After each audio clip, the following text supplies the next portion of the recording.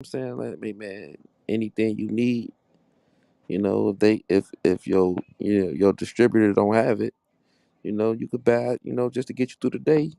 I come through, drop it off right away. Mm-hmm. Hey, could I'm you get, like you said, a little small greenhouse in the backyard for some shit like that, Stu? Yeah, but see that you gonna need it kind of climate control. So you you want to do that pretty much like in a basement. Nah, we ain't got that, and we ain't got that Yeah, but I mean allowed. you can see only thing about like where we at in the summer that shit get hot, right? So it's that more of you gonna need about 60, 70 degrees at all time. Well, I would go with the climate controlled anyway. You know what I'm saying? Just build it Right. into the budget, bro. You know what I'm saying?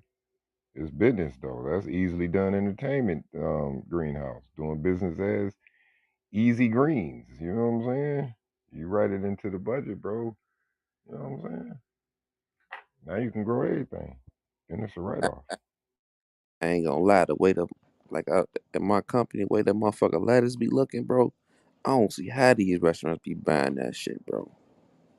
Most restaurants don't get their fruits and vegetables from from Cisco because of that. Like when my sister owned a restaurant, I helped manage it.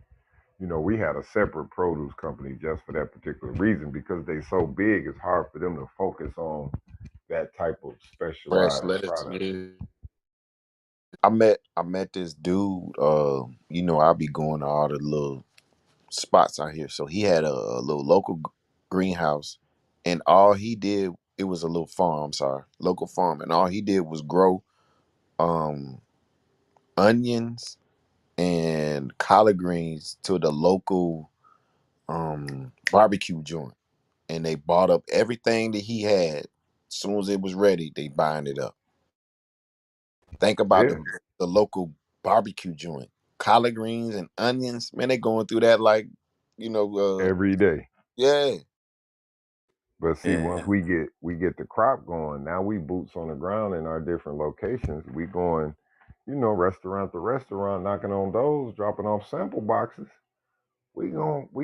They gonna fuck with us, and it's organic. mm, And whatever you paying for your lettuce, we give you we taking $1 off. If you paying five, we charging four. Let's get it. I like Free delivery. that garnishment shit, nigga. You say the turnaround 2, 3 days. I mean, how many days is that shit, dog? like 7 days, bro. I can, Like, come cause on, my yeah, nigga. Every 7 days you selling a nigga some shit they throw on the side of a plate. Nigga. And you gotta know with these restaurants, it's all about presentation. So every restaurant got some garnishing. You know what I'm saying? yes, sir. That what I'm saying. I said, everybody wait on, man. That's just easy money. They just Every throwing it. They just seven using it. days. Yo, they just using it for decorations, man. That's crazy. They use kale for Nigga that, throw right? that shit away. Nigga don't eat that shit. Nigga push Don't that even shit to the eat it, side bro. and go ham on your That's every seven nasty days. work. What? That's like some simple shit that ain't nobody thought about. You know what I'm talking about? Like, what the fuck? Bro, my spidey senses has been tingling, right? I see Stu with three. What was them greenhouse? Was they 40K? 40K. Let me Fully go pull it up. functional Let boys? me. A lot of people don't know that greenhouses cost this much, man. Oh, I know, because I'm in the cannabis space, so I done had my eye on them. I even seen the container, bro. The fully fucking temperature controlled shipping container. That bitch cold.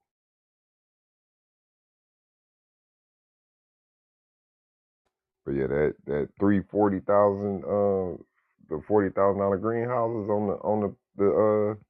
on the set, where we pumping out heat.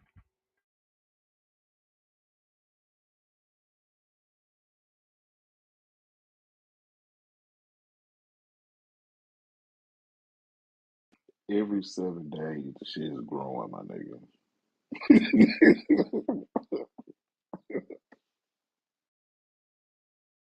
Shit, Don't that's forget not the even mentioned. flour, I was gonna say the clones, nigga. We the we pump clones, clones the out in 14 CBD, days. Oh my the god. potatoes, tomatoes. Man, come on.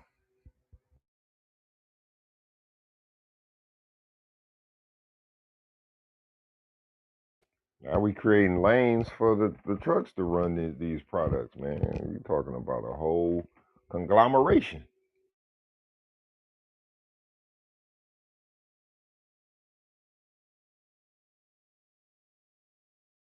And then all that pays for the members of the CMB to get their free share of vegetables and fruit, right?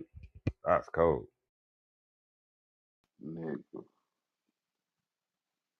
Yeah, but that take away from them being fresh. I want to pull up to these restaurants with the dirt still on them. This motherfucker fresh right off the dirt. You know what I'm saying? You You ain't gotta getting this wash stuff. it yourself. Yeah. Well, as we expand the operation, we'll be putting a greenhouse in everybody's house that they bought because we all gonna be homeowners here. We gonna set a target where everybody have a property here soon. We pushing this shit forward. So then we come in, have student expert come and set your greenhouse up. Now you rocking.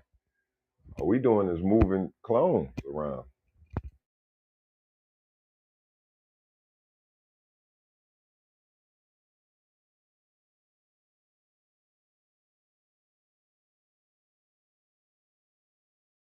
I want that property I showed y'all so bad, man. I ain't heard nothing back. That boy, it That come to life. man.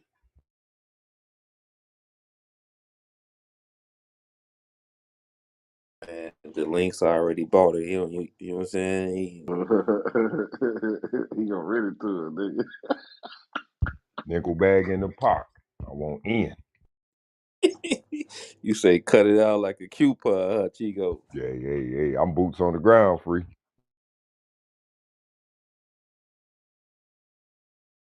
Yeah, we talked though. Shit, we can put it together, man. You know what I'm saying?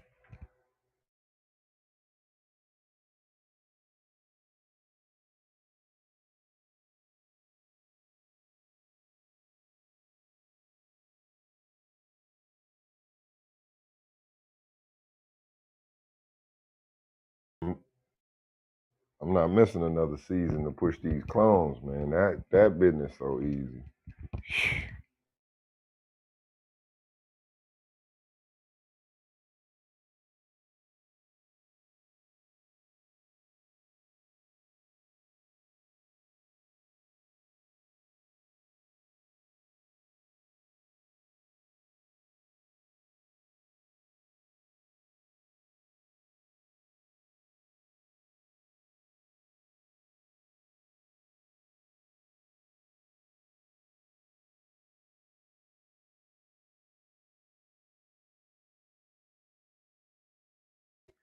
We gotta circle back about that vending machine too, man.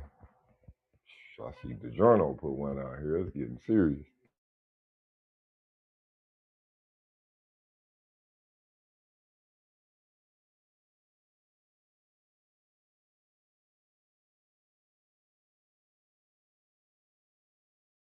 I like that vending machine business. That concept is dope. You buying for the low, selling it for the high. In the bulk prices. Yeah, and we could start, with a basic boy. But I've already scouted out a location for the pizza vending machine. Like I told you, my brother-in-law, he the head coach, so I already got a location potentially. You know what I'm saying? So I think on the college campus, boy, we gone. Hey, so that dessert, the journal one, what is cooking the frozen pizza? That's what it sounds like, ain't it, free? That's colder than a bitch. You found you motherfucker out here with a lead card. You know what I'm saying? Go buy, you know what I'm saying, 500 worth of pizzas for 250. You know what I'm saying? And Hey, eat. it makes sense because they already got like the self serve pizza type. You know what I'm saying? The That's a the fact. microwave type shits. Bro, I'm ashamed because I ain't been to the one. They got one out here, bro. I'm gonna go to. I'm gonna make it my business to go past and check it out. Buy one. You know what I'm saying? But they got the version that's like think Redbox, right? We could put that motherfucker anywhere. We just got to be able to get to it because I think it's gonna only hold like 30 pieces, right? and then we got to refill it. So we got to think about logistically that thing cranking. We got to be able to get to it. So where we put it, you know what I'm saying?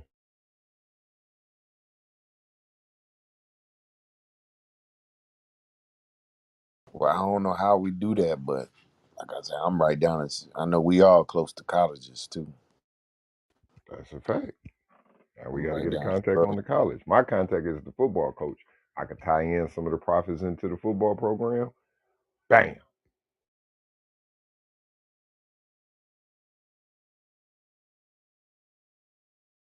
Yeah, I like that.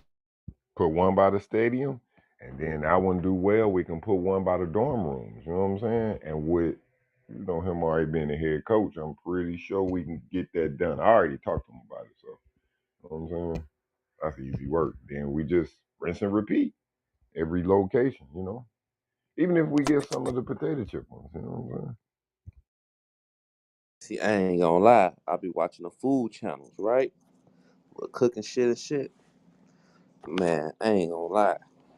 Now, like, bro, the way this shit going is going all healthy, like vegan shit, bro. Facts. So I was thinking our vending machine be the vegan pizza. Well, we had that option. You know what I'm saying? Yeah, yeah, bro. I would never thought it in a million years that like on the show you had different like food trucks, bro. So you had like the Italian like pasta, meatballs and shit. You had the Hawaiian food. You got like crepes and shit. Man, the vegan people, man, blowing their ass out the water. Like when you put like if you sit, I think it was like 8 trucks. You sit the motherfucking vegan people out there, everybody flocking towards the vegan food. Everybody going to the vegan. Everybody going to the vegan truck, bro. I'm gonna say not like everybody, but you know, nigga, they was like top two. Like every week, they like Everybody top. lined up at the vegan. The rest of them you could walk up. Yeah, you know Hey, what I'm saying? freaking the thing with that is they raising the price on them on that vegan food too. Niggas willing to and the vegans willing to pay for it just to have it. Yeah, niggas want to live. So You know what I'm lifestyle saying? change. The information's out there now, and people is changing their eating habits, bro. So we got to go with that wave. Shit, I was looking at the vegan weed, Stu. Like, man, that nigga charged $5,000 a pound for this. Yeah, I heard, He but he was called this capping shit too. vegan weed. You remember we looked that up? Yeah, I went and did my research. They say Buddy was capping, but it is a Capping. market out there. Bro. They be over exaggerating the prices and shit. Oh, I figured that. But it is a market for organic weed, saying use all What he organic. said, like 10,000 a pound or some crazy shit. Yeah, he said something crazy. I don't know what the fuck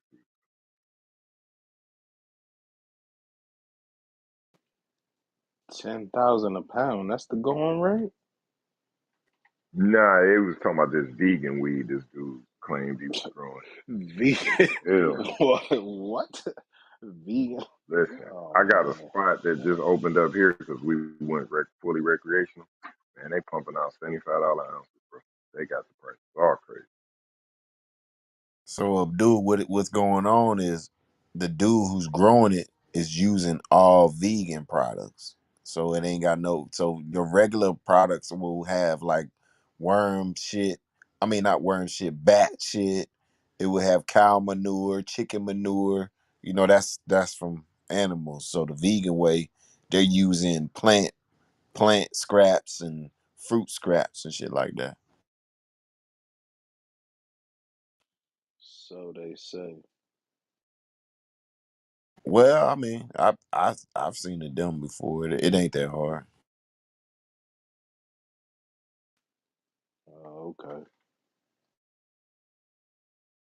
Like I got my own vegan veg and bloom nutrients.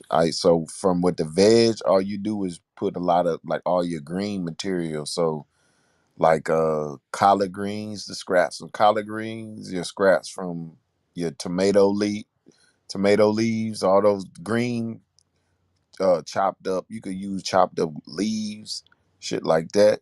If you let that um if you let that break down, that'll turn into nitrogen.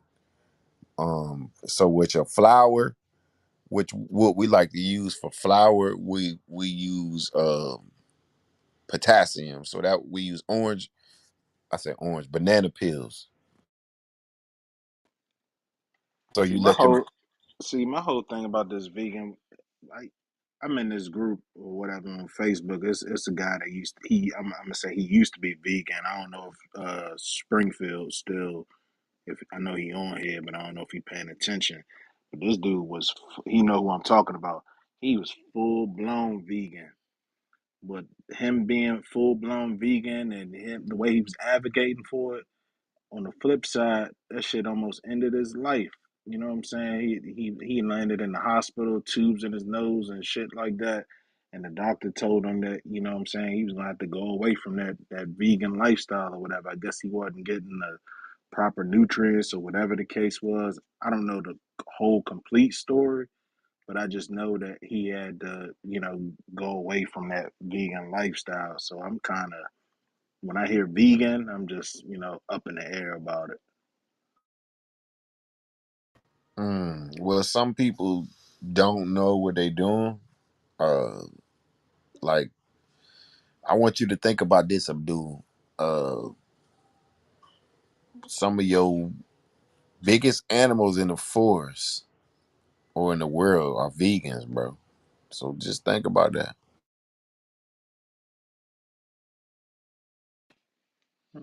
Yeah, okay. Think about the cow that you eat. What the cow eat? Hmm? Mm, Hello. yeah, I guess. Okay, so what about the giraffe? What does the giraffe eat? I About ain't that ate no, silverback. I ain't ate no giraffe to my knowledge. No, I no, no. ain't I'm ate, asking, I what does ain't, the giraffe eat? They the tallest animal in the world. What do they eat? man, a lot of greens, Mm-hmm. Berries.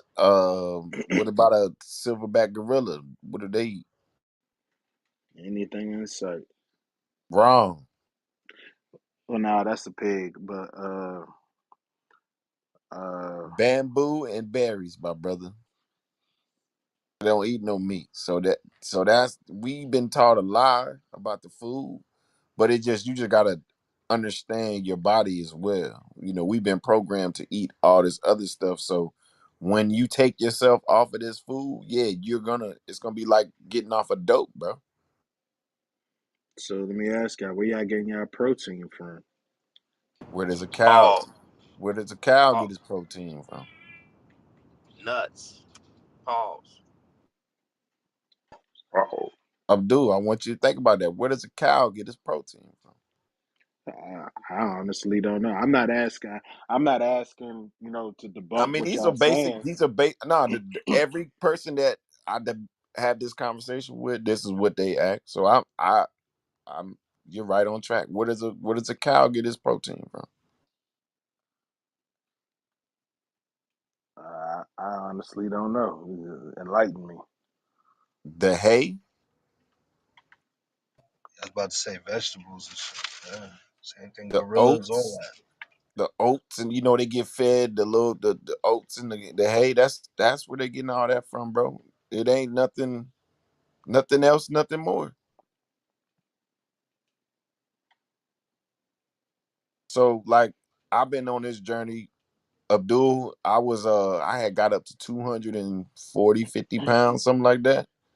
Now I'm at like 160, but I used to be at like 150 until I broke my foot. So I'm like at 160, damn near 170.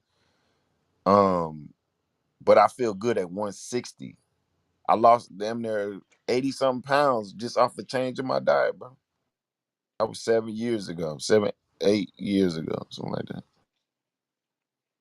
That's what's up. But Congrats on that. I like to say I'm not a vegan because I'm not perfect at all, but plant-based diet, so I revolve my diet around plants. So I like to eat a lot of kale. I like to eat salads. I like to fruit, but I also, I fuck up and eat, the basic cookies and shit like that. But I mean, I try to base it all around plants and fruit. So that's your next thing, right? Sugar. Yeah, especially free. When I stopped drinking liquor, I picked up fucking Debbie cakes, bro. There it is, Stu. See, you was able to get away from the meat and go to the vegetables. See, I'm on some anti-sugar right now. I'm drinking mainly water, not trying to do no sugar for real. Like if I do sugars once or twice a day tops, it's been helping me out a lot. Yep, that's my next problem, Dave, is this fucking sugar, bro. Doing no more candy, none of that. Just straight food, water, sleep.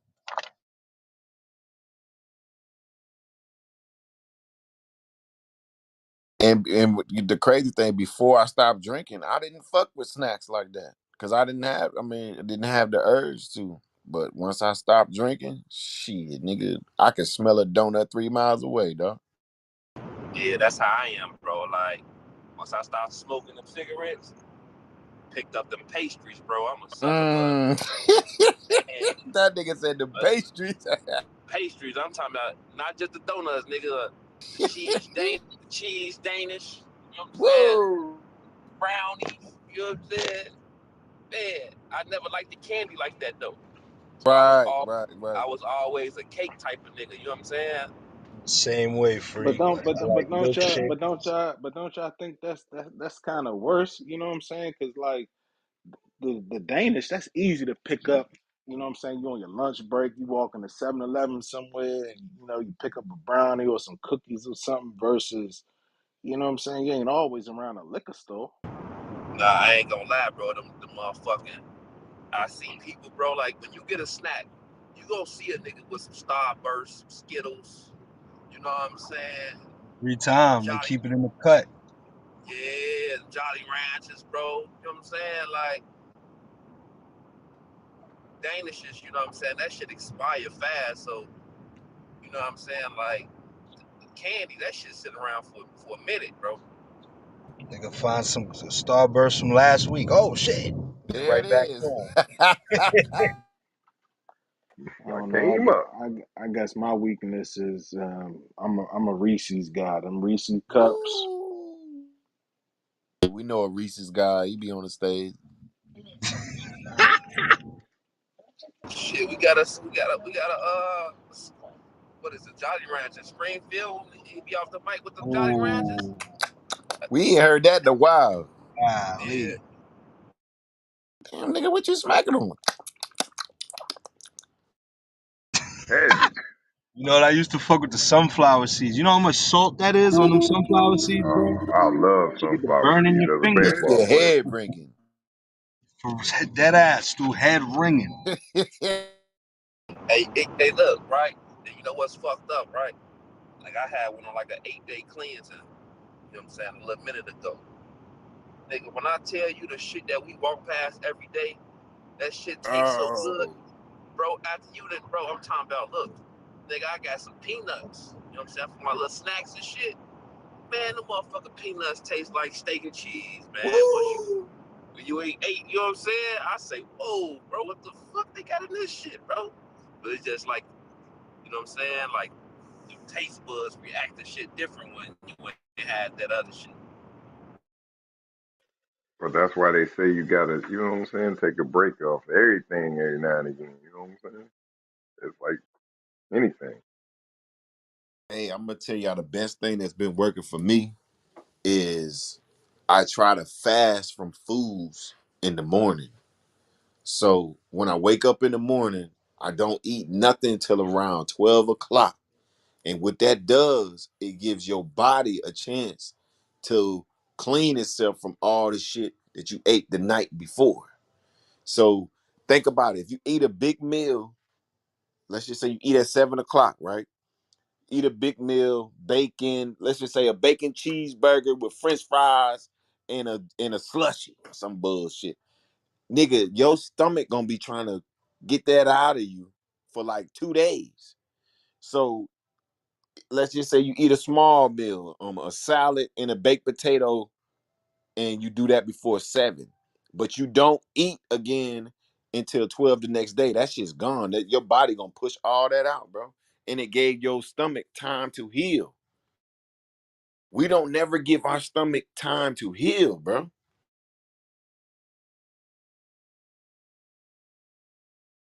Think about it. We as Americans, we eating something every 15 minutes to the point where your stomach is always working, dog. Always, always working.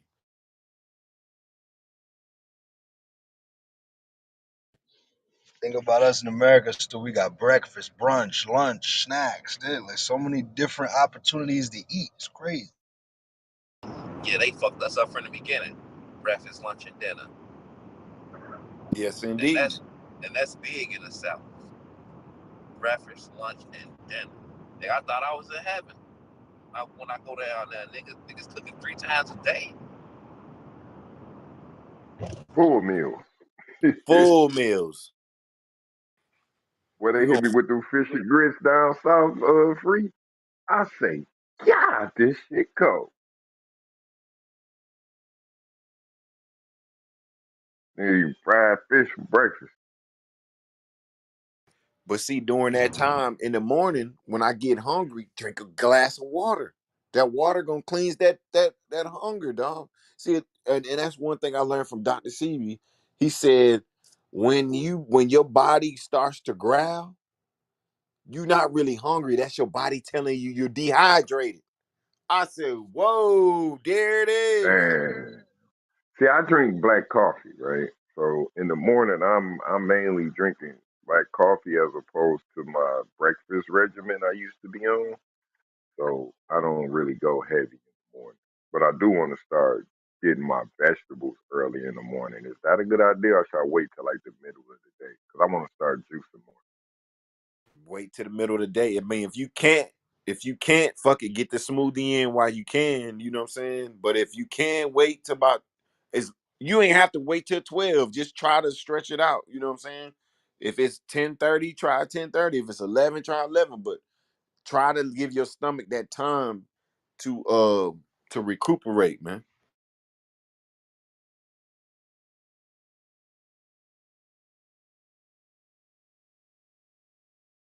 Yeah, Get that water in. one thing I'm blessed with too is don't nothing stick to me. Whatever I ate the night before I bust any moves is coming up out of me. You know what I'm saying? Which is how I stay kind of 170, 175 ish. You know what I'm saying? I eat like a fat man, but it comes out of me. I got a good metabolism. So, you know what I'm saying? I don't have that problem of eating and not getting it out of me. My body gonna flush That's dope. I never forget this girl. She said her goal every morning was to pee clear, bro. And that means when you pee clear, that means your body is hydrated. If you peeing in the morning and it's dark, if it's, y'all know what I'm talking about, got a stench to it, you dehydrated, bro. Ain't no ifs, ands, or but about it. And that's a sign of, uh-oh.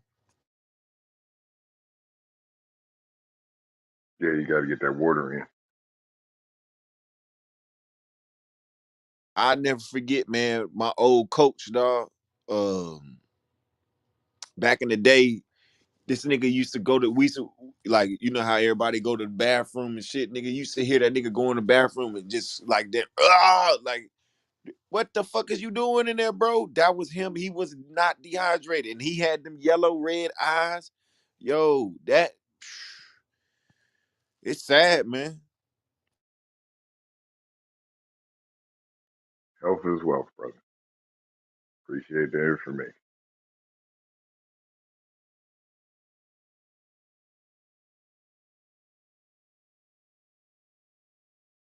See, coffee's a natural cleanser. It's just they fuck it up by putting all that sugar and creamer and all that shit in it. But just straight black coffee, yeah. You gotta be a different breed. Yeah, I spent my childhood in the wild hood. You behind that wall, ain't no sugar. I'm like, God damn, that's where I learned black coffee. Okay, I like it though.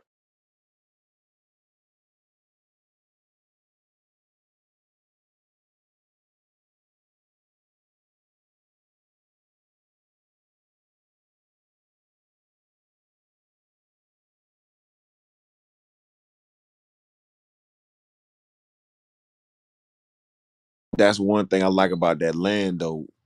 Like it's unlimited possibilities that we can make money on there. Even from us, like we was telling old boy, getting the solar panels, collecting that solar, shooting it into Bitcoin. Man, come on, brother.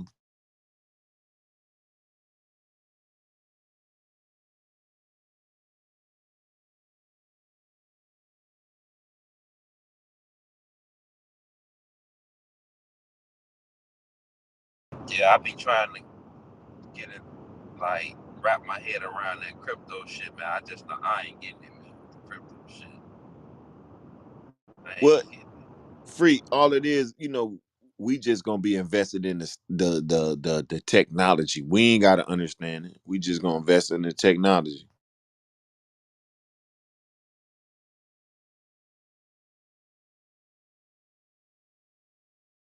Cause I know one thing, they needed an NVIDIA chip to do all that shit. So why not just invest in the NVIDIA chip? You know what I'm saying, free? Yeah. So the crypto that's worldwide, Yes, right? sir. Yep.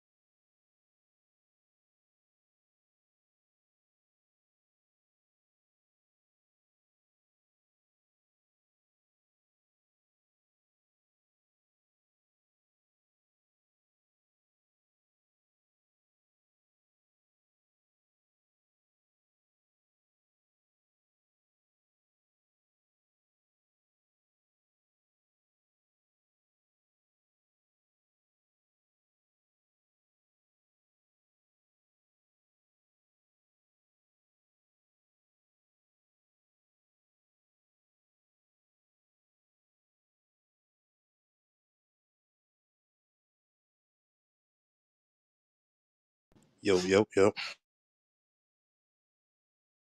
Hey, What's goody? What's goody? shit, trying to goddamn come up with $1 million business. You know what I'm talking about? Okay, okay. Yeah, y'all was rocking. You ain't got a lot of kick it, Eddie. Nah, real shit. Oh, Eddie. What up, Eddie? I did. What up, my boy? Nah, I was just fucking with you, Eddie. I heard free because I felt him. I love crypto, but I just don't really got a full grasp. I don't think a lot of people got a full grasp of like what make the market go up and down. You know what I'm saying? Like it's kind of hard to gauge that shit.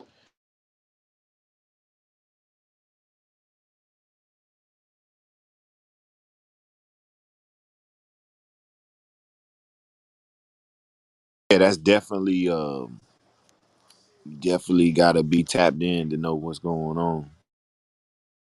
Yeah, the stocks you could tell was you could pretty much predict what's going to happen if you're paying attention, but crypto, I never really sat. I ain't gonna lie, I never really searched for the answer, really, to be honest with you. But most people I see, they just watch charts and you know what I mean. Don't go off of principle, like principles. I never heard nobody talk about principles like in stocks. You know what I mean. You know something happened, like they released their earnings. Okay, If it's go good, it's gonna go up. If it go bad, it's probably gonna drop. You know what I'm saying? I don't know how that should work with everything else on that crypto shit. So from what I've seen since I've been in it, the big crypto moves comes from adaptations. So like people adopting it, like China saying, "Hey, we're down with it." That'll run the market. Like new companies buying in, uh, new companies accepting payments. I seen that make it move. Like say Amazon might say, "Hey, we accept crypto now." That'll make the shit jump. Shit like that. If you get what I mean.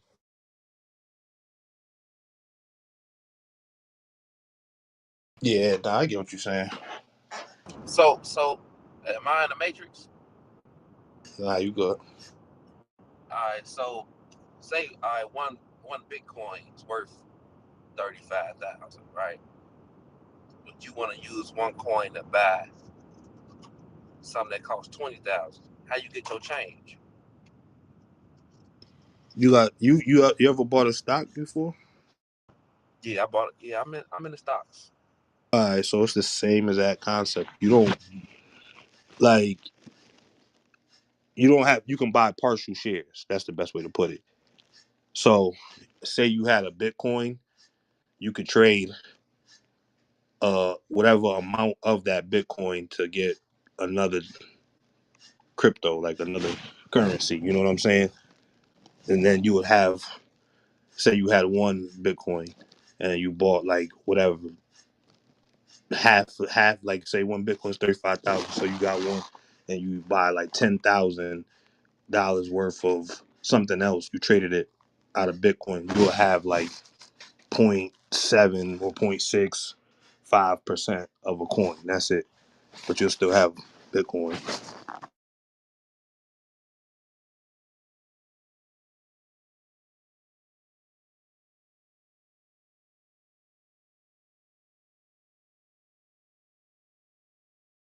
Okay, yeah, I get it. I get it. Yeah, because most people when they buy, like if you buy some Apple, you're not buying. You more than likely, unless you put in like what is it, a couple thousand. Unless you put in a couple thousand, you don't have a full share of Apple. You know what I mean? Yeah. So, with Bitcoin, it's like a card that come with it. Because I have seen like a Bitcoin machine. Yeah, Nah, it don't a come car with don't it. come with Bitcoin. Nah. That's an Now, what you exchange can do machine. though, You go to the machine and you put money in there, and it will send you a QR code that you could transfer that to your wallet. That's an exchange machine, or vice versa. If you got bit, you could go there and get cash out. Oh, okay, okay. so what you do, free, is you set up a Coinbase account, and Coinbase has a debit card, right? They'll send you. And what you can do is at the point of sale, depending on what coin you have attached to that debit card, that's how you can use it in the real world. And it give you points for it. I thought Coinbase was nasty works. Now, Coinbase, all right. I wouldn't, it's an exchange. They got hacked before, but I rock with them. I just don't keep a whole bunch over there. But the debit card is dope the way you can use it in the real world. So, I know They and they give beat you all Robinhood kind of got a points. card too. the Coinbase beat that lawsuit. No, it's still pending. I know Robinhood got a card too. Could you pay with your crypto off that, or just your stock, or is that just your bank money that you put it on your bank? So what you do is it'll give you a second account. It's a spending account. Now anything that you keep in that spending account, you can use the debit card for. But any money that sits over there accrues interest daily. So every 31 days it pays out interest. But if ever you need to use it, the card will allow you to be able to spend anything from your spending account. It's separate from the brokerage account that you actually trade with.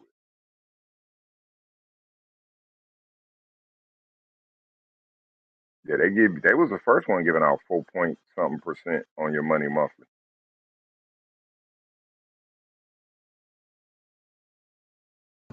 Anybody got the Apple savings yet? Yeah, I got it, but I don't have no money in there. Yeah, I got to get on my daughter's head. She said she was having trouble setting it up. I sent her a video. So I'm gonna have to go over to the right now. It's through Chase. I had a lot of issues with Chase, so I'm gonna hold off a little bit until I hear from other people. Like there's a lot of fraud shit with Chase. Man, them niggas ain't really fucking with Chase like that.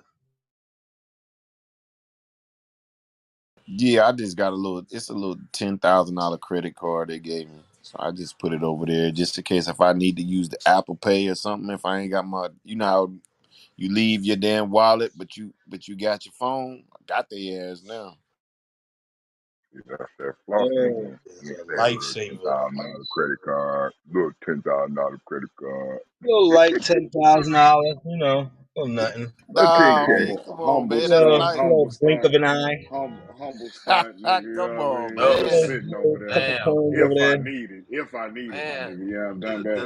the the link My fault, dog. I ain't mean it like that, dog. For real, man.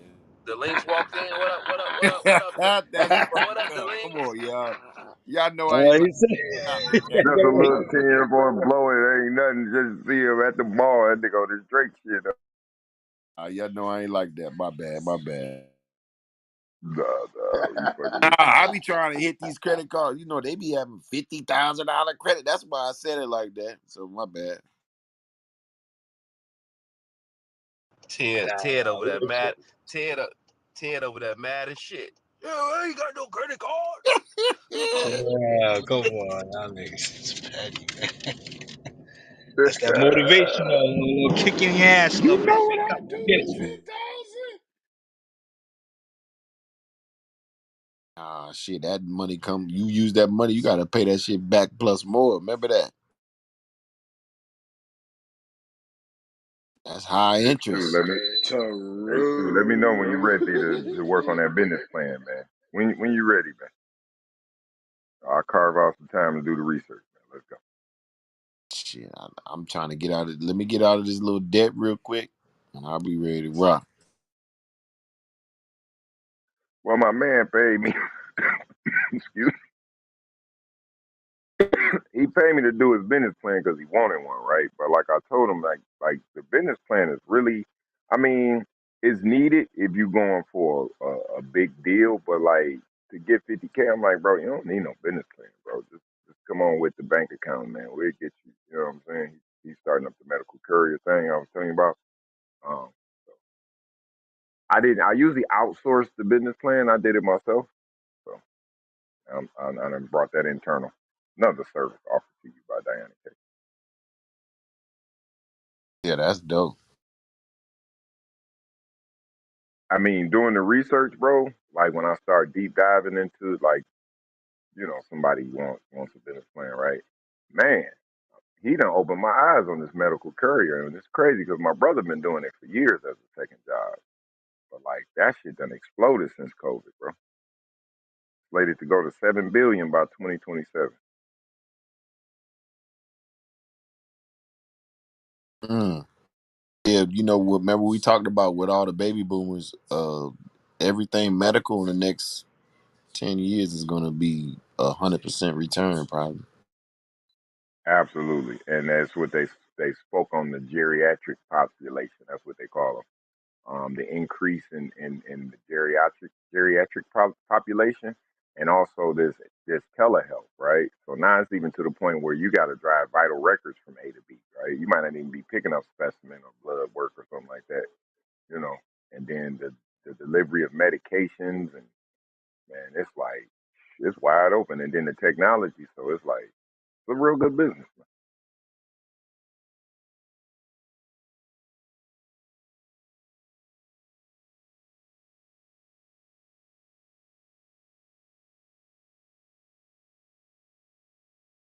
And again, you're speaking about personal debt. I'm talking about running up your business debt. For the record, that's good debt. Robert Kiyosaki.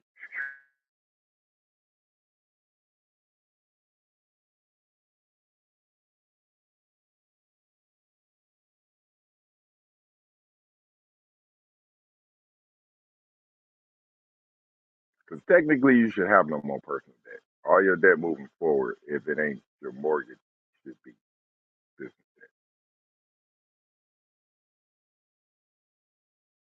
Yeah, I'm just I trying mean, to get besides out of the personal. besides your credit cards, you know what I'm saying? You use that to function, but like everything else, all business, all food, all gas, all business.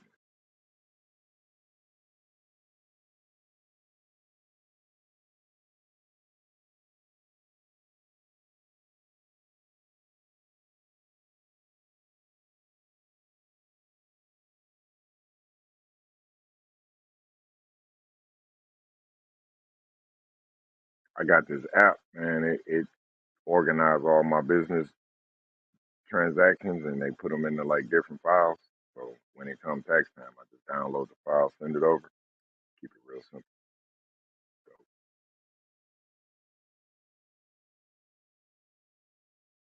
That's dope. it's called Keeper. I was testing it out from one of my vendors through Ink Authority, I think they're attached to. So I tested it out for a couple of months, man. It's dope. Now I pay like $10 a month for them to keep track of my transactions. Hey, Eddie, I meant to ask you. You around, Eddie? Eddie, Yeah. you ever seen those energy efficient air conditioners?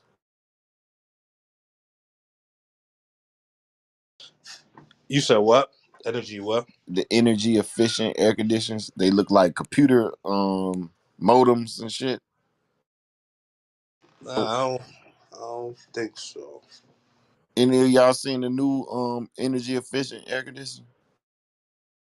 The portable boys, the ones that you just Nah, pull up, let me like pull you it ain't up. got to put it in the window.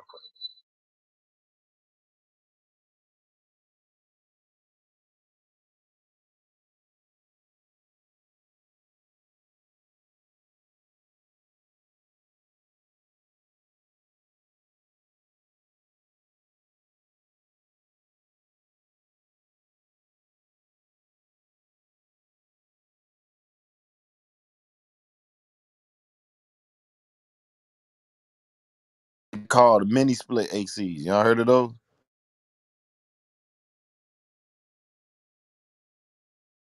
Oh, that's new.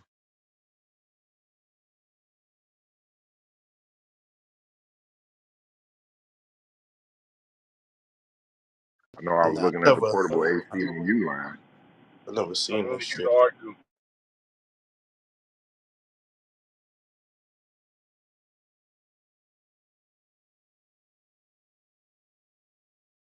See, from what I'm looking at, 30,000 BTU.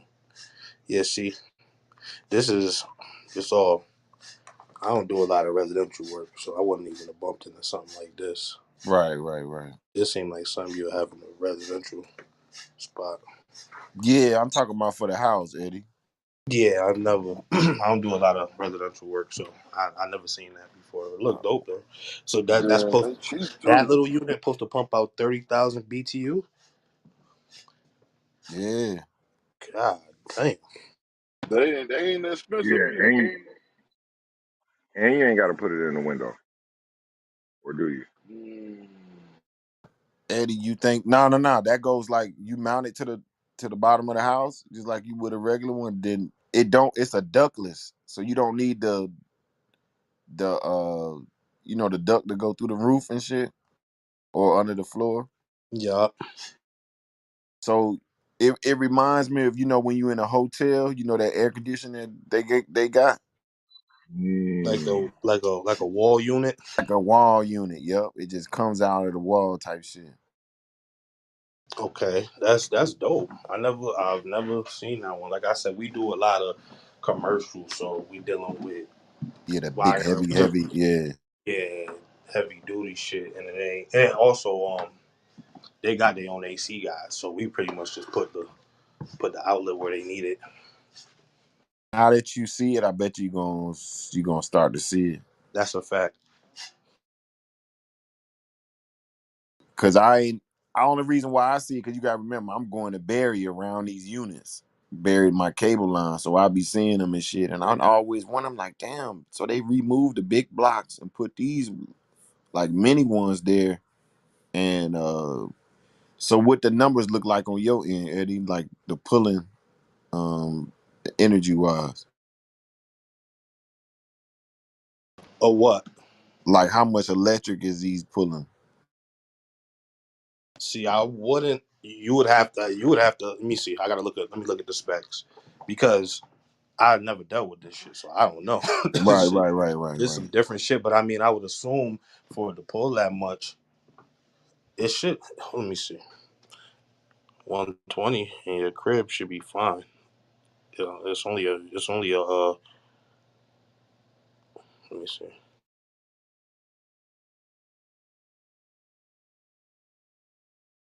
It say 60 hertz. I don't know what that means.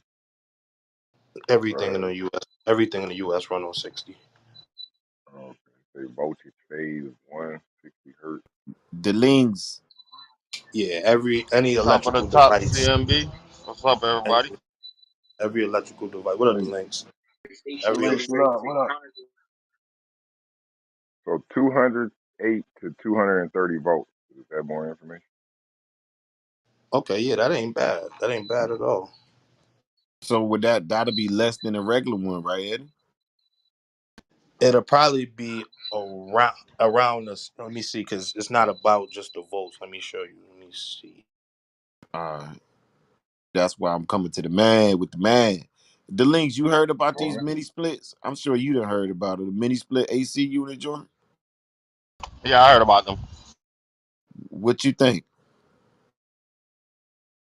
Having AC trouble, should I buy a new unit or go with these ones?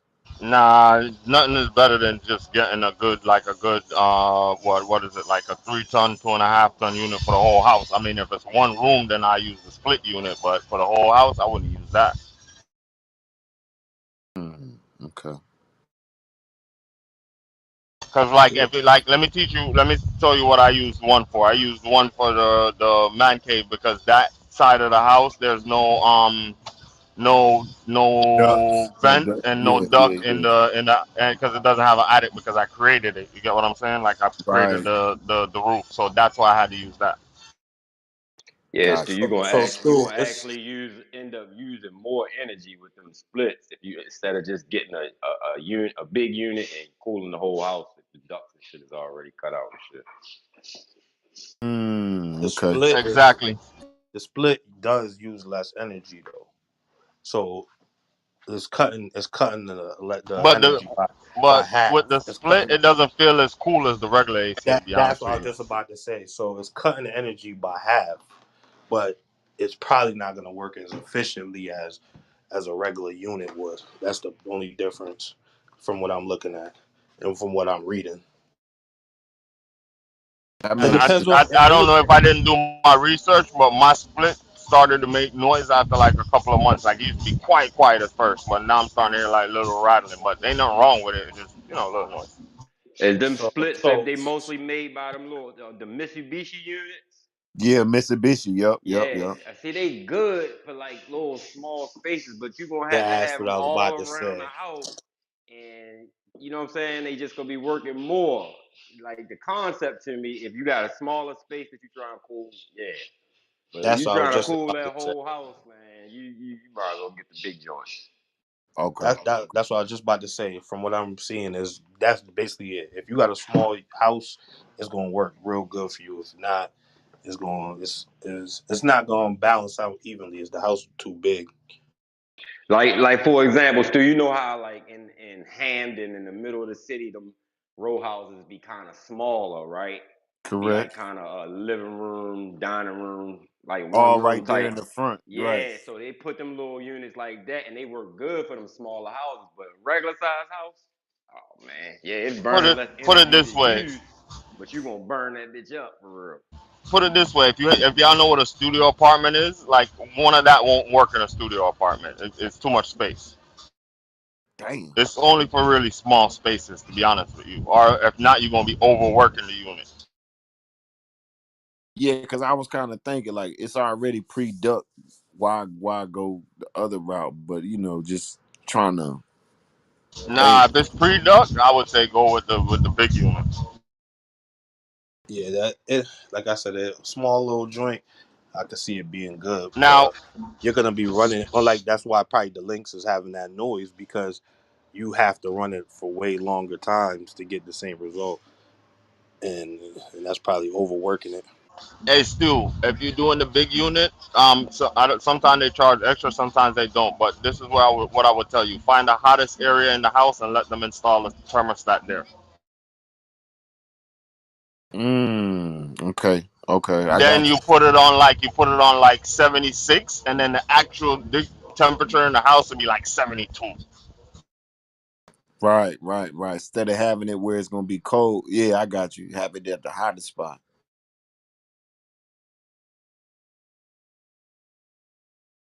Thank you, my brothers. Appreciate that, And man. plus, that way the kids won't go playing with it every minute.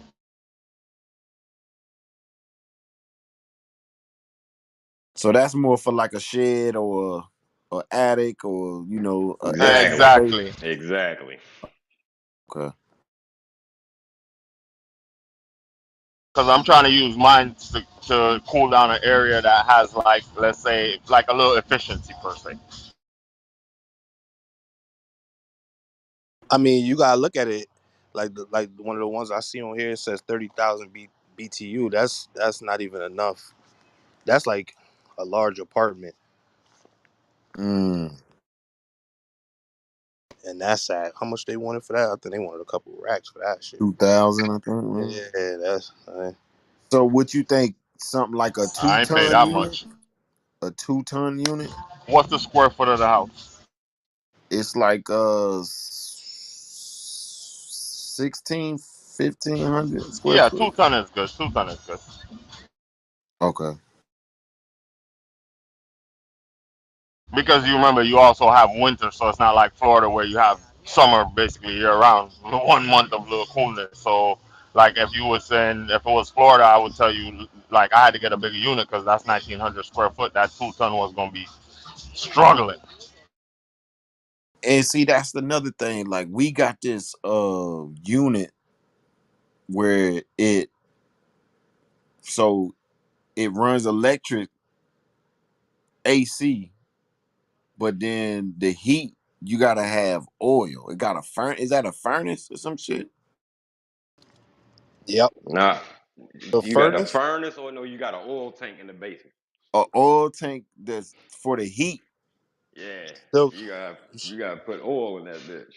yeah, but you still got to have a furnace to burn Oh that yeah, shit. you still gotta have a furnace Yeah, to the blow it furnace. You got out. the You know furnace what with the I'm oil tank. Yeah, that's kind of saying? weird though. Yeah, That an yeah, old unit or something? I Well, ain't never. that's a old. I think it's old. So that's why I was wondering if I buy this new AC unit, I don't have to use that no more, do I? yeah, because that's just gonna be the AC. Yeah, Oh, so I still got a Like, heat. yeah, you only eliminating the AC. That's you just yeah. right. So So you what the still hell gonna is have. But the central heat? the furnace is gonna blow the AC. You know what I'm saying? But that oil heat, the heat, Got you. and the furnace blows that. You know what I'm saying? So that whole house is heated on oil. Mm-hmm. Man, It got a big ass oil tank in the back, and this winter I'm gonna have to fill it up. That's why I was wondering, is there any way that I can get the regular way, like mine at the house? I ain't got no fucking furnace, but I just got a regular you want AC. electrical? You want electrical all Yeah, around? You don't yeah. want that. Yeah, you Anybody know how to can. do HVAC in here? You don't have to change the whole Whole furnace to system, the whole electric. Yep. system. Yup, you gotta change the whole system when you do that But you though. still gonna have to buy that AC unit outside though. Right, Does anybody exactly. in here know how to do HVAC? I said. No Nah, I'm no sir. HVAC. I'm no HVAC guy. Me either. I just know what I know about it because I hook up to the electrical boxes to do what I need to do. And like them AC units run off the same amp. They run off of like 30 amp and above, and I need 30 amp for my 220 machine. It's like Yeah. heat pumps. They use heat pumps, right? It's two different ones. You got a heat pump, and then you got a what's the other one? That nigga The, say I the do central, what the I need central. to do. Let me say, I do what I need to do. I do what I need to do. We ain't doing Serious, that. bro? You serious, bro? These niggas is grown ass clowns. God damn, bro. Somebody just came in here and did that. I wasn't even looking at the He's phone. still, Nigga yeah, still he's on the still. stage, no diploma, grown ass clown. How is that a clown, nigga? Cause you Just making because fun the of nigga another from man's voice, Baltimore. bro. You acting like a Oh, it's child, nigga. Baltimore. Listen to It's yourself, a nigga. Baltimore accent. Who you That's, talking to, Lil that's where you Homie? from? Who you talking to, Lil Homie? That's where you from, Baltimore? He's from Baltimore, the one that said Are D. you from there though? That's my question Does to it you. matter? Yeah, Does it it do. matter? Cause you coming up in Why? here of one of the members I've been jumping here. on their dick. I've been here. I've You been a here. grown Quiet ass down. man, Don't nigga. talk to Act me. like one, bro. Calm I'm yourself not about to down, have a homie. yelling match with you, my man. Calm Calm yourself down, yourself little down, homie. my man. Calm Calm yourself yourself. down, my man, cause you acting like a little Calm ass kid. yourself down. We finna treat Watch you your like mouth. one. Who you talk? You get treated like a little kid, nigga. Man, get the fuck off the stage, bitch ass nigga. And it's just like that. Back to the conversation. Yeah, so fuck. So I gotta get oil for the heat unless I want to change the whole system out. Yes, sir. That shit, God damn. that shit is expensive. I ain't gonna lie. You don't buy it like it ain't like yeah, you never had oil. Probably you gotta buy that bitch like in advance type shit. If you get what I'm saying, like you don't buy it every month. Bye bye. Yeah, they not gonna ready to sell you a couple gallons of it. You Yeah, Yeah, feel that me? tank that's like the You thing. $100 got, you gallons, got, nigga. yeah. You go Yeah, ahead they and want you to come do at least a half fill at least. You feel at me? least. Yo, what's up with these grown ass men on a Sunday, bro? It's the second nigga we had to abort from the room, man. I don't know. Niggas must be drank their pina coladas super sweet today. God damn. What the Some hell extra happened? sugar on the pina colada. That shit went left real quick. All I'm hearing about is Nah, what we the was fuck. talking and he came off the mic said, "Do what I gotta do." Like, bro, is you crazy? The thing is, he don't even know us to be doing all that. Yeah, tomorrow, yeah, I be That's over something here, with him, nigga. bro. Come on, bro. That sound like Crystal. He's You from was over here for Baltimore. 2 days. You a little ass kid. Crystal gonna say, "I've been here longer than butter." That was crazy. I was like, what the fuck? Bro, I'm like, nah, I had to let her know, like, nah, Butter been here. You tripping. All because she ain't been around like that, though. She been.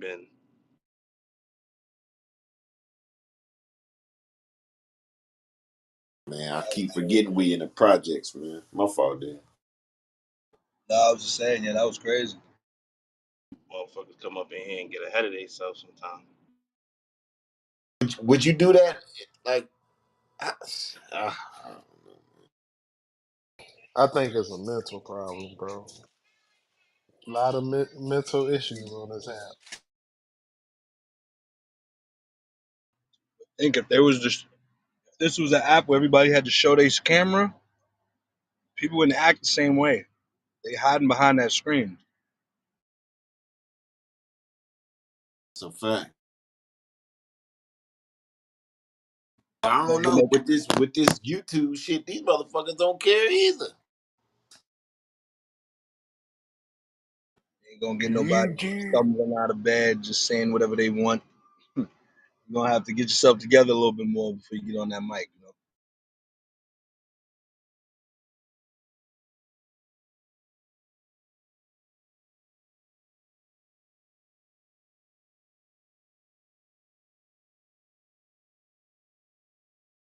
know? Shout out CMB, man.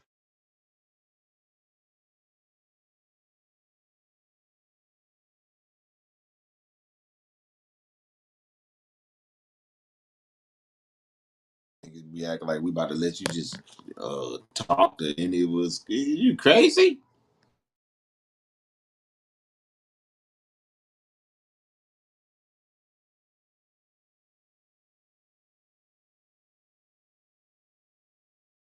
Well, if you walked up to a group of people doing that, you would have got your ass beat straight up. No words around it, bro.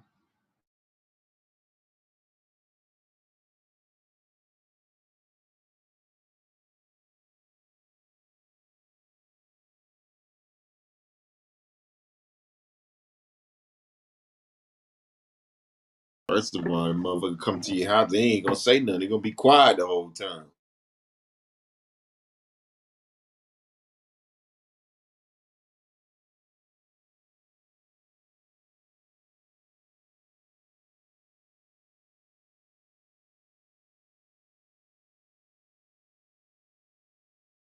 Yeah, so that's on my mission, man. I gotta get this fucking AC fixed, bro. Hey, Dave, I'm glad I followed your idea and wore my glasses, boy. Nobody picked that up when I said that either. You at the beach or something? He had a Dominican birthday party or something. I know it's Oh shit. booties on top of booty on top of booty in that bitch. And it's hot outside. It's nothing but ass. God, this nigga the links. It's nothing but ass, Hey, folks. some of them can't even fit on the body. I already know. Hola, lovely. Hola, lovely. That's the real hold on lovely over there. I already know. Nigga, every time I go to Orlando, I just say, take me to Walmart. Take me to Walmart. Bruh. Boy, Anytime they be in that anytime I'm motherfucker out of lit. Crazy town, I thick go to on Walmart. Walmart. Crazy What? thick. And booty shorts, all that. Ass out. Man, I just came from Disney last month. That Walmart and Kissimmee, or however Woo, you that's what pronounce I'm that talking about. shit. It's good. That shit be lit. There Hey, it is. man. I ain't gonna lie. I think that might be all Walmarts in Florida. Period, bro. I think And Which them one? all. and all Which one and they y'all talking just about? The one next to and the they steakhouse? Ah, the one that kissing me across the street kiss from what? Where the Publix? Where the Publix had to do it? Okay, yeah, all right, yeah, yeah, yeah. yeah. I went to one Yep. over there. I went to one over there in Fort Myers. That shit was jumping. I said, God Across damn. across from Westgate. And they got a liquor store there now. The last time I was in Orlando, that Walmart wasn't there. They just put that there. That's new. Ain't nothing but trouble. That shit. Oh man. Hey, I go young, I to be that in that shit every motherfucker year. smiling. Do do do do do do. Hey, when we go for Disney, bro, that shit be slam packed, bro. What is it about Walmart? Bitches got fat asses all through that bitch. I don't know what it is. Facts. Bro, if I'm out of town, take me to the Walmart. I'll figure it out from there. That's Hey, it. Hey, Walmart is always that's the first stop. Walmart. Walmart Walmart is the located first been the stop place for to pick up a chick though. Walmart is the first stop for every out of town trip. Yes, indeed. Fact. You catch you a nice little thotty in there, why you on? Especially them country towns down south too. Back in my, when I was outside, bro. Take me to the motherfucking Walmart. We'll figure it out from there, bro. I told you growing up, that was the hangout spot. We was to go pick up girls, We used to man. call that the mall back in the day. Exactly. Hey, when it used to be open 24/7, 2, 3 in the morning. Woohoo! Yep, there you Oh, I go. remember that. I remember that. That shit was dangerous back in the day too. Super Walmart, for sure. I used to be in that bitch shopping. 2, 3 in the morning, bumping into all kind of shit in Georgia, man. She lit. Shit, I used to go shopping late, like late when I used to work late and shit. I used to go in that motherfucker about 2 in the morning. It'd be empty, be happy as hell. Yeah. Empty, you can go right up. Hell yeah. Hey, I'm dating myself, man. I remember walking through that bitch buying Hannah Montana clothes, bro. The bitch was $7, man. By the time I got up front, man, I had $300 worth of shit. Like, hold on, now.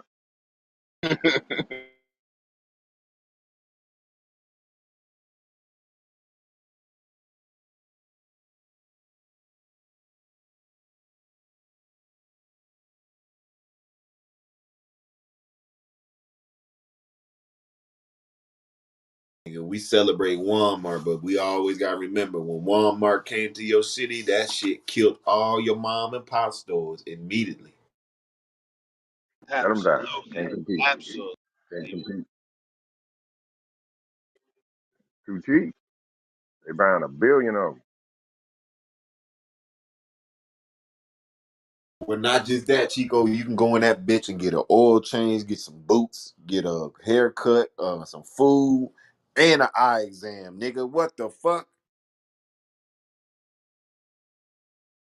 Oh, don't forget we got your medicine on aisle 7. And it's all cheaper than everywhere else. and everything cheaper.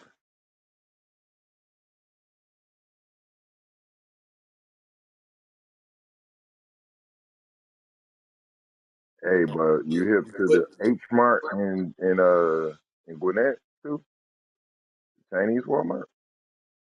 say that again, my bad. It's called the H Mart. It's the Chinese Walmart. The motherfuckers got their own Walmart in Duluth. Yeah, H Mart. You looking for something exotic in an H Mart? That's more like an international store. It's an international Walmart, bro. That's where I bought my Kobe beef from. They got some shit in that motherfucker. All international food. They got their own Walmart, bro. Why we ain't got our own Walmart too? What the fuck?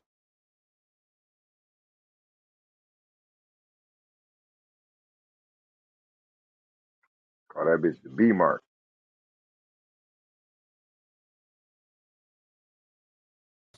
I like that.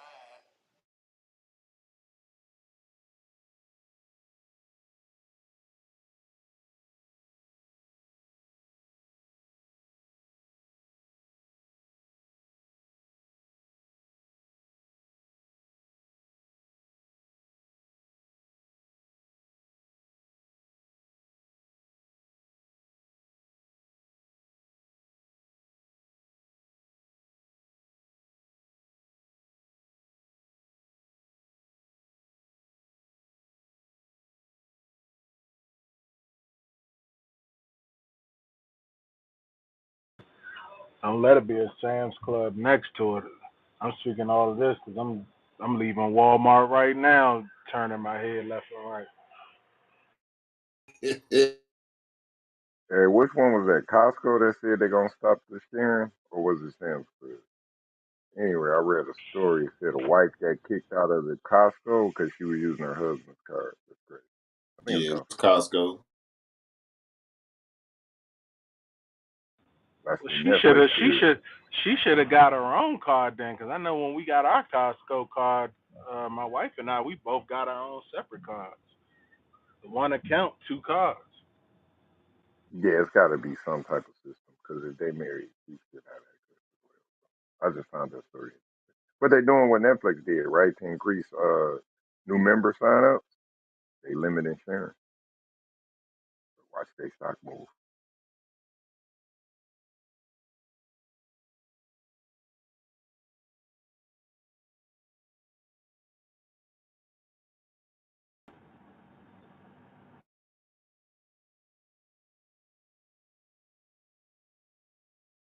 Yeah, they hit us over here, Chico. My girl's like, yeah, they hit the Netflix. I said, oh shit, I'm gonna have to go hit up Chico.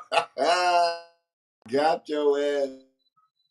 Hey, hey, man, we got everything, right? Tell them what we talking about.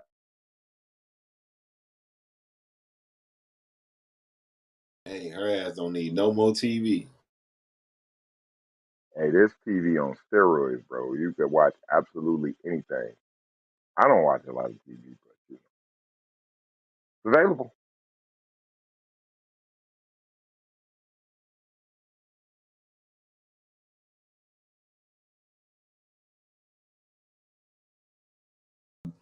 We got a boxing match this weekend, right? It's going down.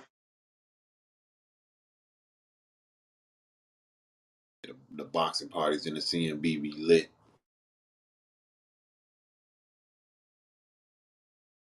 We watched old boy get robbed. Remember that? Yeah, that was some bullshit. That was nasty work. I think Free the only one that came up with that shit that night.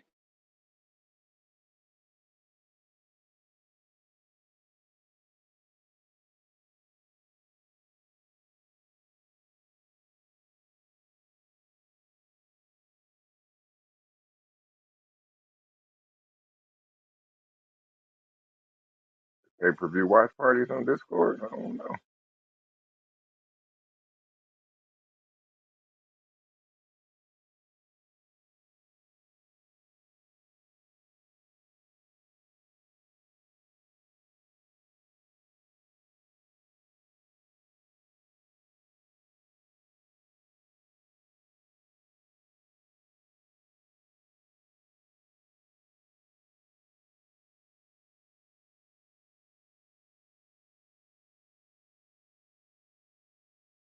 Y'all seen the new Twitter logo yet?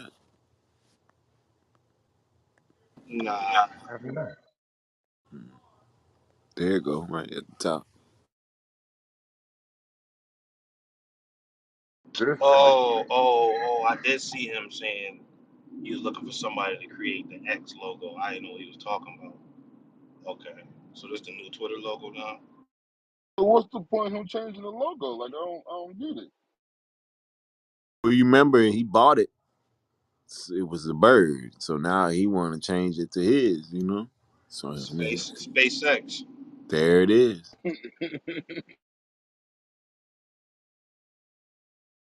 So it's officially his now. Yeah, that's it.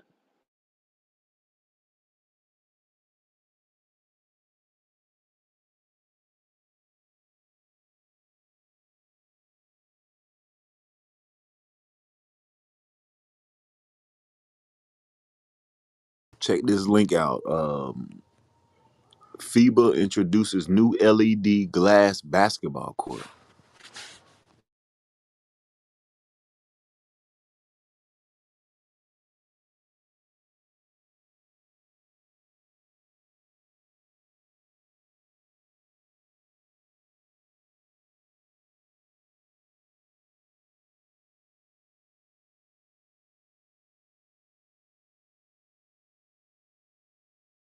That's crazy.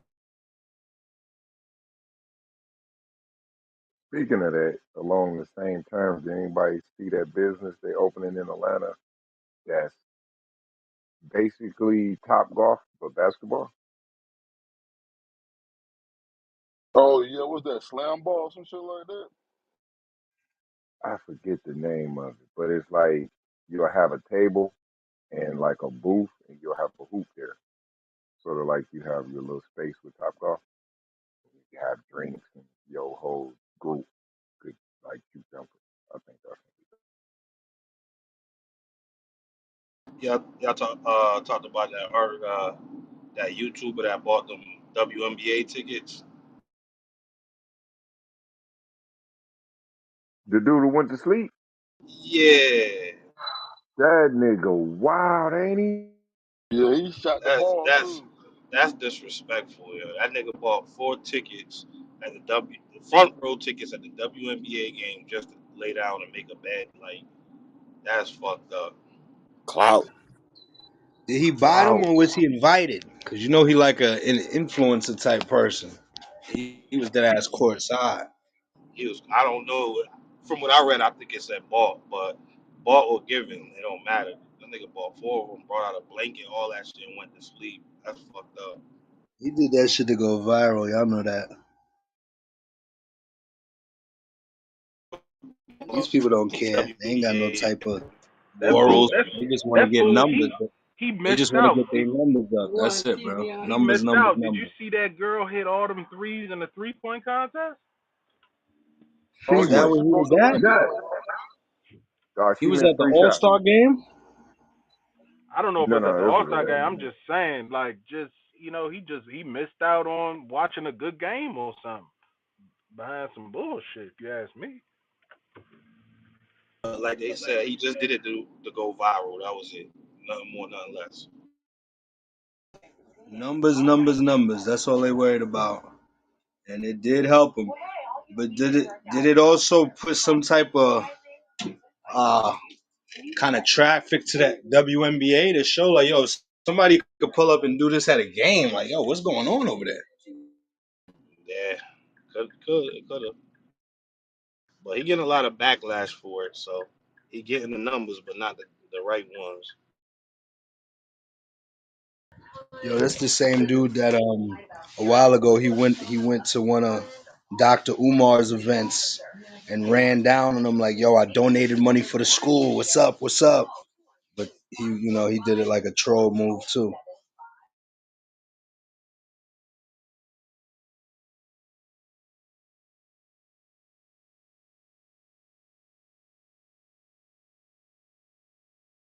Hey, y'all seen this at the Color. top? Is this real or am I tripping? Is this a robot playing ping pong? Is that what we doing? Mm-hmm. But watch, You ain't gonna beat him. watch him though. He can't be beat. Oh, this nigga out cold.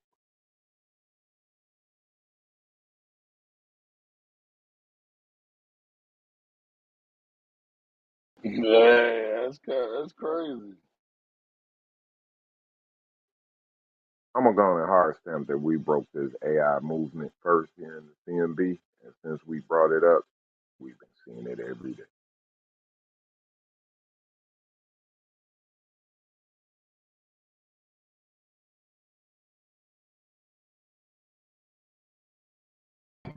That video is fake.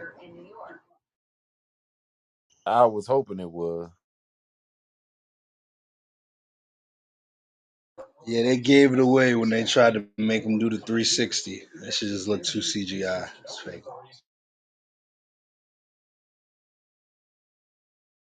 That's a real video, but not with the AI. The AI is not really there.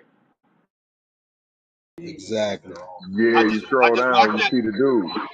Yeah, I just watched that video like 2 days ago. Nigga, I seen that shit. I said, damn, that nigga cold. I just watched that exact video, but it wasn't the AI dude. That's fucked up. They doing anything. It was just like a filter, like they put the robot over the real person's body. Yeah. Fucking Twitter was. Now scroll down and look at the robot shooting jumpers. Anybody seen that one under the comment?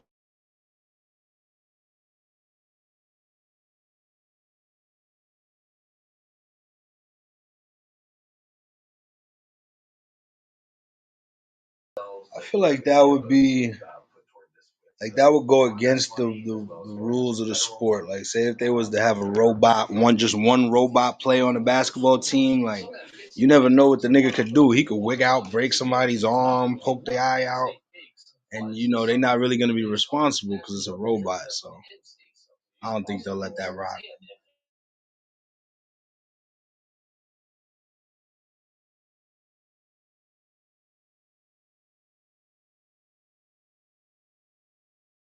Hey, check that video up top with the shooting jumpers. Hell no, that's crazy.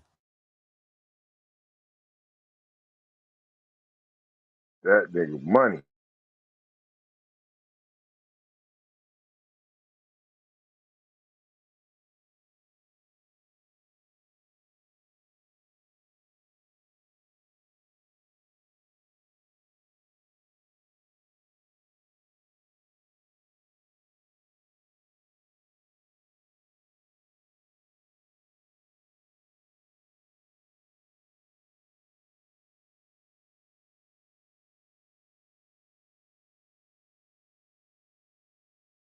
That's wild.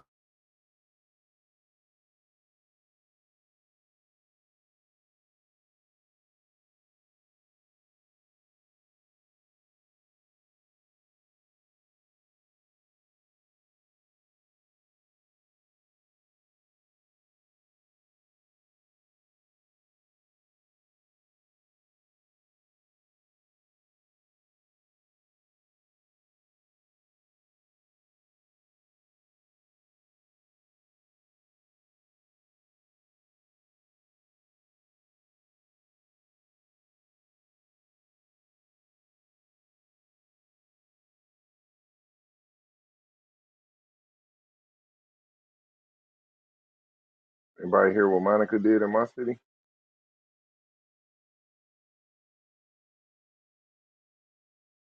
Mm-mm. Yeah, she out there. Wow, I saw that. Yeah, So she apparently, seen she seen somebody punch. She seen a dude punch a female, and she jumped out in the crowd to approach the situation. just found out that was here. That's crazy.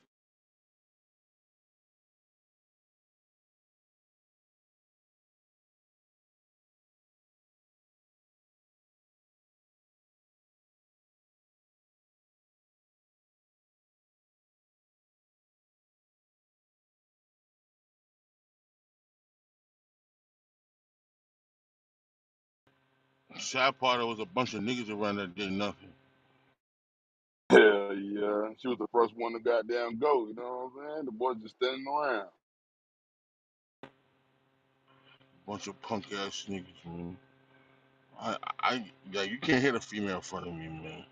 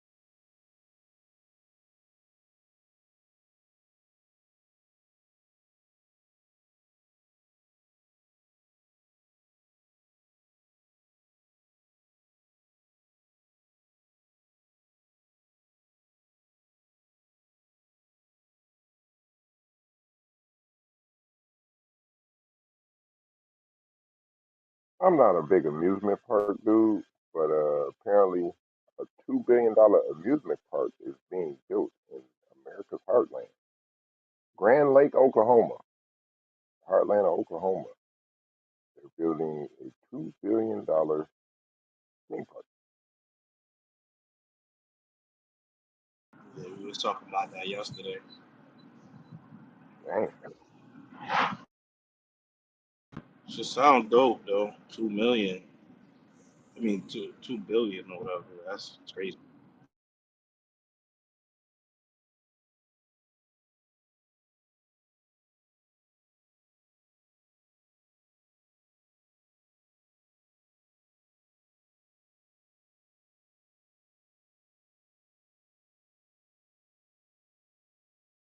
I still know my virtual reality arcade would do more numbers. Oh yeah, especially when them new little Apple shits come out. That shit about to be crazy. Oh man. Come on, man. We going to purchase about 20 of them for the business. Let everybody come because it ain't going to be affordable to everybody. Oh, man. Nope.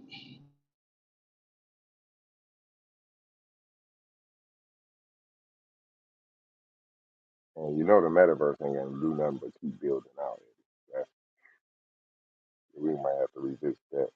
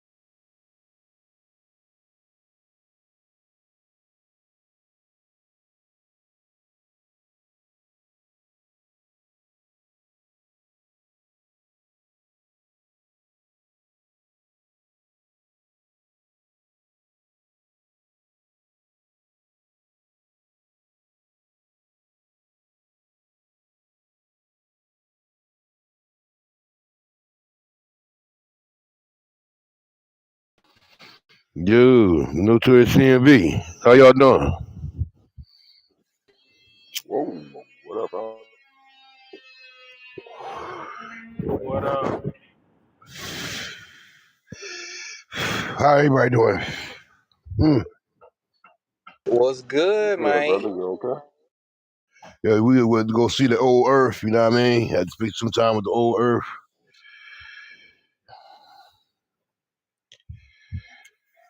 Uh, how's everybody doing? What Ain't no y'all on? good.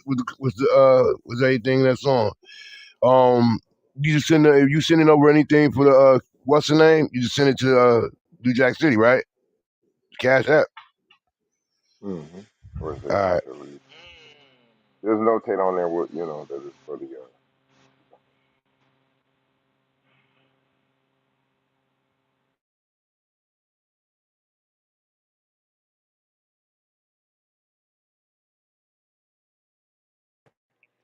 Shout out my brother Dave, man, for handling that. You know that type of shit don't bother me, man. But it feel good. My brothers had my back like that, man. 'Cause we was talking some serious shit, man. One nigga come in throwing that bullshit, man. Get out of here.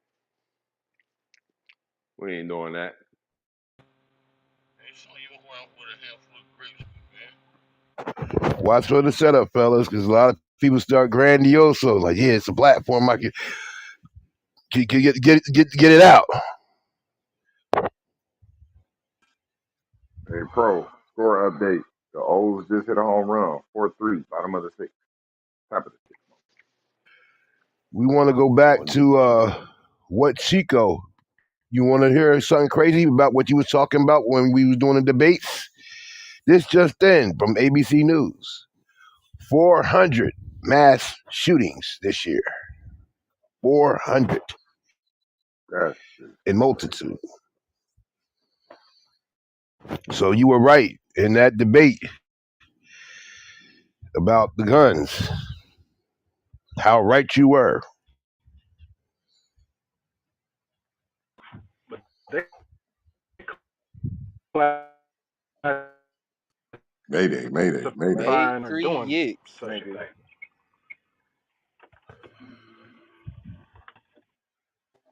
I mean, it's clear we have a metal problem here in this country.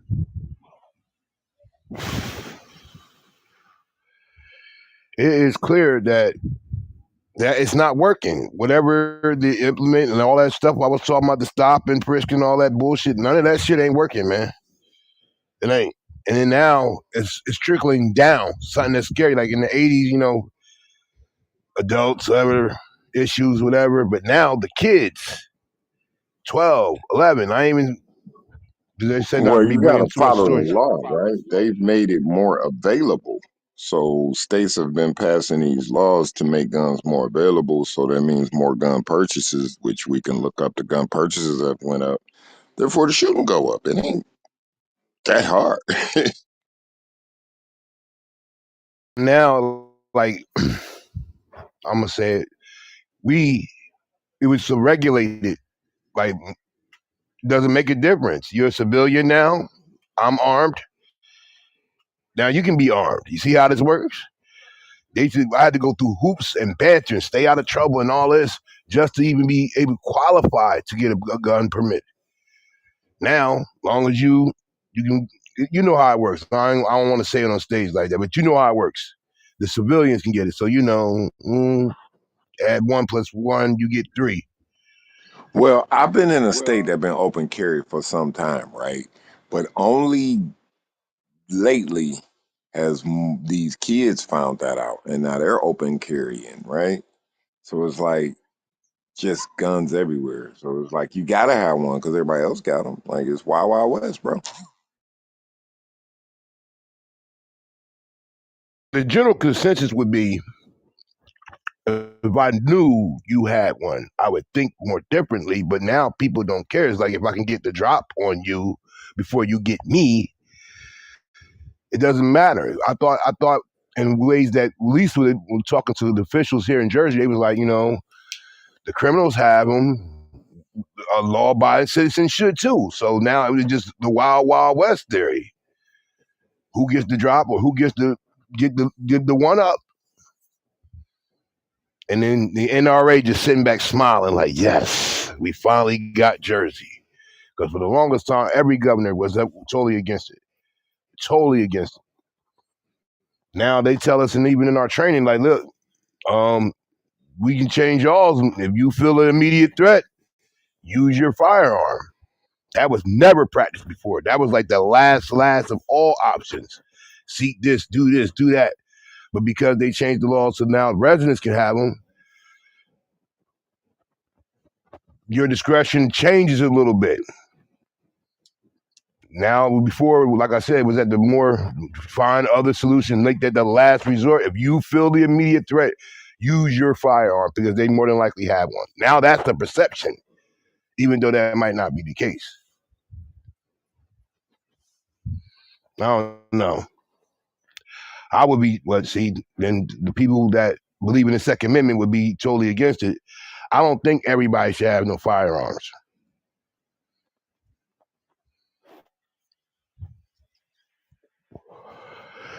But then that's you have the right to bear arms. So which was made for us though? Always remember that. Well, there's no conflict resolution anymore, so it go from 0 to 100 real quick. Facts.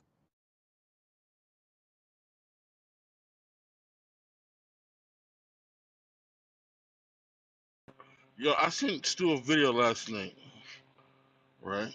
I have a question for the stage. Do y'all know? Can I guess how much money that our military spend on Viagra a year? Nigga, A what? couple of billion. Huh? I said, what, a couple billion? She's like 40 something million. I think if I'm not mistaken, it's like $41 million, dog. Yeah, but they went and voted to take away the traveling reimbursement for soldiers, so they can't travel to places and have the abortions. So they wrote that into the bill. So, but they But spending yeah, 40 billion on huh? Viagra. That's crazy. Yeah, that's it. When I saw that shit last night, that shit tripped me out, dog. Well, I tell people all Cause the time to go it was to a the lady. debt clock. Go to the debt clock and look at that number of our defense spending. Man, that shit is unreal. Bro, tie game. Hold on, let me make sure the number's right. I don't want to give y'all false information. Hold on.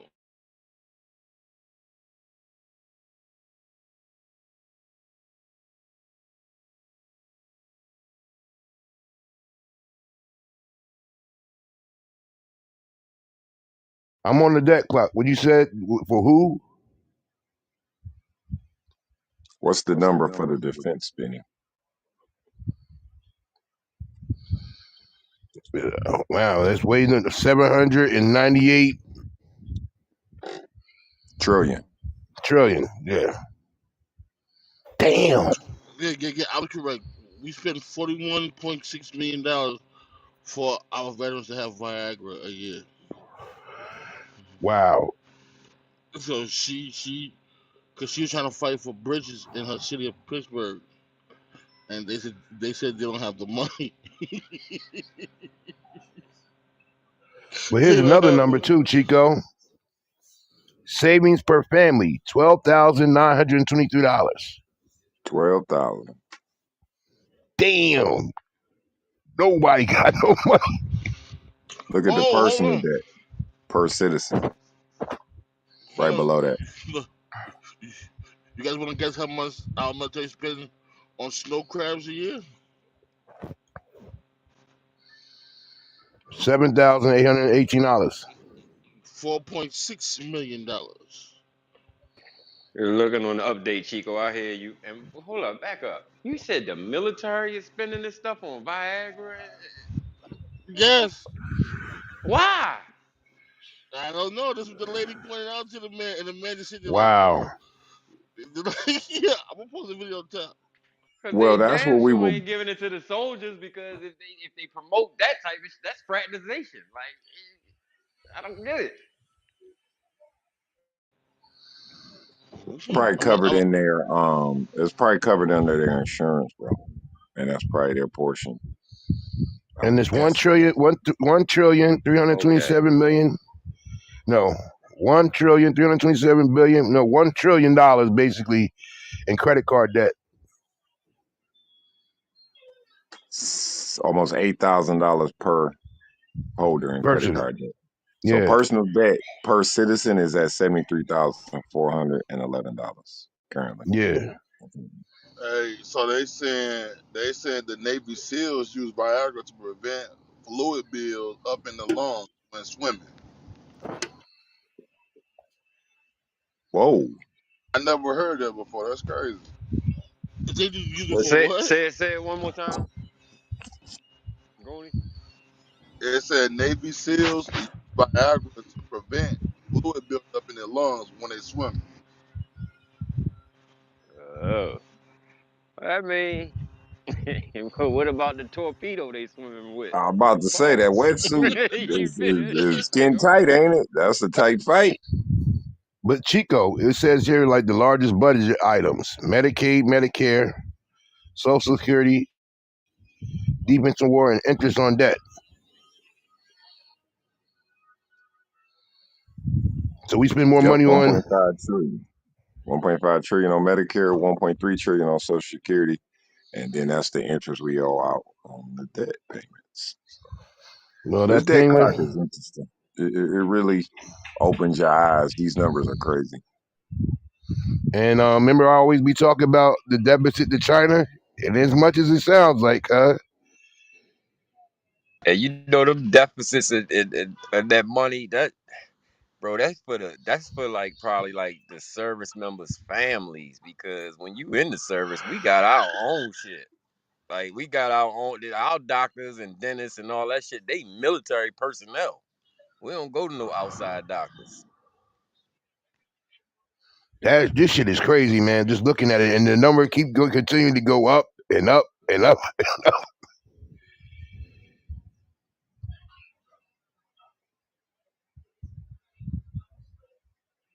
Guess All it right.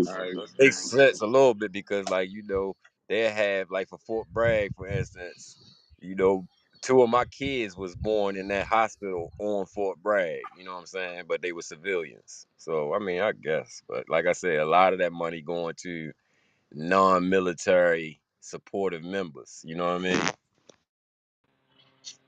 Well, I posted my link up top for the shit I was talking about. It's pretty funny if you watch it. Well, that was our explanation about the defense budget, right? We could take just a trillion off of this, right? And really fix some shit. So do we need 789 or can we get by with 689 trillion? I mean, you probably can trim it more than that because you got to, like I just said, if the soldiers are utilizing military personnel for these services, why can't the family members use the same medical military personnel? Yeah, well, medicine being a business in this country is nasty work to begin with. So that's probably why. There it is. Hey, Kareem, you still on the debt clock?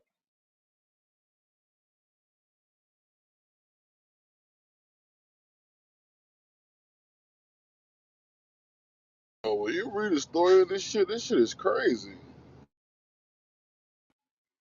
A lot of waste in that defense budget. A lot of waste. Well, I swear I was getting ready to come off and say the same thing because you think about how much of that shit they really don't use. Just you know what I mean? This shit's crazy. Well, they had uncovered that they were spending like, don't quote me on the number, but it was like 30,000 on toilets or some shit. Like them contract, man, they raping that budget, bro. That money could be used in a more resourceful way, and we still be protected and still have the greatest military in the world without 789 trillion and counting. By the way, it's going up as we're talking. Like it's so many different things that they can do. Like you know how they be having like these armories and shit for reserves and national guards. Why don't they just combine them, shut them facilities down, and put them on? I mean, I guess you can't do that everywhere, but places you can, I just know it's ways to consolidate some shit, bro.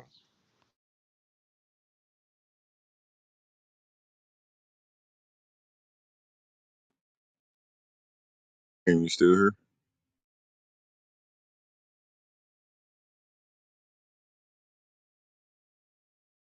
He probably put one of them hun Yo, yards up in him.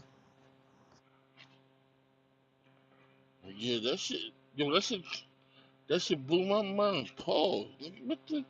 These niggas must be some horny niggas for some Viagra, bro. That's what y'all be doing, bro. Yeah, Huh? it say they have a erection issue. 18% of the that's what it say on the story. Oh man, Bro, don't tell me Oh, they over there bro, fighting for the country and hey, can't come back home and get it up. I'm Yeah, they telling got you, this it fight. get deep. Like certain stuff they give you, like you gotta think. Like when I went through basic training and Ask Ted, we go through basic training in AIT. Like, bro, you don't. I ain't had no erections. They was putting shit in the food and the drink so we wouldn't get erections. whoa, whoa. Ask Ted about the Kool Aid, bro. I'm telling you, bro. I This mean, shit you got would this think that funny would be little the taste. last thing you'd be thinking about in the middle of a war with bombs and whatever they IEDs or PEDs, whatever the fuck they I mean, unless you're going over there knocking off the natives in the land that you in at war with. That shit been going on since 2007. But they've been getting it since 19, what was it, 98, some shit like that. So yeah, that must be a major issue.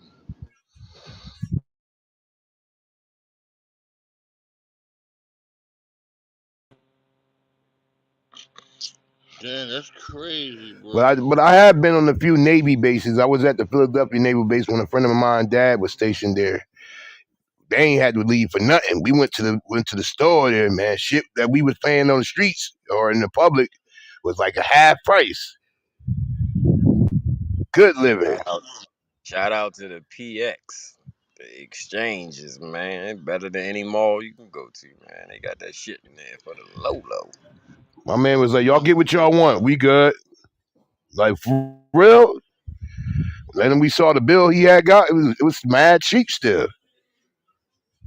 And that shit on credit too, probably. You know, you got a credit line with the motherfuckers.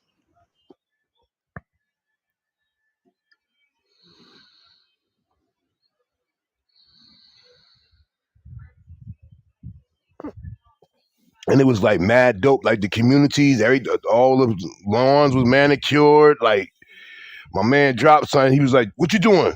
Pick that up. We don't do loitering around here."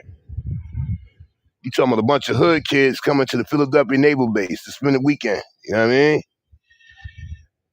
The gymnasium, the workout center, everything was top notch. Like you ain't have to once you came on, you ain't have to leave for nothing, yo. Nothing. And I do mean nothing.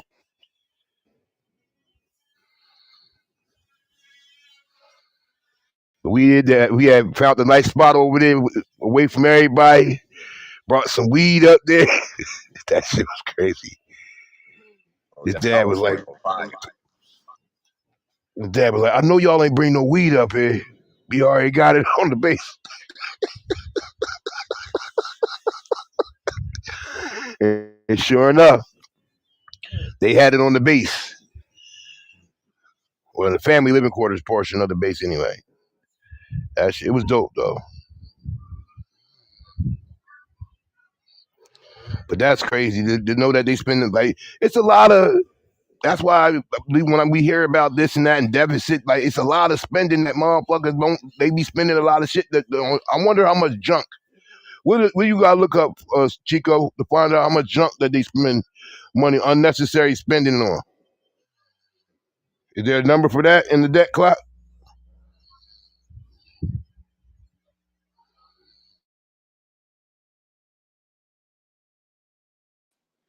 They won't tell you that. That's just like telling the world money they uh, how much money they Yeah. What am I get thinking? rid of every day.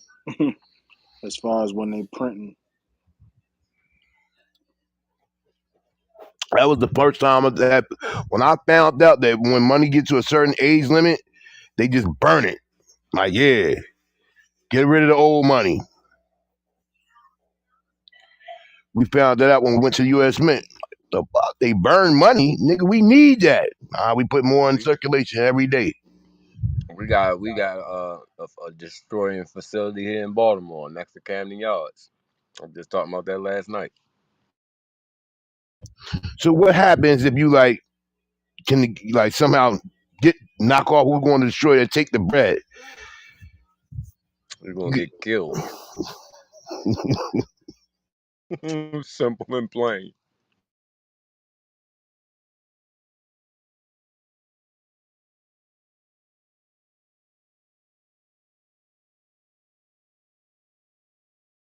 Another thing that's funny is like they spend all that money on defense, and then you get a 9/11. How that happen with all that money, all that technology? You understand? You let 16 motherfuckers, and they came to Jersey too. No, that wasn't them. That was the DC sniper. They got the car from here in Jersey at a place called Sure Shot Auto.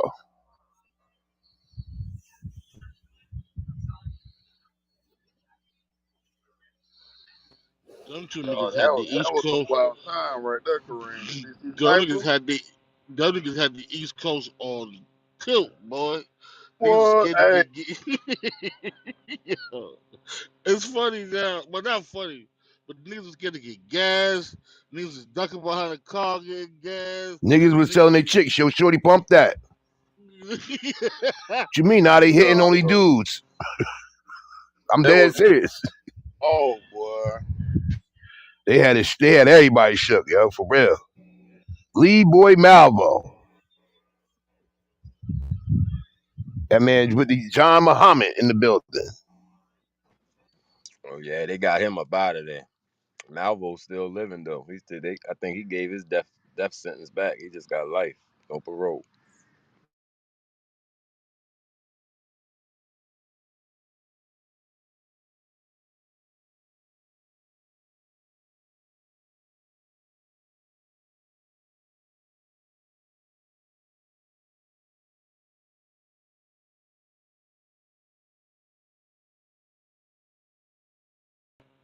I want to know how they, what evidence they got that caught him. Like somebody had. Well, I know. Once they hit that cop, it was a wrap. It was all downhill If you from there, man. remember, they were searching for a box truck at first. Whole time they was in a box Chevy, and then they got caught at a rest stop sleeping in the box Chevy.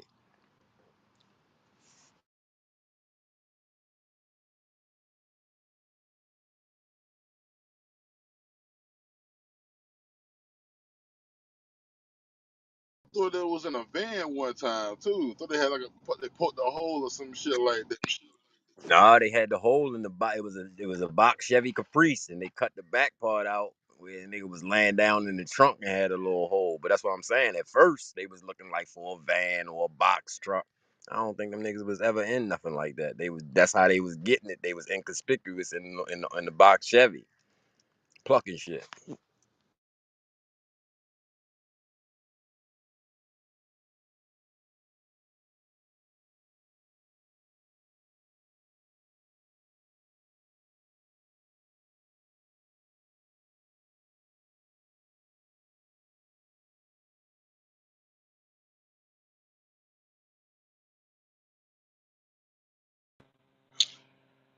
Probably, like, so, what was the purpose of the whole shit? Like, did they ever say?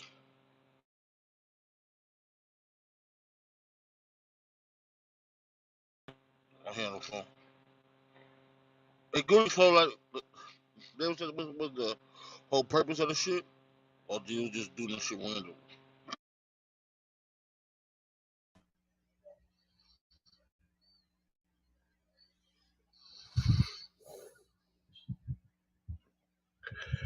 I'm looking at this thing about the highest strands of weed in 2023.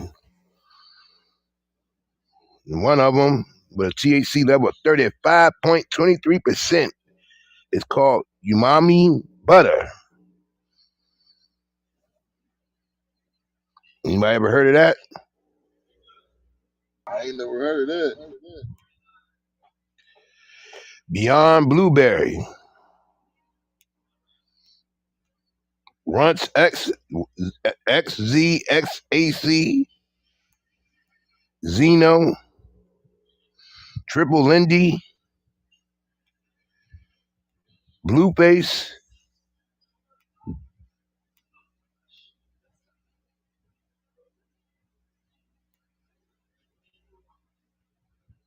Mm, I don't know.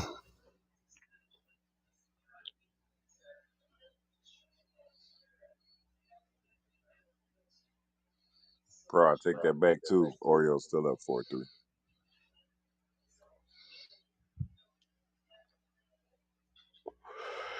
Were they the best in the American League right now? They in You got the first best record? place. They in first place in their division.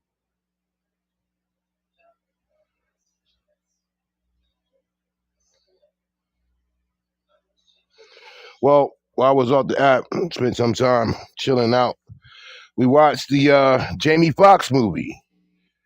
They Clone Tyrone. Not a bad movie. Yeah, I heard it was decent. Those who seen it. That shit pretty dope. But you saw it, Trell? I mean, Bando? Yeah, I seen it. I watched that hoe this morning. Did you see all the jewels that they were dropping? It's a jewel dropper. For those that haven't watched it, I ain't gonna give up nothing because a lot of people haven't watched it yet. But it's a jewel dropper, yo, on everything. Take the comedy out of it because it's really not comical, but it's a jewel dropper. You're gonna be fucked up by when you finish with your review, and when maybe sometime this upcoming week when we not doing the business and just have some leisure time, we can discuss what it is. And that just is crazy. I was like, yo, I'm thinking it's gonna be like some old funny from the clips and shit. But it's deep, put it that way. At least I perceived it to be.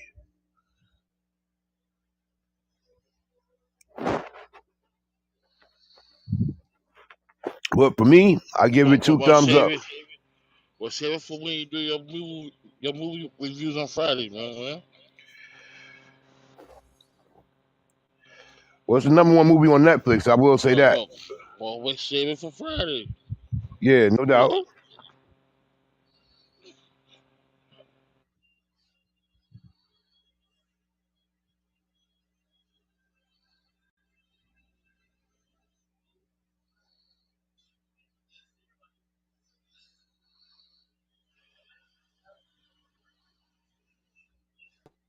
Yeah, I watched that shit. It's pretty good though.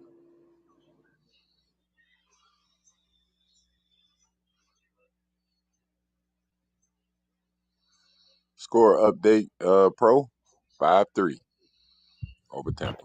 We up. Yes, they hitting. And they playing Tampa, so if they win, they go up another game in first place. Yes, sir. Yes, sir. Hey, my Reds been balling lately, nigga. Oh, come on, Bando. We not doing it. Now you a Reds fan. They insisting. I've been a Hey, I'm Reds gonna mute up, fan, bro. nigga. Come Mute up, on, bro. nigga. Mute Come the on, fuck nigga. up, Stop nigga. it, man. Stop. Yeah, This nigga, I nigga got got a proof, team in nigga. every region, nigga. Any team but the Texas team, man. Why you hate your state so much? They ass in sports, bro. The When Houston okay. Astros, the Houston Astros is always right there in the World Series. You said the who? The Houston Astros. That's Houston, but you know, on the in the culture that I'm in, on some other tip, you know what I'm saying. I don't do the that color, you know what I'm saying.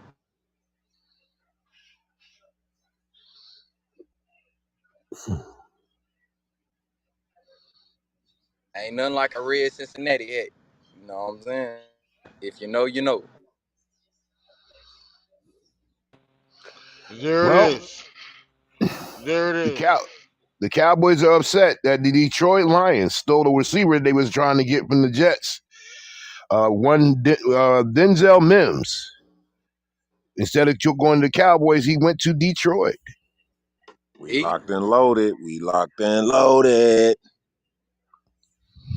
Oh yeah, Springfield. They said y'all y'all got a top 5 wide receiver core this year. Still gonna get their ass bust. Top three defense too, but maybe for that.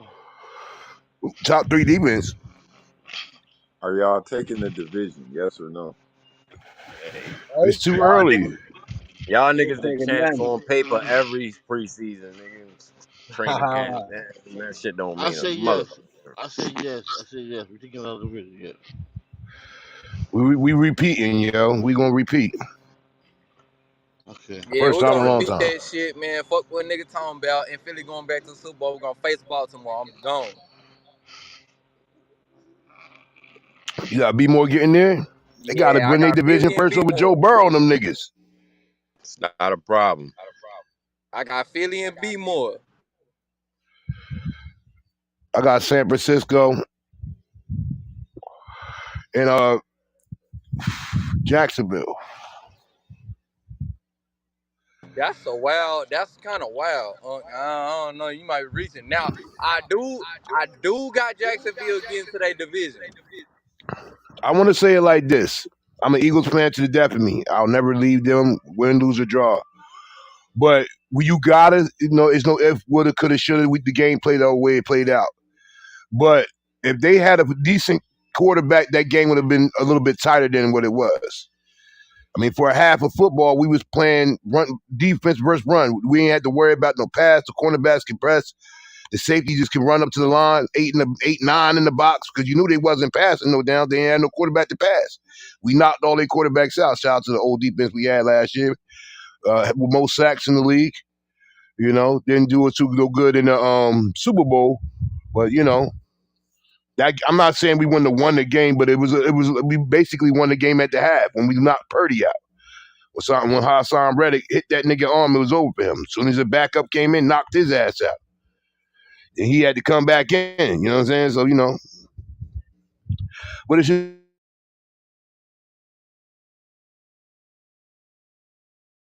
be a good football season around here. Bet Cleveland Browns, playoffs. I doubt if it'll happen. And Free ain't here right now, but I feel some kind of disrespect.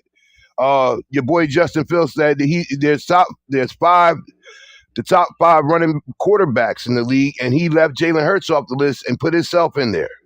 Young man, put some more work in before you start claiming the fame things, even though you had a good year running last year because you had no offensive line. He had Steve Young himself, Michael Vick, Lamar Jackson, and who else it was? The fifth motherfucker. It wasn't, I think it was Randall Cunningham all time.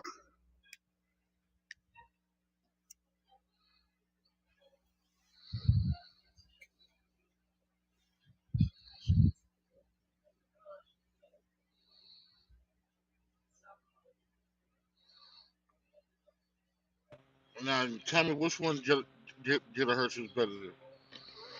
Tell me which one. Justin Fields. Justin Fields and Steve Young.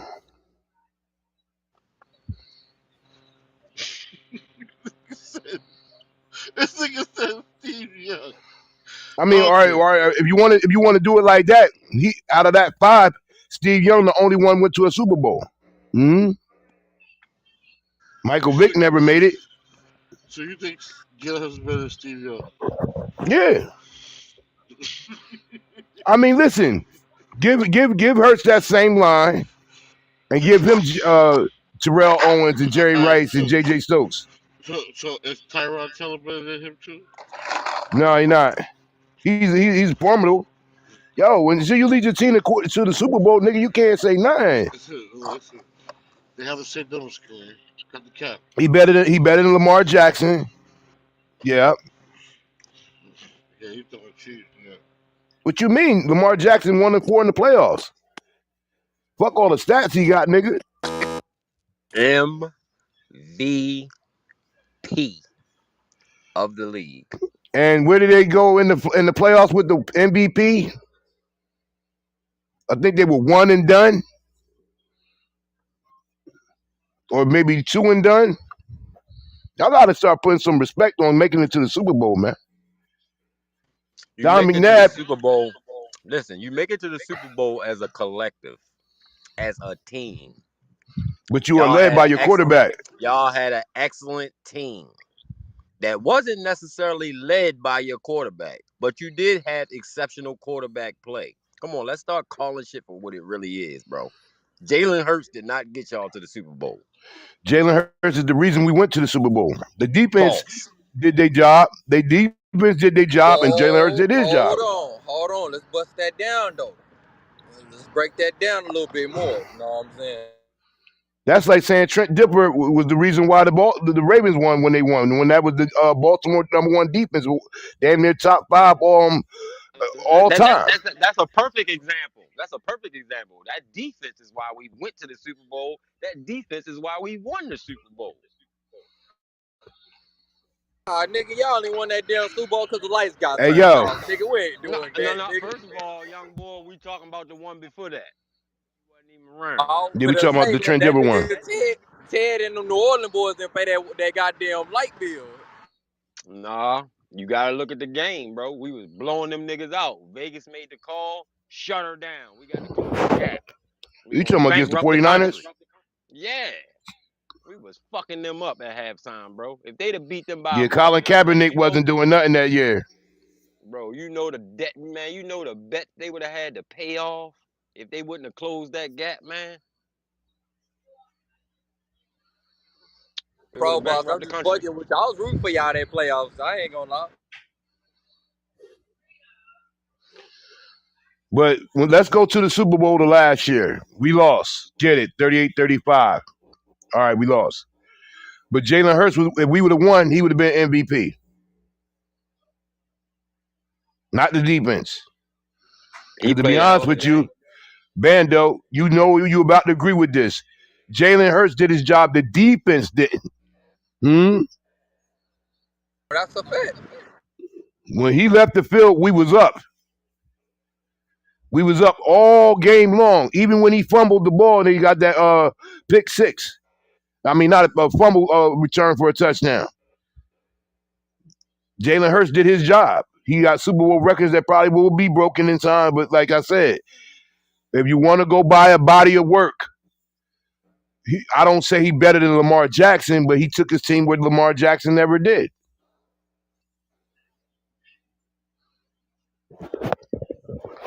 He And definitely didn't hurt him.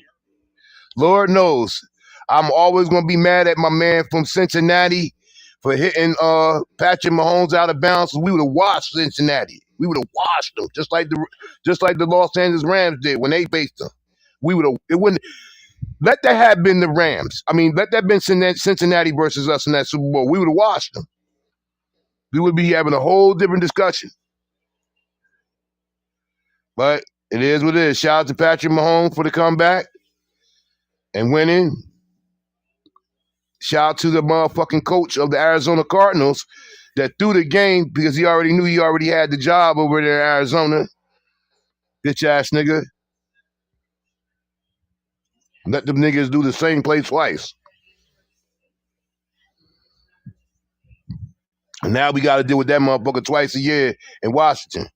Shout out to Eric Bieniemy,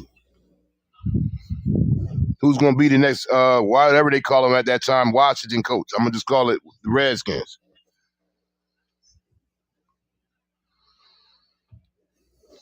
That's very offensive. You need to run the disclaimer for yourself. That's insensitive? What you mean? What's Cleveland name now? They ain't the Cleveland Indians no more? Guardians. Oh, man. I don't even follow baseball like that no more. I thought they were still the Indians. And that's fucked up that they had people change all their daggone team. The Atlanta Braves are still Atlanta Braves, ain't they? When they play, yeah, the tomahawk chop. Well, Then let's be honest, man. If they change their goddamn name Atlanta, throw a motherfucking fit.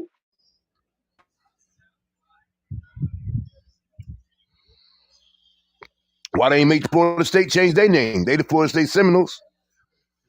They do the same thing. Dude ride out on the horse and put the stake in the ground. Gets money talk for some teams. I don't know what's insensitive about it. They paying homage in some ways. People remember your peoples. I think it's the actual name. So you got the Braves, Seminoles, you know what I'm saying? Indians and Redskins. It's kind of like, hey man, what you talking about? Yeah, it's kind of derogatory. Chiefs too, if you want to be honest. Yeah, you can toss with that one, but I mean, like, they know what? Like, why do they get that privilege and we don't? I know they ain't no franchises named after black people, whatever. The Enders, but you know, I ain't see where it was offensive, yo. Where it was offensive at all? They paying homage. You getting some advertisement. When they used to have the Redskin man on the side of the helmet, that was disrespectful to who? Oh, they wasn't paying no money to you niggas. Even though y'all got your own spots where y'all make all the bread, that's y'all reservation over there. Y'all make the laws and got a constitution that goes under, but you, man, let me stop. And them niggas finna be the Redskins again right before you know it, man. Them niggas, come on, bro. Them niggas Now changed that, their name 5 different times. They don't like their damn name. They want that shit back, bro. well, Magic said they about to be something else. It's too late to do it this year. They're gonna be the Commanders this year, but next year they're trying to get the name changed to something else. He said they're exploring name changes. It's not concrete. Believe me, knowing Magic Johnson, he gonna want them to be known as something else. Well, they lost the bid for the trademark, so they potentially got to change it. Now, how does that work? Remember, my man had the lawsuit or something going against them or something. Do it matter now because the NFL gave them the team, or did they compensate my man in the back room? Remember, you were saying something about the bid. Something was in first or some crazy shit. Well, it's a dude that trademarked every possible name. That's one Mm-hmm. issue. The second issue is the Armed Forces Bowl or game. It's called it's Commanders. So it's a football game that the Armed Force, I think is either Air I thought Force it was called the Commissioner's Cup. No, they have a Commanders game too. Oh, okay. So Commissioner's Cup, that's something that's WNBA related. Oh, okay. I stand corrected. Could yeah, have so sworn. there's two potential issues with the trademark, so they'll probably abandon their name.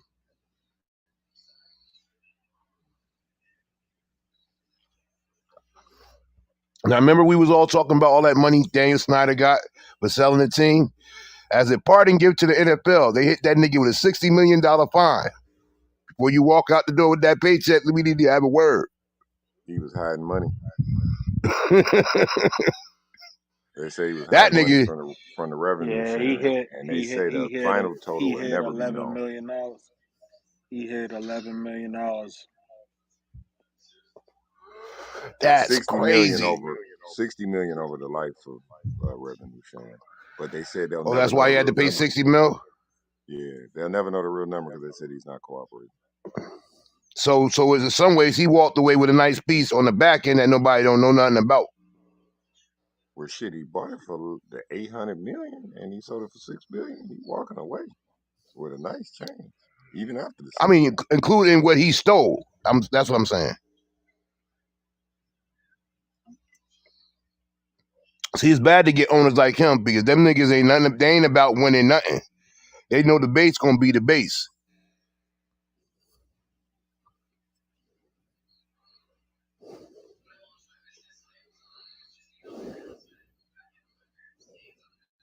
So Magic Johnson on that motherfucker? You got a 4% ownership. Got a piece of the pie. Oh, it's a slight piece. Shout out to Magic though. You got to give it up. He got some money in with the Dodgers. uh, a soccer team, and with the WNBA LA Sparks.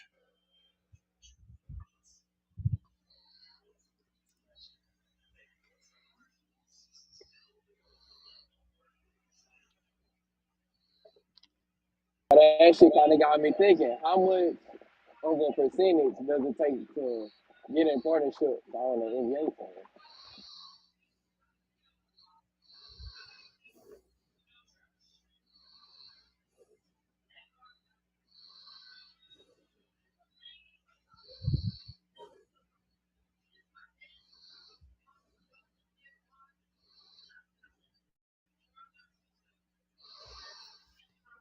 Wow, I was just looking at something just to see some shit about celebrities who got ownership in teams. Since we was talking about Magic,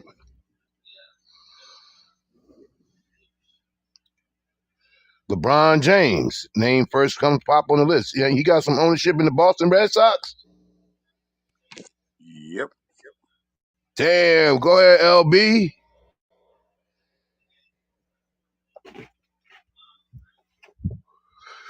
Stop, ticket.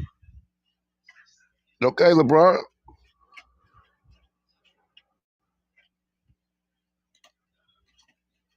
And he got a stake in Liverpool, the soccer team niggas. Yep. What y'all talking about? Celebrities who got ownership in teams. Okay.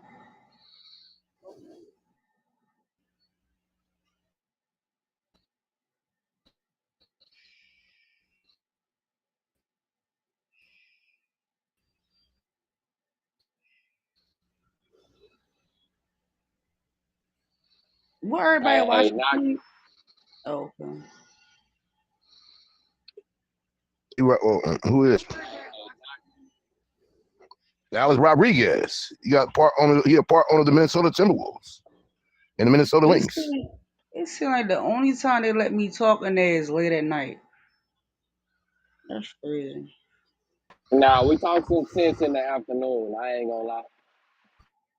Nah, I'm talking about them people on Wet 100 room. Hey, Korean Your saying a boy nigga Usher touch with the a Cleveland nigga touch two Cavaliers. mil. I ain't your man Usher got some ownership of the Cleveland Cavaliers. Shout out to Usher in the building. Can we Yeah, get he some was love in there. this club? No, I ain't know that. He A won the nigga chip touch with 2 Brian. mil. He owned it back when Brian was there. Shit, he been there for a minute. Saying if a nigga own 2 mil, nigga catch 2 million. Nigga, me and Mark Cuban having a real good talk. Shit. Oh, he put up 9 mil back in '05. Yeah, I'm pretty sure he done tripled that.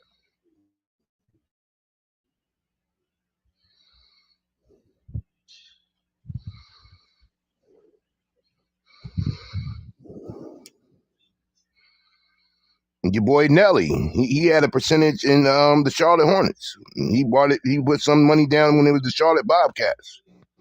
I think 50 just got a piece of the Twins too.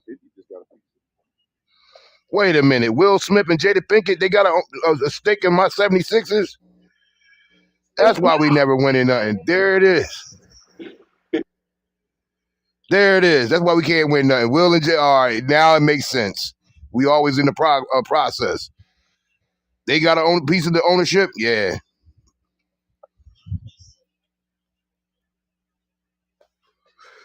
It's not many.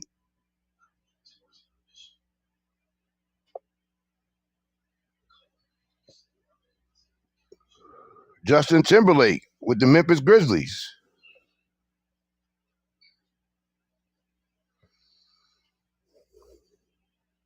Put up a cool 5 mil in 2012.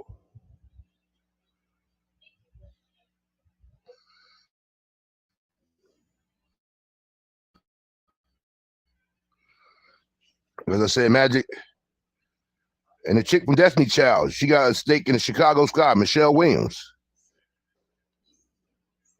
And Serena Your and Nate boy Giannis got a got a stake piece in of the the Milwaukee Miami. Brewers. Yep. Don't and that's it. nah, your boy Mahomes got a piece of the Royals.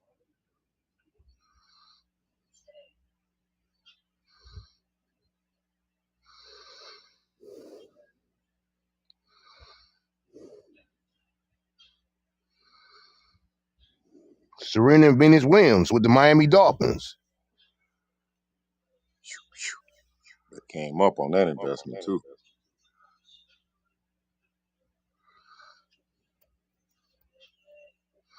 Hmm.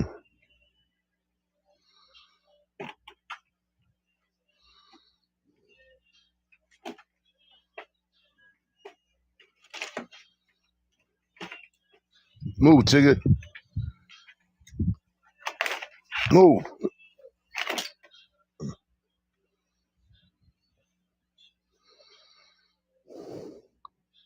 I ain't never know that till now.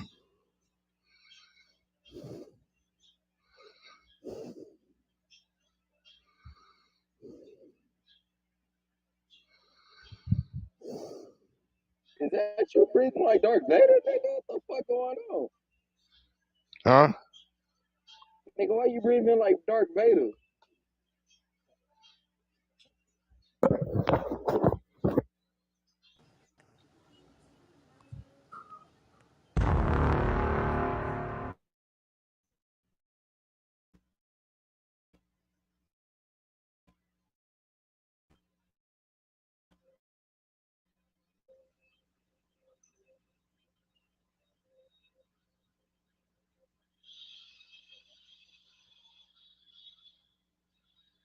It's not many. Oh, there he is, my man Shaquille O'Neal. You know, Shaq got his money in everything. He's a real businessman. Shaq be in all kind of shit. Papa John's.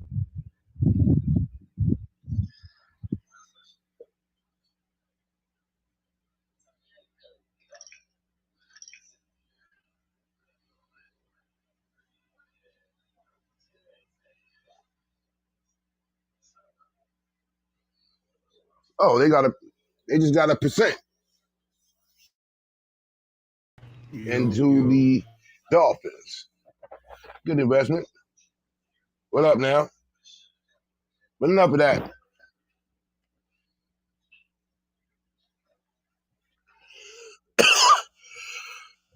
Excuse me. Hey, Kareem. Enough of that. Hey, Miss Yeah. Gail Benson with the Saints.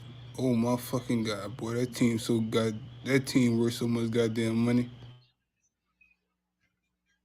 Well, it's New Orleans, one of the most prominent cities in America. And, ain't her husband dead? Yeah, He used Mr. to own it. Benson. Yeah, Mr. Benson. Yeah. Yeah. Shit, boy, they got Benson Towers. Benson Towers. What else they got down here? Shit, she own a whole dealership. Yeah, shout out to the New Orleans Hornets. Yeah, they changed our name though, Bando. Cause I was a baby when Nigga, they I had the know. Hornets. I still got a picture with the Hornets jersey on, nigga. I never forget, nigga had the Baron Davis done, nigga. Yeah. Oh, Barry Davis. Yeah, yeah, yeah. I got a Pelicans jersey already up. You I won't niggas get the ain't real Jersey wolves. If you ain't never had that B Davis, nigga, you is not a real Jersey wearer, nigga. shit. I think I had a Hornets jersey when I was small, but probably gave it away or sold it.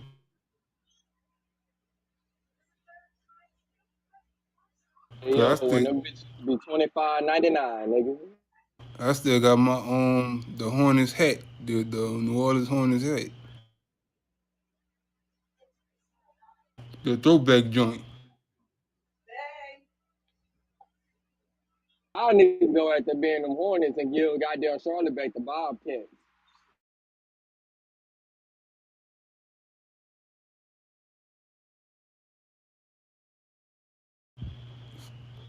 I don't know what my Saints go do. I don't know what my Saints go do this year. Oh yeah, speaking of, Jimmy Garoppolo will not be attending training camp due to an injury, so we will change that Raiders bet. Thank you. Back to the CMB.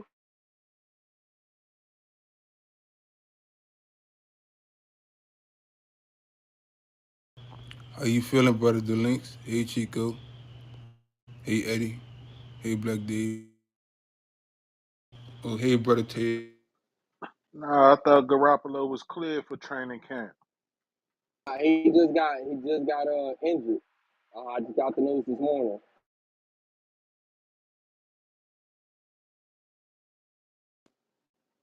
Damn.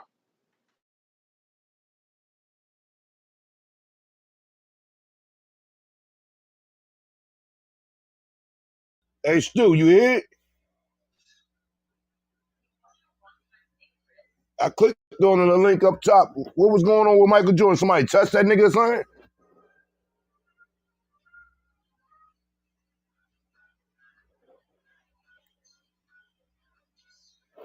Hey, who you calling nigga? I couldn't hear what was being said. I'm just talking shit, bro. I don't even know what's going on. Now it's a link up top. I know there's Michael Jordan. Nah, Wax was Somebody Oh touched no, the talking nigga or something. he was trying to Wax stop was talking something. some white guys to us. Mm-hmm. You know he got a white girl, so he's moving Wrong like with you people? King of the Hill in them. Come on, brother. She's not white. She's Brazilian. Let's not do the Don't you Caucasian wait? thing. Bro, She's a Brazilian woman. what do they speak in Brazil? Snowflake. What do Hey, they speak in Snowflake. Brazil? They speak I don't know. Portuguese. That's Hey, white. yo, Snowflake. I was throwing cheese there. We know that she's a white woman.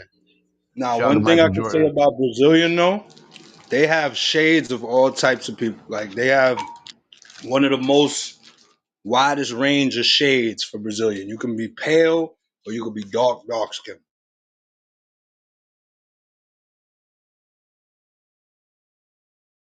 Brazilian girls are sexy as fuck too. They Yeah, they probably got yeah. people there darker than me. I'm a dark skinned man. Got a fat ass. That's a fact. Y'all ever seen the City of God movie? Yeah, That shit was dope. yeah, no doubt.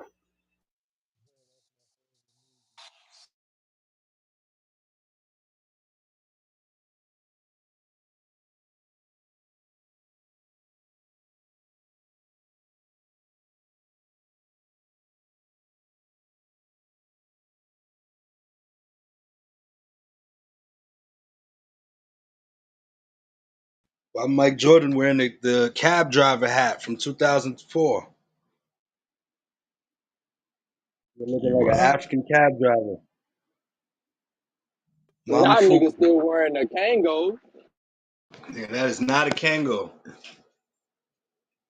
That's a motherfucking mango. That shit is crazy. That nigga Nigga, got on that's the stupid. what's that nigga name? Major nigga got on the Major Payne hat. Not the you plotting on me, boy. Got on the Colonel Sanders hat, man. Goddamn. Sidebar. You know what I noticed today? Uh, Death don't stop nothing. You know what I'm saying? Gilly's son got killed, what, like Thursday night?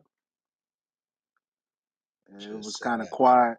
It was quite, yeah, definitely sad. Kind of quiet, Friday, Saturday, social media wise. Today's Sunday, the $1 million worth of game page, they right back up and running. You know what I'm saying? That just goes to show you, man, that social media bag, it must be something. Because they back, you know what I'm saying? I guess advertising, certain shit or whatnot. But, it's crazy. Really? I would have thought you would have took a little like month off or something. You right back to it? Nah, it's not him. Let me be clear. It's not him directly. You know what I'm saying? It's just I'm they because I guess the baby before his son got killed, I had seen Gilly was shooting baskets with the baby or whatever, and I guess that podcast was set to drop today. So that's what I'm scrolling through and I'm seeing that now. And then I had seen another post, kind of, encouraging folks to support some youth football league. I don't know if it was a Philly football league or what, but Yeah, man. I seen a picture, I guess, of like all the guys that was over at Gilly House, during this time. And that man he just looked defeated, man. I don't even want to imagine what it's like to bury one of your own kids, man, in a city that you pour your heart into, and you know what I'm saying, and what he do, and then for that shit to happen to your kid.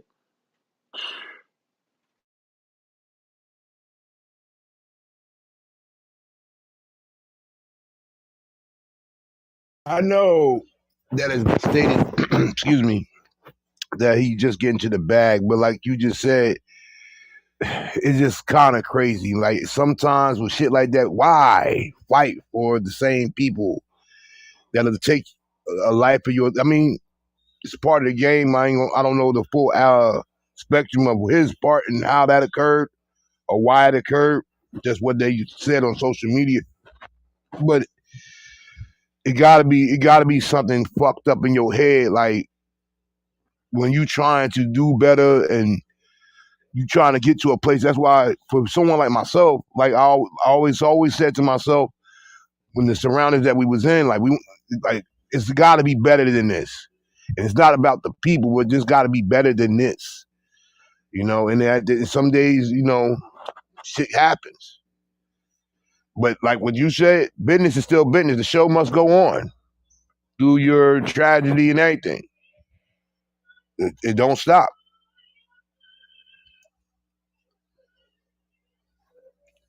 When you get the bag that they gave you, we understand, but we need you here. And it gotta be mentally draining to do that to your obligations, and then personally you're going through what you're going through. You gotta bury your kid. And as a parent, I hope that they bury me first. I don't want to be in that position where I have to bury none of mine.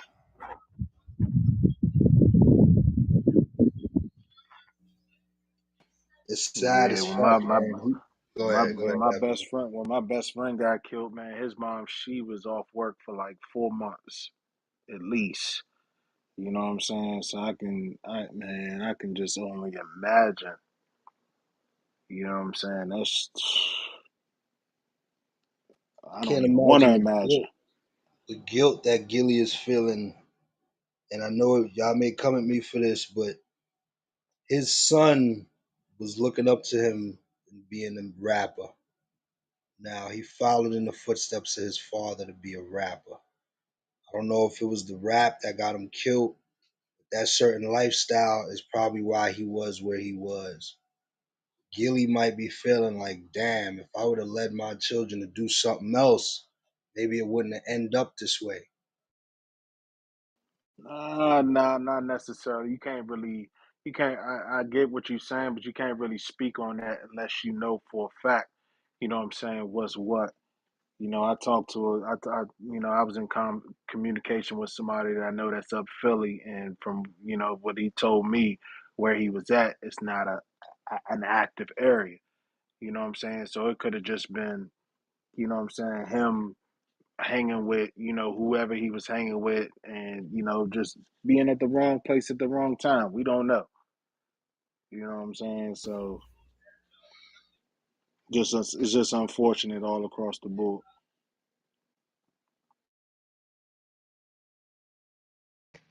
Yeah, that's true, Abdul. But I completely understand that perspective Dave just threw out there, man. Because even, I ain't dealt with no tragedy like that. But, coming up how I come up and how it is in this city, man. Sometimes I find myself struggling with those type of thoughts and emotions about my son's life. You know what I'm saying? What could I have done differently? You know, I don't know, man. That's one of them things, bro. That's one of them things, man. And hindsight gonna always be 2020, bro. In life, when you look back from a perspective of you're at a different point now. That's why I always believe in as the older you get, the wisdom should kick in, the maturity should kick in, and sometimes it comes later for others than most. Um, you have to understand like we all make mistakes. This is a human nature a component of us. That person that was that Gilly way back then was being the best person he could be under that time. And I understand where Black coming from wholeheartedly.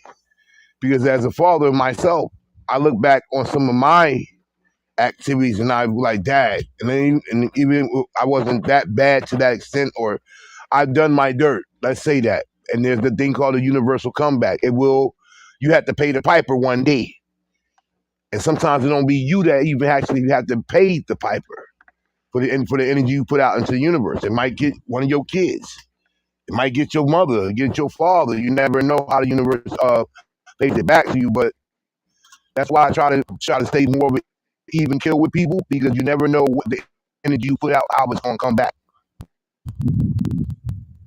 Well, whatever wrongs that I've done in this world, I just hope that, you know what I'm saying, that it don't come back on my kids. That shit can come back on anybody else but, you know what I'm saying, my kids or whatnot. And even with mine, that's why I just took my kid to the doctor the other day, you know what I'm saying? He's 12 and he's a little bit shorter than me. I'm kind of wondering what kind of, if he's going to hit a growth spurt or if he's going to, get to a certain point and stop. So I'm kind of looking at him. He ain't into football and he's not into none of the stuff that I was into. You know what I'm saying? He's doing his own thing. And I have no problem with it whatsoever. The only thing that it's just as far as, how to be a man and, as far as being on time and being responsible and, the common shit is what I get on him about. I don't try to force him into, football or basketball or sports or anything like that. It's just all about being an honorable man is what I try to, what I'm saying, put on him or whatnot. So we'll see how that come about. Shout out to all the fathers in the room and all the mothers, man. Protect the children. It's a fact, bro. There ain't no handbook for this shit. Ain't no instructions, no templates. You know what I'm saying? Preset guidelines. You got to live this shit and, and go through the ups and downs, man. Shit, we learning as we Yeah. go. Right, day to day, and that's why them Nigga. peoples that be putting out them books on, as far as like even my daughter, she was reading on some, she took the gentle parenting approach, reading books and shit. I'm like, man, throw that book out the fucking window. That shit don't work.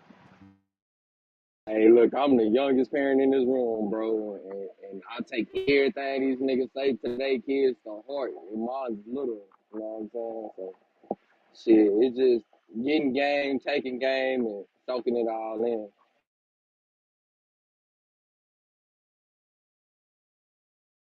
But is that I want to ask the stage while we in this space. Do it be a problem that too many of us parents try to live our life through our kids? Absolutely, it'd be a problem. I'll give you an example. Fucking LeVar Ball. You know what I'm saying? You gotta learn to fall back, man. Your kid is not you. They're their own person. And like I learned that early. Like, man, my second to last boy, man, he's a spitting image of me. Everybody tell me, man, he looked just like you. He looked just like me, you. But he is nothing like me. You know what I'm saying? Personality wise, he's the most. I'm not a. I ain't too mean, but he's a real kind person. You know what I'm saying? He puts everyone else before himself. You know what I'm saying? And it's just like, and and I'm okay with that. I don't try to, like I was saying earlier, I don't try to, football's my thing. I don't try to force football on them. I don't try to force basketball on them. You know what I'm saying? And they into like video games and stuff like that, and that whole Iron Man and that kind of on that field or whatnot. Him and his siblings be talking about a whole bunch of stuff I have no clue talking about. Like this last year, when the Super Bowl came, you know what I'm saying? Him and I got four boys. Three of my four boys came and sat down and watched the Super Bowl with me. Man, that shit brightened my day. Just to sit there and be watching the Super Bowl with your kids, you know what I'm saying? And knowing that they ain't too in, they know football, but they ain't too in tune to it. But it was just that was a moment for me. That's dope, bro. Much respect, man, for real. But not to say you wrong or nothing, but I actually look at LeVar Ball. I actually look at him with a lot of respect. At first, I was like, "Yo, this dude is bugging. Let the kids do their thing." But when I seen the image and what he was saying pan out to what it did, I got a lot of respect for the dude. I feel like there need to be more fathers out there like that. Actually, some of these parents are a little too lax in their kids' lives and letting them just be who they want to be. I actually respect how he went about what he did. Hey, Dave, one thing you gotta look at with that LeVar Ball, had he not been the way he was, do we think two of those three boys would have made it? Wrong. Not at I all. think I think Lonzo definitely would have made it. Now, as far as Lamelo, nah, I don't know. But yeah, I threw LeVar Ball's name out there or whatever, and he definitely scaled back once he did. What I'm saying, I guess once he made his mark or whatnot. But wasn't no way in hell I was buying them $500 shoes. His son would be wearing them shits.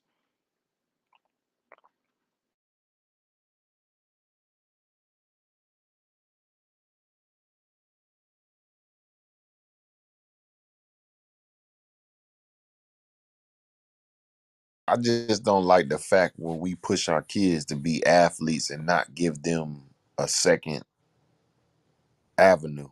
You know what I'm saying? Like we preach, you gonna make it to the league or die pretty much. We don't tell them like, hey, I want you to be a real estate agent, but if you don't be a real estate agent, you can try out for the league type shit. That comes from the component of what is the best or the most prominent way to get to success. Being an NFL player, being an NBA player. Too many of us didn't grow up and see too many real estate realtors successful. And like it almost goes back to that concept that I used to say a lot in the room about you have a street person that's glorified, but a 9 to 5 guy is clown. So when you think of what we were taught, if you are the litmus of being successful, and there's many paths to be there.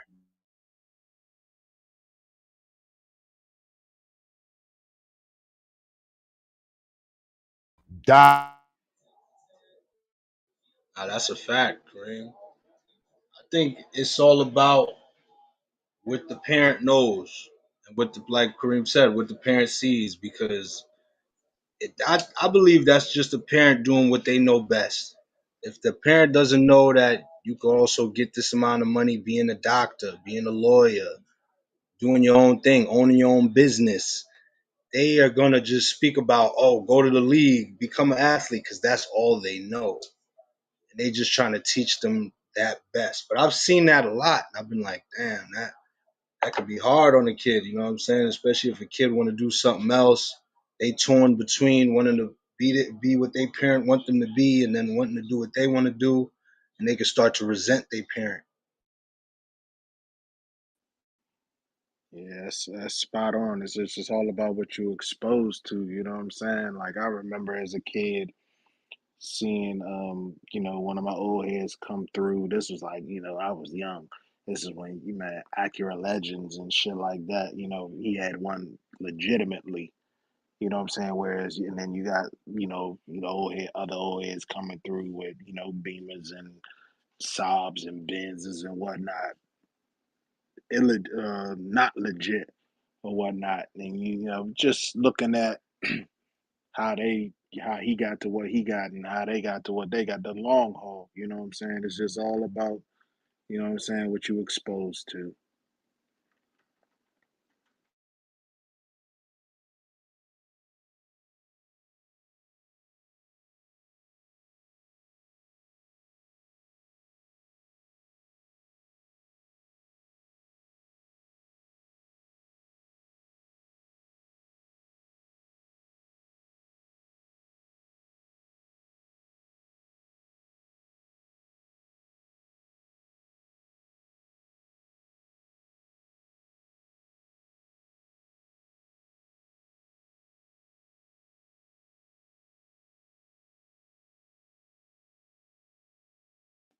Like everybody in here, y'all gonna tell y'all children more because y'all know more. Y'all exposed to more information. Y'all got LLCs. Y'all got y'all shit going. So the opportunity is a lot more opportunities there for your children to learn. Beautiful thing. And we turned around and told him, all you gotta do what makes you happy. So he liked to deal with computers. So that's he's in the field of doing computer science and things of that sort. The NBA is not in the future. It'll never happen. The Mike, NFL is not in the future. your bike, My bad. you good. But I think, I mean, when we give our kids a structured, let's just say, like I found out yesterday, one of my daughter's close friends, her parents are black and white, right? Her dad doesn't, they don't live with him no more. But come to find out, her mom got her mom's grandfather got generational wealth. So when you thinking about stuff like that, I mean, if we can promote the generational wealth, our kids can do pretty much what they want. They ain't got to worry about making it to the NBA or the NFL to be comfortable in life. And that's another question we can ask. Did too many of us, I'm gonna be honest, say we didn't do it right. So we put all the eggs of the family business or the family generational wealth on the kids. Because a lot of these young men, we can go with Ja Morant for instance. He's talented, great basketball player, whatever may have you, but to carry the mantle of you're the kid and now you got to come back and take care of your parents and the rest of the family and so many others. That's the thing that killed MC Hammer. He was taking care of everybody, but who was taking care of you? And some people are not built for that responsibility.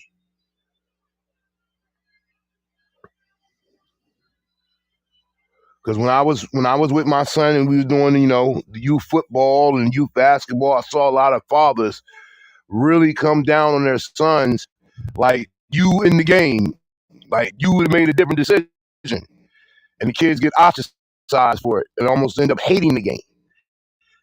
Now, for those that be successful with it and whatever different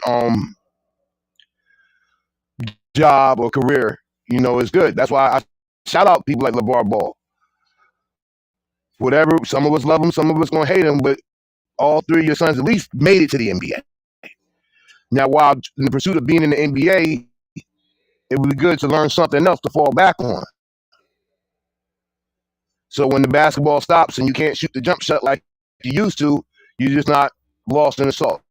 Investing your money or buying ownership of companies and things of that sort. No one told us about that because Lord knows and I'm not no dummy, had they taught me about credit and all that other stuff when we was in school, I definitely would be better off now in life. Because now that we're getting it, we're getting better in life as is. So, I just really believe that a lot of people, not all, put too much emphasis on their kids to be the leaders where they felt that.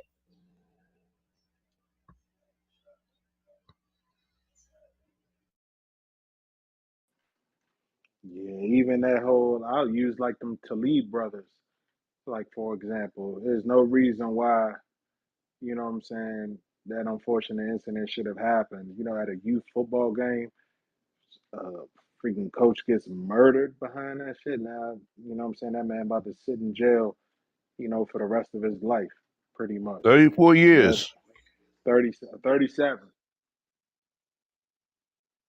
Crazy. 37.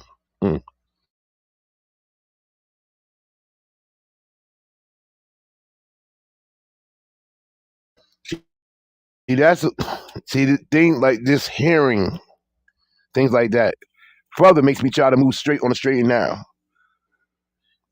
37 years for one moment in it issue. That's why I can pray to the universe. Thank you to the universe for the times that I was in situations that could have had me in the place for another 10, 20 years. That's not. I promise you to the room. Don't think that we are on the sideline, but hey, we danced with the devil a time or two, my damn self. And I'm grateful that I'm here, still can be here for my kids and be growing at 45. Because there's a great consensus that you peak early in life. With men, we're right in the wheelhouse. Funny as that may sound, it's better if you do it in your 20s and 30s. But most men come into their own around the 40 age. When you get into your 40s, that's when life itself is finally slowed down, and you can understand. You can see the tea leaves, unlike when you were in your 30s and 20s, when we're moving on the fast.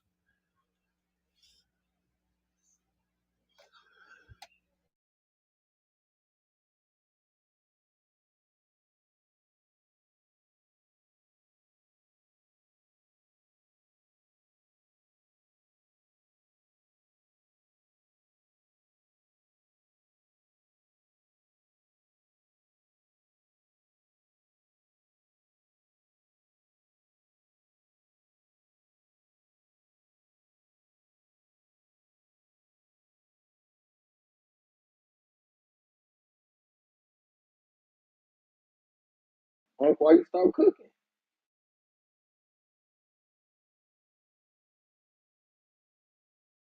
No, I'm just saying, like Pro said, it's no.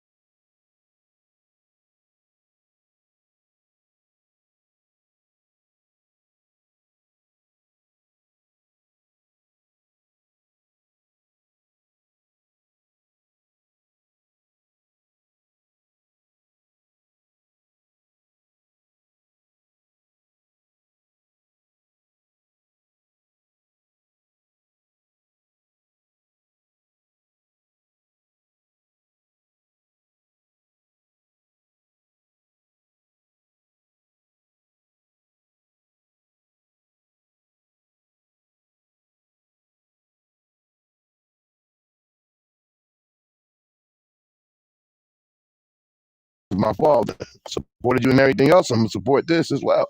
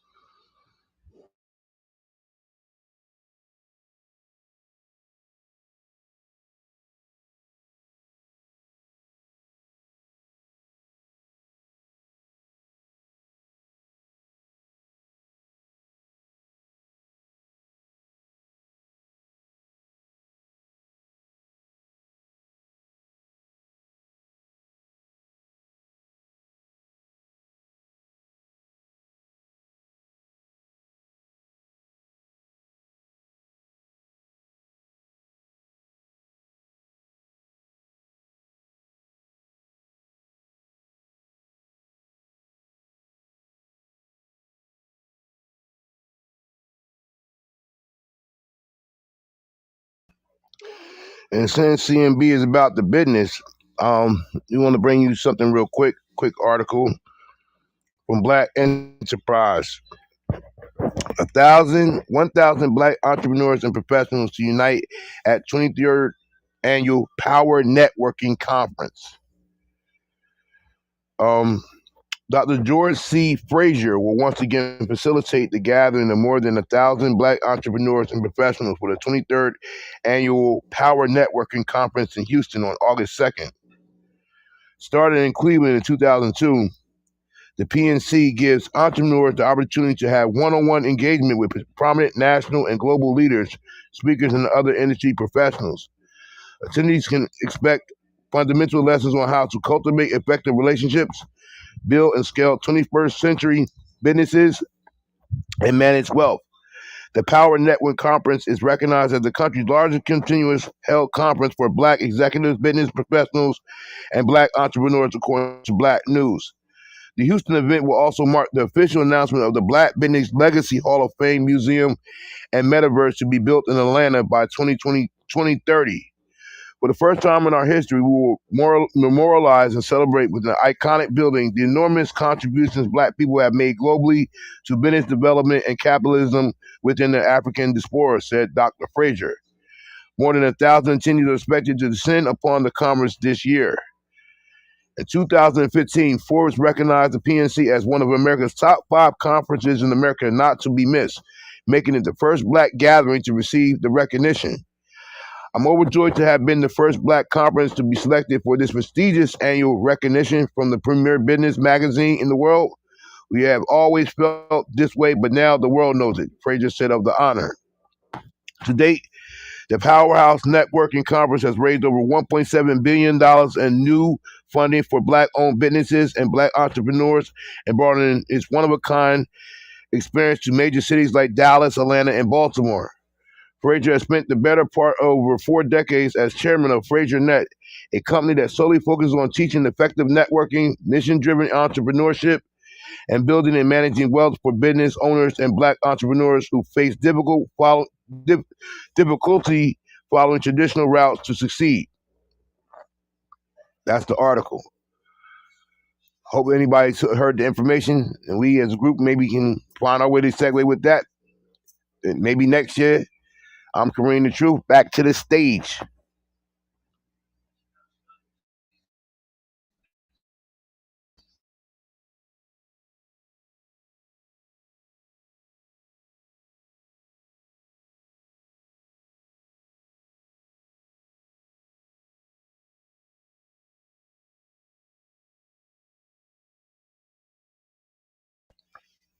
And see, in the future, that's the type of things that we might have to involve ourselves in to cultivate the business that is CMB.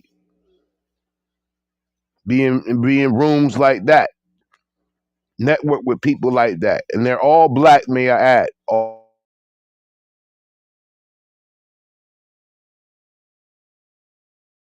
participants are Black people, or information that can help, to better your business. So I just thought that was an intriguing article. It came up on my timeline, so shout out to the stage.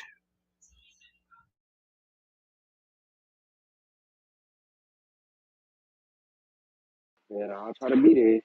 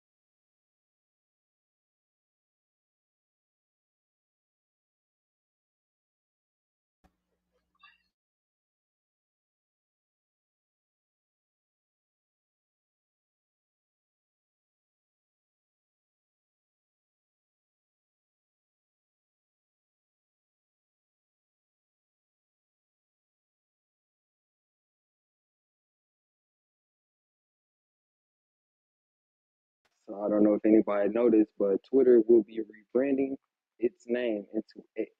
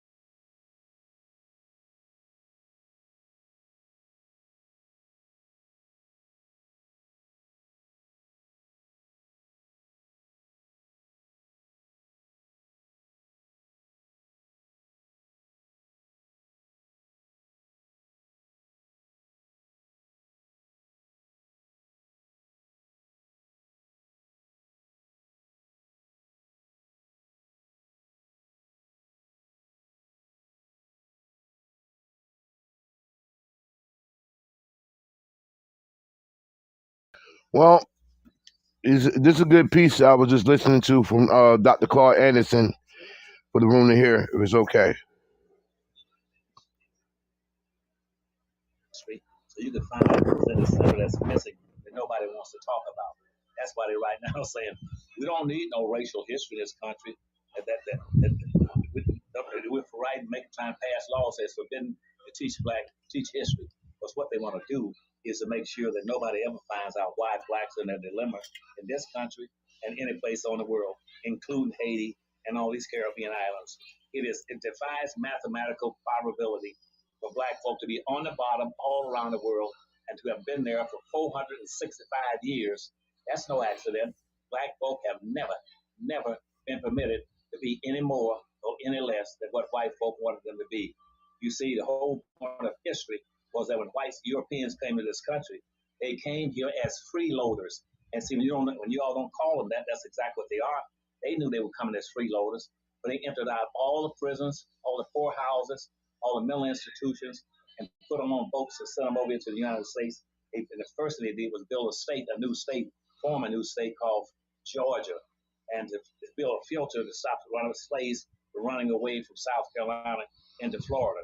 But that whole thing was built and designed to keep black folk contained, keep and the reason they don't try to do that because you see, because black slaves were I call native blacks because they're not African blacks, they're natives. These blacks are born in the United States, are born on. Hold on. What did he say? Hello? Is anybody in the room here? Did anybody hear that? Stu, you here? Say it again. My bad, Kareem. Play it again. Native blacks, native blacks. State, form a new state called Georgia, and to build a filter to stop the run of slaves from running away from South Carolina into Florida. But that whole thing was built and designed to keep black folk contained, keep and the reason they don't try to do that because you see, because black slaves were I call native blacks because they're not African blacks, they're natives. These blacks are born in the United States, are born on ships after they were kidnapped out of Africa, so they're not Africans. They were raised totally independently, either on those boats or on, and after they arrived in America for the last 400 some years, they are natives. Natives. Plus, in addition to that, we had blacks in this. They are what? I don't think I got that, Mr. Anderson. Can you say that again? Into Florida, but that whole thing was built and designed to keep black folk contained, keep and the reason they don't try to do that because you see, because black slaves were I call native blacks because they're not African blacks, they're natives. These blacks are born in the United States, are born on ships after they were Yeah, native blacks. out of Africa, so they're not Africans. They were raised totally independently, either on those boats or on, and after they arrived in America for the last 400 some years, they are natives. Natives. Plus, in addition to that, we had blacks in this country as Folsom people way before the American Indians ever came to this country, were ever formed. It came out of Asia. Hold on. Wait a minute. What? What? We had what? Y'all heard that? We were already here. Wait a minute. There's more. Across the Bourbon Straits. And so the Indians trying to get ahead of blacks by saying, we're natives. You're not in the natives either. You came across the Bourbon Straits after blacks. That everybody on the earth. What did I say? What did I say, CMB? Did y'all remember what I told y'all this? The Mongolian Indians that came over here and took our status? Came to the earth and followed black folk. The only natives you got on the earth are black people. They were the original natives. Everybody else came here. They were followers. They came here and were raised in either in Asia or European, on the European continent, or in the Pacific Islands as freeloaders. They got some of the benefits of what the historical blacks were creating on the earth. Blacks were the original people on the earth.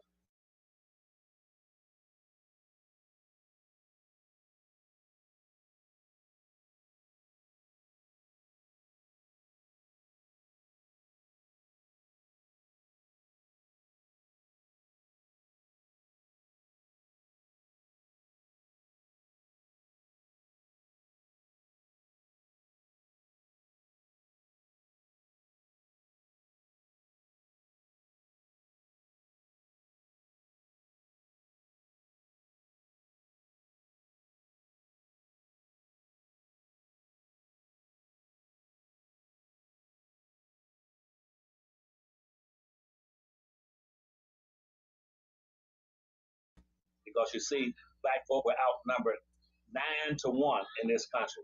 You got 9 other ethnic groups in the country, and if you break it down to parts, black folk only constitute 1 out of the 9 or 10 groups in this country. So black vote is not that necessary. They did that so because they're gonna do what they call sneaky suppression of the black vote. They've been suppressing the black vote since the Constitution in 1789. And people talking about they're suppressing our vote. The Constitution suppressed your vote. Until you go back and deal with the Constitution and correct it, you're gonna always be suppressed. And that's built into the Constitution. That black folk were to be suppressed. And even in 18 after the Civil War, they went back and suppressed you again in the second Constitution. You got 2 constitutions in the United States. You got the first one written by Thomas Jefferson, and back in 1789. And you got a second Constitution that was written in 1865. It was written strictly as. Hold on, we're gonna stop it right there. I didn't know that. The great elders putting me on. There was 2 constitutions. How many of y'all knew that? Anybody? We talked about that in here a couple weeks ago. Solely I for believe black it was. folks. Later on, they changed. My bad. What you say, Go bro? ahead, go ahead. I said I believe it was on one of them Thursdays, Wednesdays, one of them days. We ain't really dive into it, but it was mentioned. That was the first time I heard it in here. Go ahead. Either for being a second Constitution because they didn't want you to know about it. And in there, that's where all your civil rights acts came out of. Because the whole point of the civil rights movement was supposed to be to correct the Dred Scott decision of 1857, which says black people in America have no rights. But you do have rights. You got a second Constitution, which is started with the 13th Amendment. 13th, 14th, and the 15th Amendment are major elements in the second Constitution. And on top of that, they put in what's called the Civil Rights Law that was passed in 1865 and 1866, which specifically identified black folk and said the whole point of these laws and the civil rights laws and those constitutional amendments is to correct and reverse the 1857 Dred Scott decision. They're not there. They didn't put those laws up for minorities or poor folk. You didn't have the minorities and poor folk in America. All those people started coming to America after the Civil War was over. They can come in here and they can get low wages and work on the railroads like the Chinese and all of them, but they were still safe. Nobody was denying them anything. They can have their own communities and have their own businesses and make money that way and be competitive with black folks. So Chinese Asians came in here. They've been coming in ever since. And lately they've been bringing in either Pacific Islanders who've been doing very well because they're displacing black folks. You go to a hospital for any kind of a medical treatment right now, about 90% of the medical people you're going to find in those various institutions and those organizations are going to be other people other than blacks or whites. They're going to be people coming in either from the Far East, from Asia, or coming in from the Pacific Islands. And so you find out another thing they're doing now. These Asians are coming into the country and raising Cain and trying to find bills that would say black folks are not entitled to preferential treatment in the university and admission processes in the university on set-asides for minorities. Black folks are not a minority. They are a majority. They've always been an exceptional majority. They're exceptional people. They're special people. They're entitled to special treatment that this country has never given them. And that's what black folks should.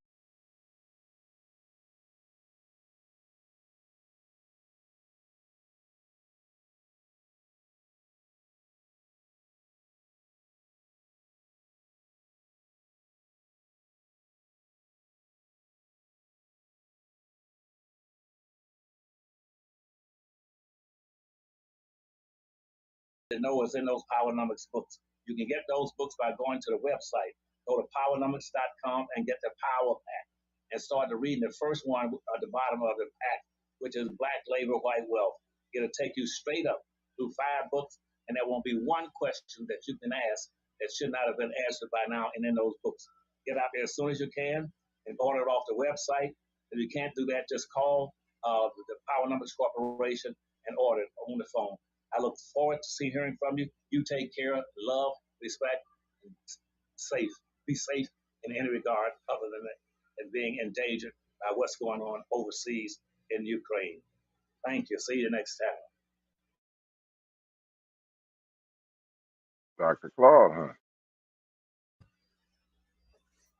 Look at that. Salute the brother, Dr. Claude Anderson, right there. Always dropping jewels, even on a Sunday.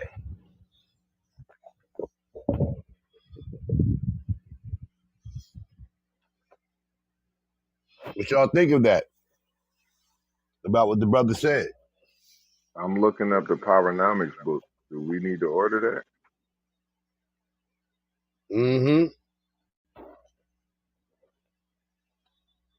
Here's a small segment because it's an hour-long thing. I'm not Joe. That'll kill the room. If you just played that and nobody got a chance to interact, we understand people attention spans are short. So I'm gonna give you a few minutes of this.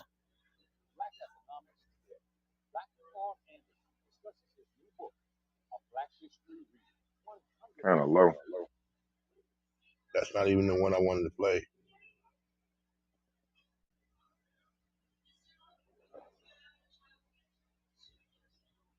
Ability to. We'll start off with the first section of part 2, organizing for empowerment, and this is in chapter 3, building competitive communities. It says this nation will be colorblind when whites proclaim their black blood like they proclaim their Indian and European lineage. A group's ability to compete is determined by its internal cohesiveness and self-interest. Black Americans must therefore build functional communities to thin. And we see got my brother Tank, and we're gonna do that like we did. That's not it. I'll be back. Yeah, I was trying to see if he had an audio book, but it's all paper copy.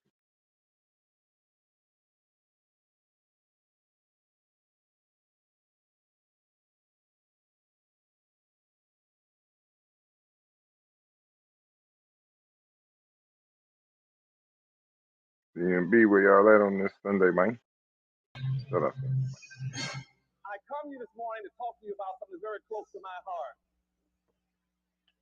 And I'm not here to be divisive. I'm not here to offend anyone. I'm here to speak to you as Geronimo talked to a general in the 1880s in the mountains not too far from here.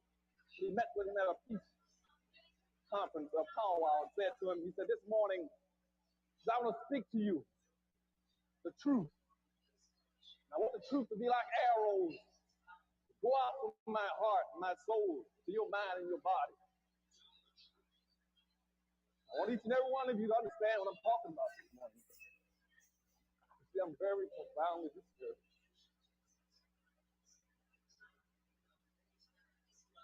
I just left Tuskegee. The black folk are suffering. And I'm very disturbed when I go across this country. And I cannot find the sensitivities and concerns about black folk in America that I want to see. And the only minister that I have seen and heard from any place in this nation has been Dr. Price. That is telling you what you should be listening to.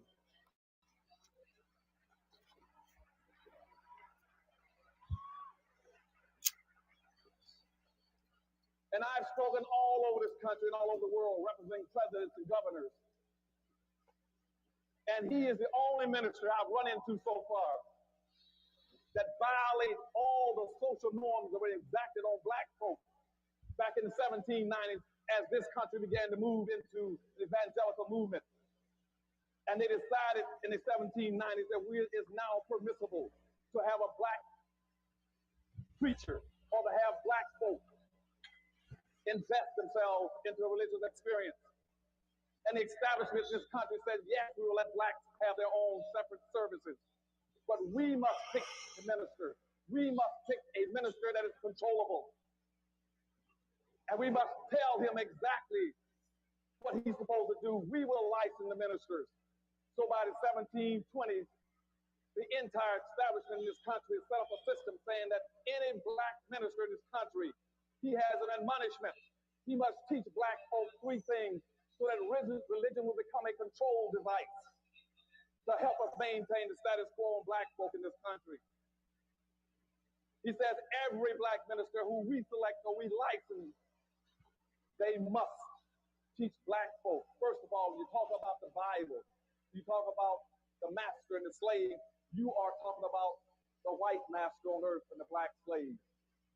You must secondly teach black folk to be humble and obedient and accept their life lot, and to be respectful and loyal to the white servant, to the white master. And lastly, you must teach black folk. You must teach black folk that they will get theirs in the hereafter and pie in the sky. And that went into effect in the 1820s, and every black minister fell in the line and did it. And it stayed like that until after the Civil War, when 119 blacks on October the 19th walked into St. Paul's Church, Baptist Church in Raleigh, North Carolina, and said, "We can't take it anymore as black folk to suffer you to a teach." And said, "We must at least have 40 acres and a mule or something. You cannot just turn us loose free and say we're free and give us non-economic emancipation where we are penitent, poor, impoverished, sick, broken, busted, uneducated, ignorant, homeless, nothing, and say we are now free." And that is the only minister, Dr. Price, I've heard that understands that you got an obligation in the ministry to go above and beyond that punishment put on black folk over 150 years ago.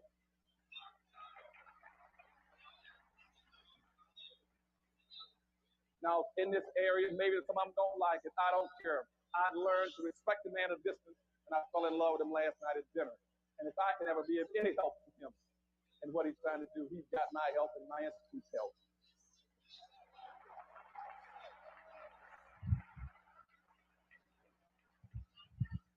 And so this morning, and the time has been allotted to me, I want to talk to you, as I said, like Geronimo, but I want to be like the great European philosopher Diogenes, who walked through life with a lantern in his hand, saying, "I want to lighten the darkness, because I'm in search of an honest man." But like Diogenes, I want to walk through this temple, through Black America, through the movement I'm trying to create. I want to find not necessarily an honest man. I want to find some black people and some white people that understand the problems in America.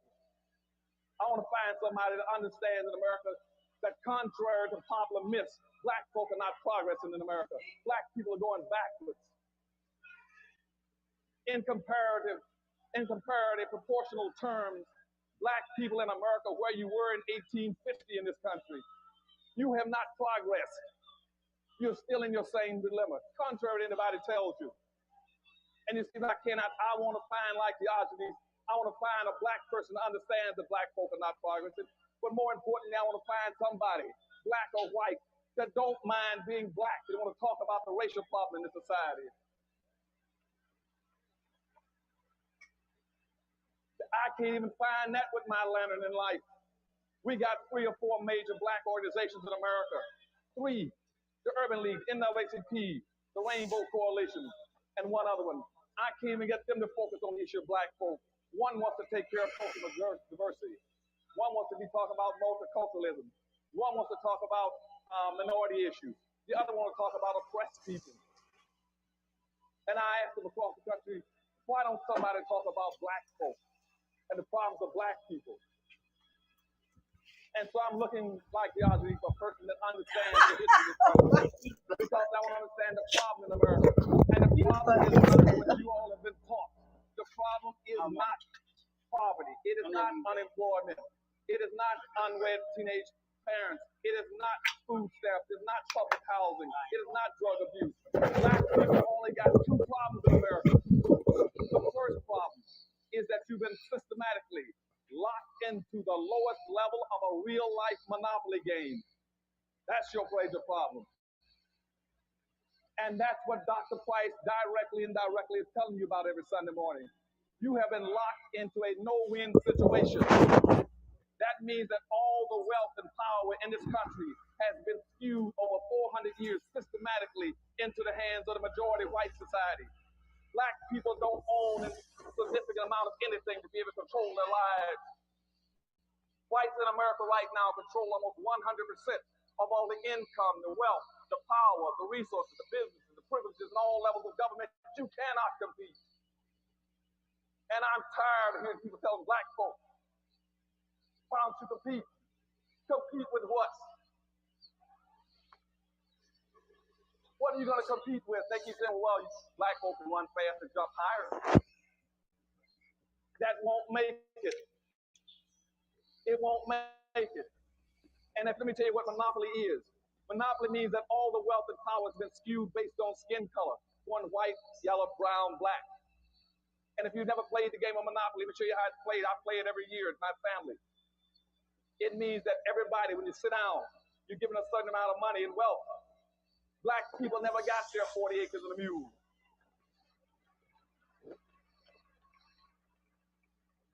Now we're playing this game of Monopoly.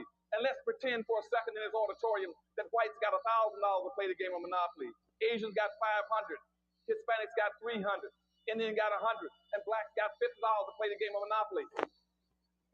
Now, never having gotten your 40 acres of mule, you don't own any land. You don't own any land. And if you don't have the money, you can't put any houses and hotels on the land if you got lucky and had some. Now, when you roll the dice in our hypothetical game of Monopoly, and you roll the dice and your number comes up on the wrong piece of property, what happens to you? You must either go bankrupt or go to jail.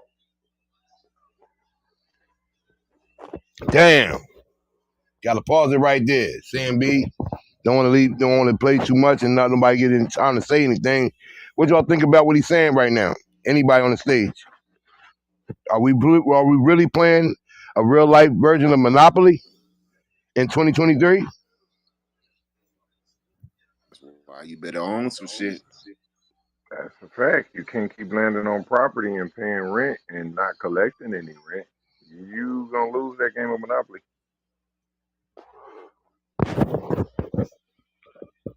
It's like the $200 of cash flow is like our 40-hour paycheck, right? And if that's all you're relying on, you're not gonna make it. Back All around the right, board Chico. again. I see you. I see you. All right. I see you with the ad there. The $200. Let's our paycheck. I feel you though. I feel you though, bro. That was a great reference that he put out. Because that's the way the game seems to be being played these days. Everybody else gets to start off a little bit more from start. Using Monopoly is a very, even though it's a game, but it's also a real life game that we're playing.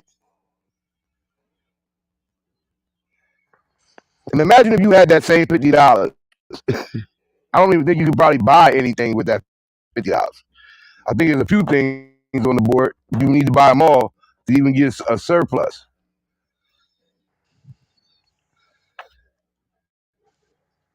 What's happening? What's happening? What you got? What's up, brother? Powernomics. I think everybody is kind of individualizing everything and not thinking that it should be unified. Like it should be a unified effort between everybody when it comes to actually coming up. The whole thing. Everybody is on the rat race tips, and it's nobody trying to think of the collective when it comes to actually making it all work. Yeah, So and everything that's going on is everybody telling like each individual to come up instead of like establishing some type of collective and making a movement as a big number or something like that. But as long as we trying to do it individually, it's gonna be hard, bro. It's gonna be hard to get to where we want to get to in a timely fashion. You know what I mean? You know what I mean? As far as us actually seeing it, some of us actually seeing some type of change. It ain't gonna come around until it's a collective effort. You know what I'm saying? Because everything that I keep hearing is it's all individual. well, the Powernomics is really teaching group economics. You know what I'm saying? Because the only way we're gonna close that gap is as a group, pooling our resources, pooling our information. So Dr. Claude's theory is that, you know, like to your point, we ain't gonna get nowhere unless we do it as a collective. So that's the basis of Powernomics, to be honest with And the major thing is that everybody else get that. I'm one. I'm wholeheartedly against it, and I no shame when I say this about this influx of immigration. Because with this influx of immigration, those collective people that are that's going to come here, they're going to mount up together once they get here because they you. can't Yeah, stand but by themselves. I'm in the here's the matrix. thing. When it comes to this immigration argument, right? We should not be intimidated by immigrants coming into this country because they're coming in on the lowest level, right? And what we have to do is be able to maximize the resources we already have in this country to employ said immigrants, benefit off them until they get to a higher level, and be able to build our businesses off of them. But the problem is, they come here and they're eye to eye with us off one job, right? Or, you know, they'll start their business and they catch us on Right. gas. So, you know, I don't think we should be competing with said immigrant for said job. We should have the contract and be offering the wages, right? And that's where we've got to adjust our thinking. We've got to move like this corporation moves, and that's as a business. And that's paying out the 20, keeping the 80, right? And the only person you can do that with is people coming into the country that are immigrants because this system works from the bottom up, right? It's the bottom that sustains the top. Without a bottom, there is no top, right? They are the bottom, but we should not be at the bottom with them. And we've sat there too long dormant. So at this point, we have to set our own businesses up, have our own landscaping companies, have our own construction companies. And when these immigrants do come over and want to make $12 an hour, say less. We hire them. And see, that's the greatest fight right there, as the brother was alluding to before you spoke. A lot of people are comfortable with I made it. Me and mine gonna be all right. I don't think that way of thinking resonates with other people. It's some people that just moved in down the street from me, 3 houses down. I got to meet them. It's a collective of 9. I wouldn't say it's a family, but it's 9 individuals, and they're Migos, to say respectfully.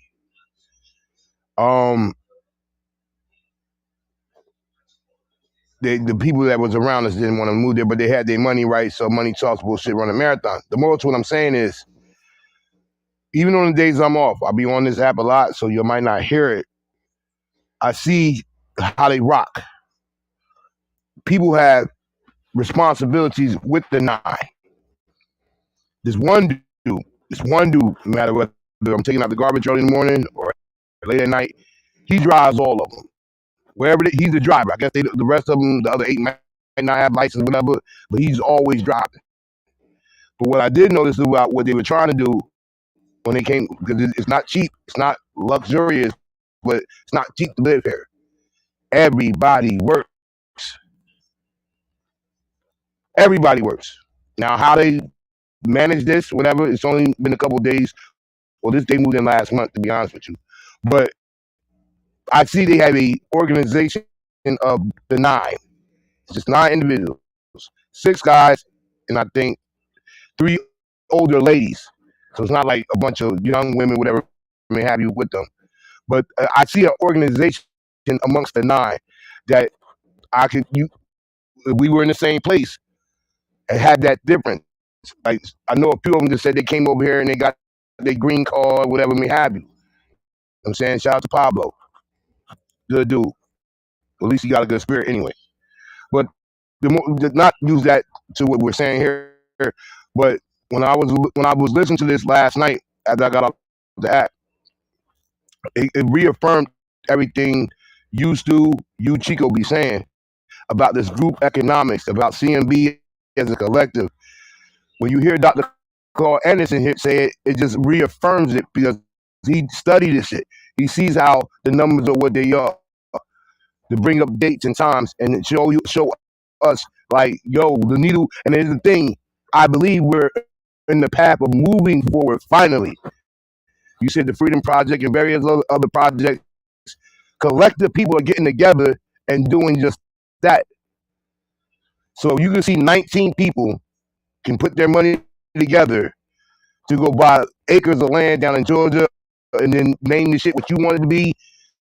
It's no endless possibilities if we took the same discipline and put our money in the same for those that have it like that. And even if you don't have it like that, you can contribute in another way, form, or fashion. But it's not going to be done on an individual level, as the brother said.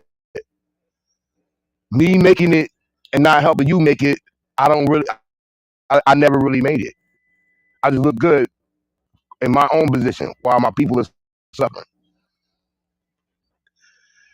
Anybody else got anything they want to say? I just think the influencers, we have a lot of influencers with money now that can get a mass message out when it comes to what we're talking about right now. And until some of those people actually get, are ready to get back to ground level and kind of lead some people or kind of teach some people how to lead some people and on that level so that they can create businesses and create like we saying collectives that are going to make some type of movement that will matter. Those are the people, especially now, because everything has to be relatable, especially with us. You know what I mean? With black people, you most of the time you gotta like kind of grab their attention to actually teach them something. You know what I'm saying? And I hate to say that type of stuff, but that's kind of what it is. We got a lot of young people with money who have tunnel vision as far as what their priorities are and what they deem is important. Trophies and jewelry and all that type of stuff. That's kind of, the things that define success for them when they have the means to actually change, some things if they ever pipeline that type of thing. I break it down to this because we mentor young cats and we got a music studio and record company, battle rap, just to try to appeal to some of their, things that make them tick. So imagine there's a young kid in Alaska who's a rapper or something like that, and he's making $300,000 a month. Imagine him being aligned with somebody in California, that person aligned with somebody in Florida, all the way around. Just those people alone could move the needle. But there's none of this being discussed, by any influencer when it all said and done. Like this message is not being screamed. All it is who slept with who and who's gay and who's a rat and all that there. That's the thing that's important in our society. It comes to people with money and real influence. That's the message that's being taught.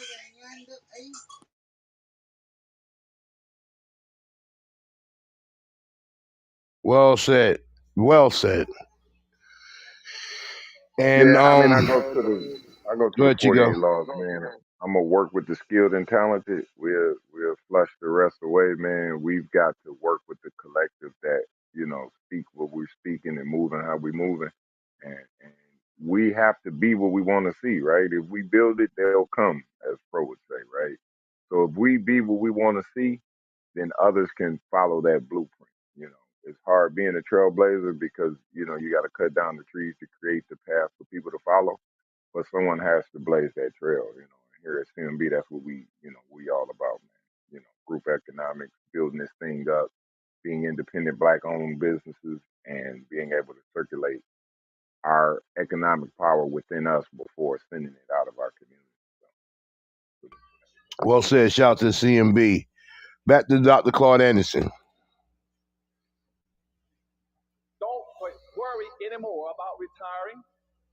After the next 2 or 3 years, don't worry no more about going to college.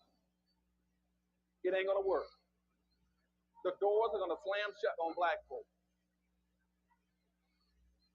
And what I'm telling you right now is we're gonna have to get it together fast. And to do it, you must first understand what I'm gonna be telling you this morning. And my speech is gonna be divided into 3 parts. I'm first gonna tell you about the problems of black America realistically. As Cochise and Geronimo said, I'm gonna give you the truth about the current state of black America, 41. 2, I'm gonna analyze it for you. And 3, I'm gonna give you the solutions that we can do together to come out of it. Okay? Now, we got a very serious problem in that monopoly game. We're going to have a converging forces, social forces coming across this country, about 8 major forces that will push us into that understructure, that underclass position. And let me talk about 3 or 4 of them right quick. First thing, across this country, you're going to have an increasing amount of conservatism. Now, I want you all to understand what conservatism means. I don't care whoever uses that word, you know what it means. Conservatism is the new code word for anti-blackism. Okay, stand right in your face and tell you and confess that he's conservative, which means he is a racist and not tell you he's a racist. Racism right now, we got racism all over America and I can't find one racist. And what I'm telling you right now, before my book even hit the market, I'd already predicted in my book that you're going to have a cutback in welfare. I predicted in my book they're going to catch people like in Texaco, and they just caught Avis discriminating against blacks in North Carolina, South Carolina, and they just caught Circuit City, Sam, Walmart. I knew they were going to try to cut out single mammoth district. I knew they were going to go after affirmative action. I knew there were going to be riots all over this country that were coming. I talked about this a long time ago in the book, because that's what conservatism means. Conservatism comes from the root word to conserve. To conserve means to hold on to what you've got, or those who ain't got, as my mother said in a 3rd grade deaf education, you ain't gonna get. That's what conservatism means. And it means nothing else. It means maintain the status quo. It means use every device that you have to give the pretense that what you see is normal. And right now, there's a conservative move in this country, going from the White House across this land to the Congress, that says whatever exists all over this nation and in Los Angeles is normal. They want you to believe that it's normal to go out in Los Angeles and see all the drug addiction, all the crime, all the poverty, and all the suffering of black folk lying and sleeping on the streets, drugged out, doped out. They want you to believe that's normal. That's what conservatism means, maintain the status quo. It also means to reinstitute white authority, white values, so you hear them talk about family values and all those other kind of things. And also white superiority. So when people start talking about they want to go back to be a conservative, you ask them, what are you trying to conserve? When my people don't own anything and you own 100%, what have I got to conserve? When you hear blacks going around screaming about they're a black conservative, what are you conserving? Tell me one point in history that you found something that you want to conserve.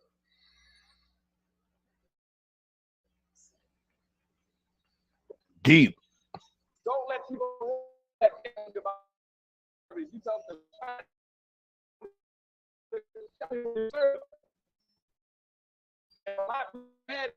You're in the matrix, Kareem. and we as black folk got to understand. Now, it's not all whites. I'm in the matrix. Yeah, it's like.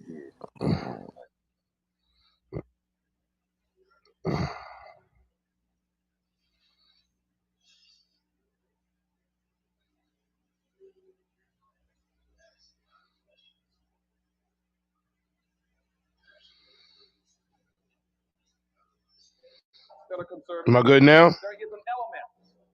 Am I good now? Yep. Got everything. They want to make their degrees over need. They want to hold on to everything. And so, we're going to have a massive flow. Everybody's going to be talking about conservatism. You're going to see people politically switching, talking about they're moving to the far right. And what we have to do is understand that. And that's going to create major problems in this country. One, you're going to not only see an increasing amount of negative hostility towards black folk, every piece of research in the country tells us that. even from the Jewish organizations, that you're going to see more anti-blackness now and in the future than you've ever seen in the last 60 years since we left the civil rights movement. Two, you're going to see, we see organizations all over the country now, paramilitary groups, Aryan groups, Vipers, Free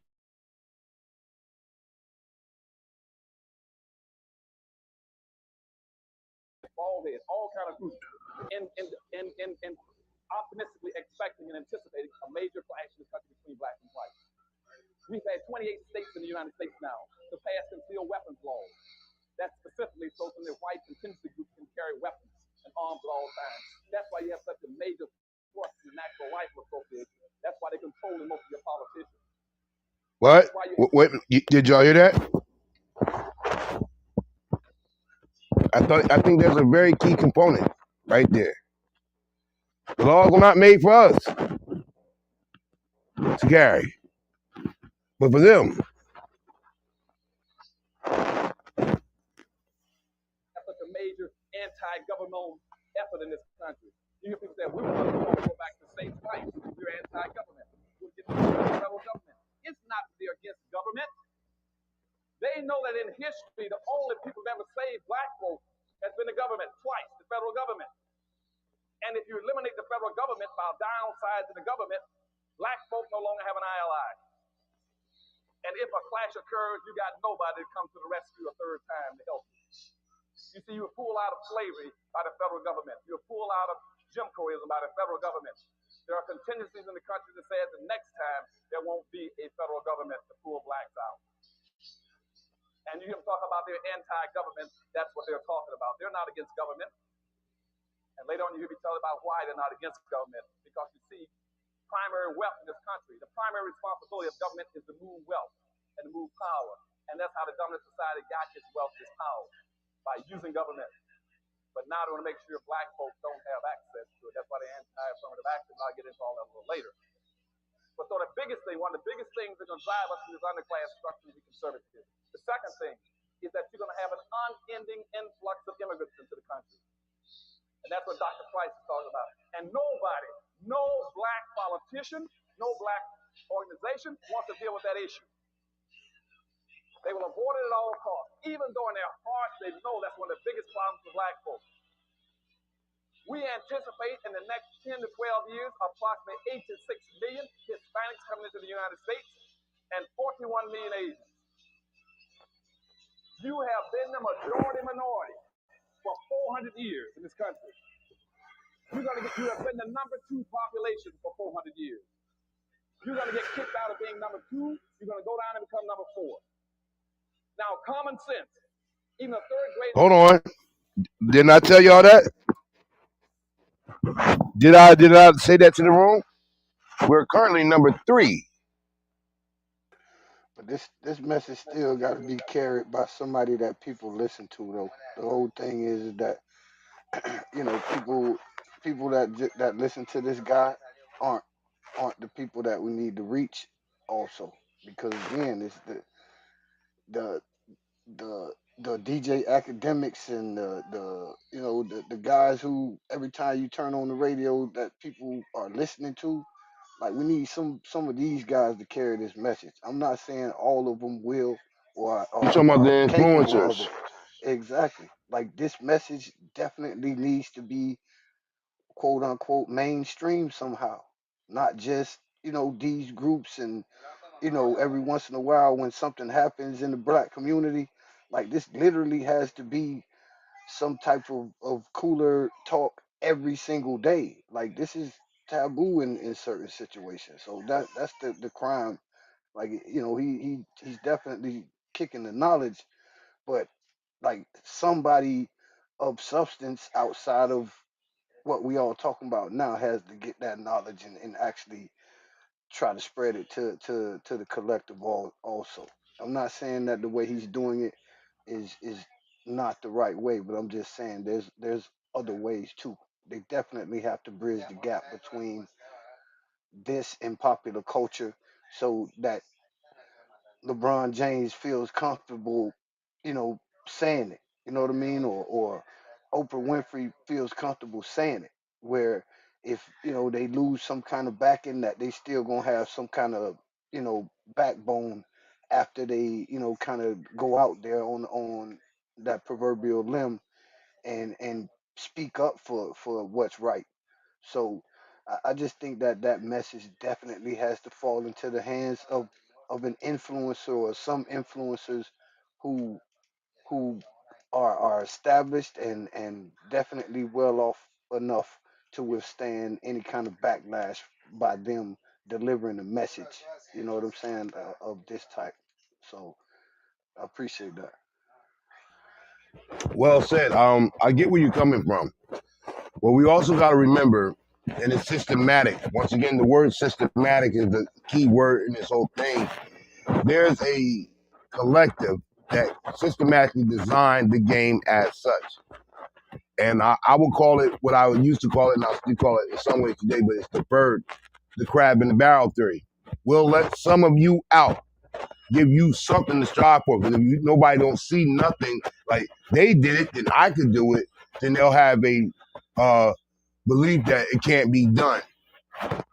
With that being said, as much as we want to believe the influencers, quote unquote, they are more about self-preservation and about the I factor, as you started off saying in this conversation about I this, I that. There is no we. And I will say this, shout out to LeBron James for the efforts that he's doing to help black people. Or I don't know how that works, where the housing, the schooling, the tuition they pay for people. I don't know if that's mixed or whatever, but he's at least doing something. I gotta give the brother credit there.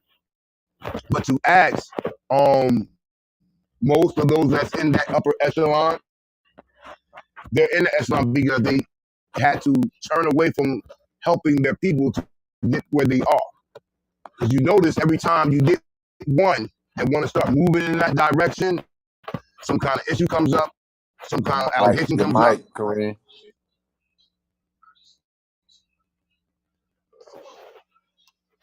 Unbelievable. Thing is that I'm wondering why we getting beat when we already know the game. That's the whole thing. Like again, we got influencers, we got people with money, we got all types of ways to communicate with each other incognito. So what's stopping us from pipelining it? You know what I mean? That is my whole thing. Even gang culture. Like like I see so many people making money off of gang culture till it's not funny. So why aren't they incorporated and making money off of that? Why isn't somebody dropping game on them on how to commercialize that? And once again, it just feels like when people say that you know I just don't like feeling like they won. You know what I mean? Like we can't be calculated like them. Like we can't get Underground Railroad type of vibe. And hey, this the plan, everybody. All right, we're gonna keep playing the game the way that we've been playing it, but there's a goal in mind. So when we get, said goal, now as a collective, we can move, you know, in a way that it'll move the needle a little bit. But I think there's a type of defeatist attitude when it comes to certain people, like, oh man, they already got this, so how we gonna do that? Nah, we got plenty of people smart that's run businesses that have skills, all that type of stuff, so that if we need to, we can put a mass message out there. But the thing is that again, I just don't think we're bridging the gap enough, or I don't think we think it's important enough to reach out to some of these people who y'all don't think is worth going after when it comes to the message. I just think some people need to be inspired and they want to be inspired, but some of them are inspired by people actually walking the talk. You know what I'm saying? Instead of coming to them with an idea and say, "Hey, let's do this." If you ain't already got it in motion, it's they looking at you like, "What you looking for me to start it?" Like, you know what I mean? That's kind of where I'm at with it. Just the fact that I don't like going into any of that with a defeatist attitude, like we can't beat them, because We know the game, so all we got to do is figure out what we got to do to beat it. You know what I'm saying? But we can't beat it, like I keep saying, individually. So that's why I said it has to be some type of underground railroad type of vibe where we communicating and towards a certain goal. Because my thing is, too many, some of the young cats that we mentor, they all going to jail. My message to them that if there was quote unquote a revolution where white people was coming, all y'all little cats that's leading 30, 40 dudes, y'all in jail already. Y'all like the generals that we, you know, could have, they gonna already have y'all controlled. So I get that message out too. Like we need y'all leaders to be around. So when there is some type of grand scheme or grand game plan that y'all could be generals in this, and there's an actual movement. I'm laying it right there, man. I appreciate y'all letting me speak too, homie. Well said, And my that's what brother. we all about Appreciate right here at CMB. We're a collective of people trying to get the betterment of our people. We're starting with ourselves, and when the time comes to expand, those that can expand with, we will do so. We're about business around here, our own, owning our own stuff, having our own business, own homes, being homeowners. Uh, there's a lot of variations of being successful in this room that we're pursuing as a collective together. Right now, more on the minor level, but in the years to come, you're going to know about us. But thank you for coming to the room, and we respect your opinion and the dialogue that you gave. So salute to you, brother.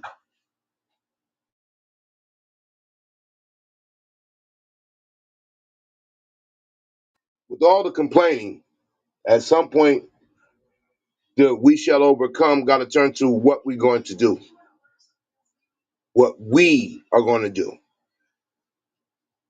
I'm just like most people these days in America, one paycheck away from being out on the streets, and we have to change that narrative.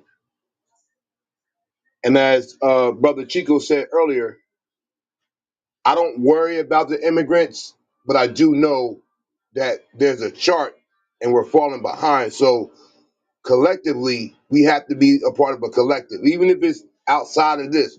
Get with other like-minded people that's going where you're going, because we are in a we're in an economic war, damn a race war. That's not even nothing to even worry about, because that's always going to be prevalent. They're going to be them, we're going to be us. But a financial war is going on right now for all those that can come here and get a 5-year tax exemption or a time period where you can make the money. You don't got to give no money to Uncle Sam. We don't get that privilege as being natural black citizens here in America. We're told to pull ourselves up by the bootstraps, I think even though, I, what? Go I ahead, think Sprinkle. I think our community diminished because of us. We let it go. You know what I'm saying? Again, you hear me say this preachers all the time and time, you know, we had more togetherness. You know what I'm saying? Now is who actually really knows their next door neighbor. I mean, like, when's the last time you went to your next door neighbor? Think, yo, man, let me get a, let's have me get a little sugar. Or they came to your house and, yo, man, you got a little bit of ketchup. You know what I'm saying? That's how we had a family back then. It was more than a community. It's more like a family. We was one. We was riding for each other because we knew we was all we had. I think now we became more of a stunting community because now it's look what I got. You ain't got that. You can't fuck with me.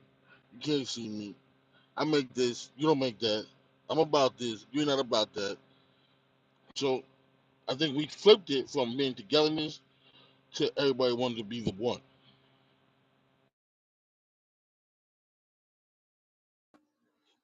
I mean, I get that, but there's other caveats to that. Like we're gonna put 100 of y'all in this predicament. We're gonna give you racism towards getting a job to better yourself. or a way to make money. We're gonna make it so high priced that you have to be on food stamps so I can take care of you.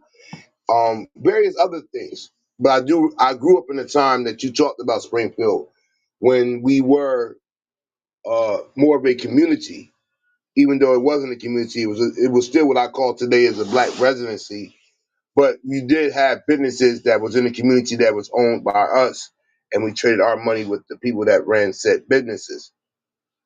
But now there's a great uh, change that's happening that is putting everybody else above us. That's why I don't do that African American type thing. I'm a natural born black man here in America. I don't got to get green cards or none of that. I got a live birth certificate that says that I was born on this soil. And from what the people that preceded me, I know it may sound contradictory now, but you was talking a whole nother thing. It was in a way in that conversation we spoke about it. I'm still not for the reparations type of thing, but I do understand that people should be uh, given something where it was something that was stole from other people. You'll never know how better off we would have been had we got the same equal chance to do it. Because even when we didn't have the same equal chance to do it, they release people from slavery. Boom, go on about your business, do your thing. You don't want to work for me? Go find some other means to get paid. Collectively, we were smart enough that got together, not just the Tulsa, Oklahomans. There were so many other black communities, Rosewood, everywhere. Like, we leave us alone. We gonna do our thing over here. And they did their thing and was flourishing. And they saw where I sometimes believe a lot of people think in the moment, where other people think in the long haul. They saw that we allowed a Tulsa, Oklahoma, or Wilmington, Delaware, or somewhere in North Carolina, or South Carolina, or in Georgia, where we had our own shit. If we keep allowing this to happen, we're going to become the minority. Because one thing that people tend to forget, before you talk about other ethnicities and the immigrants, and myself included, there was only one struggle in America: black and white. The white people had it, the black people were suing to get there where white people was, if not usurp them. So they had to add another caveat and allow all these other people in just to compete with the black people that was here. We put the work in, we built every damn thing, we bought every damn thing, but we're still at the bottom. Like Dr. Claude Anderson said, it don't make sense. Because if we're the number one consumer, that means we're a great bracket of people that's getting some kind of money, but everybody else, it look like they're doing better than us. The math don't add up. Oh, there it is. We don't own nothing.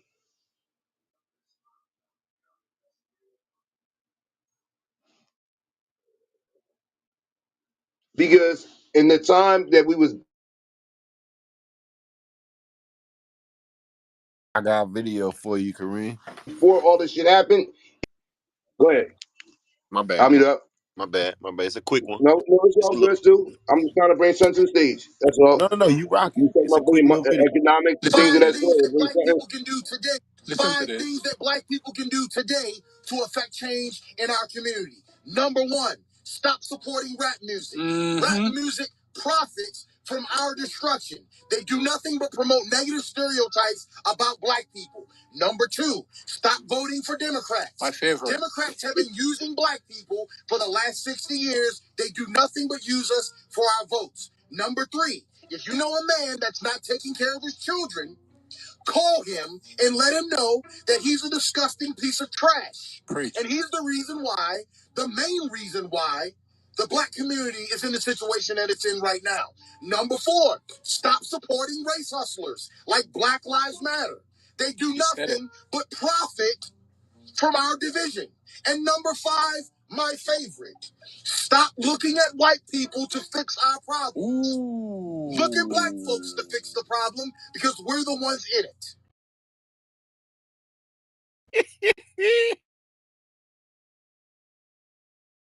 That sound like Kareem, man. All I'll say to that He is over there smiling.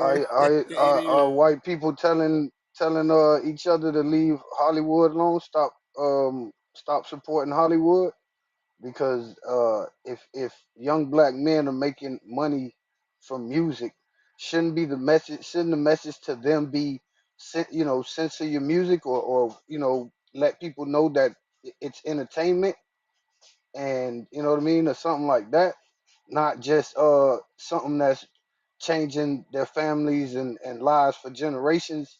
Just kind of let it go, don't support it. Nah, that's not the play when it Big comes to man, that big man, part of it. It's big entertainment, man. You know, so it should be addressed as such, because young black men are entertaining people with their music. It's an art. And just like I said, if Hollywood said, uh we don't hear the Jews saying, don't telling each other, don't go support Hollywood. They're making their money, and they're making sure that people know that it's entertainment. So it should be said to these young black men who are changing not only their own lives, but 20 or 30 of their friends and family members' lives also, generationally. So that should never be the message.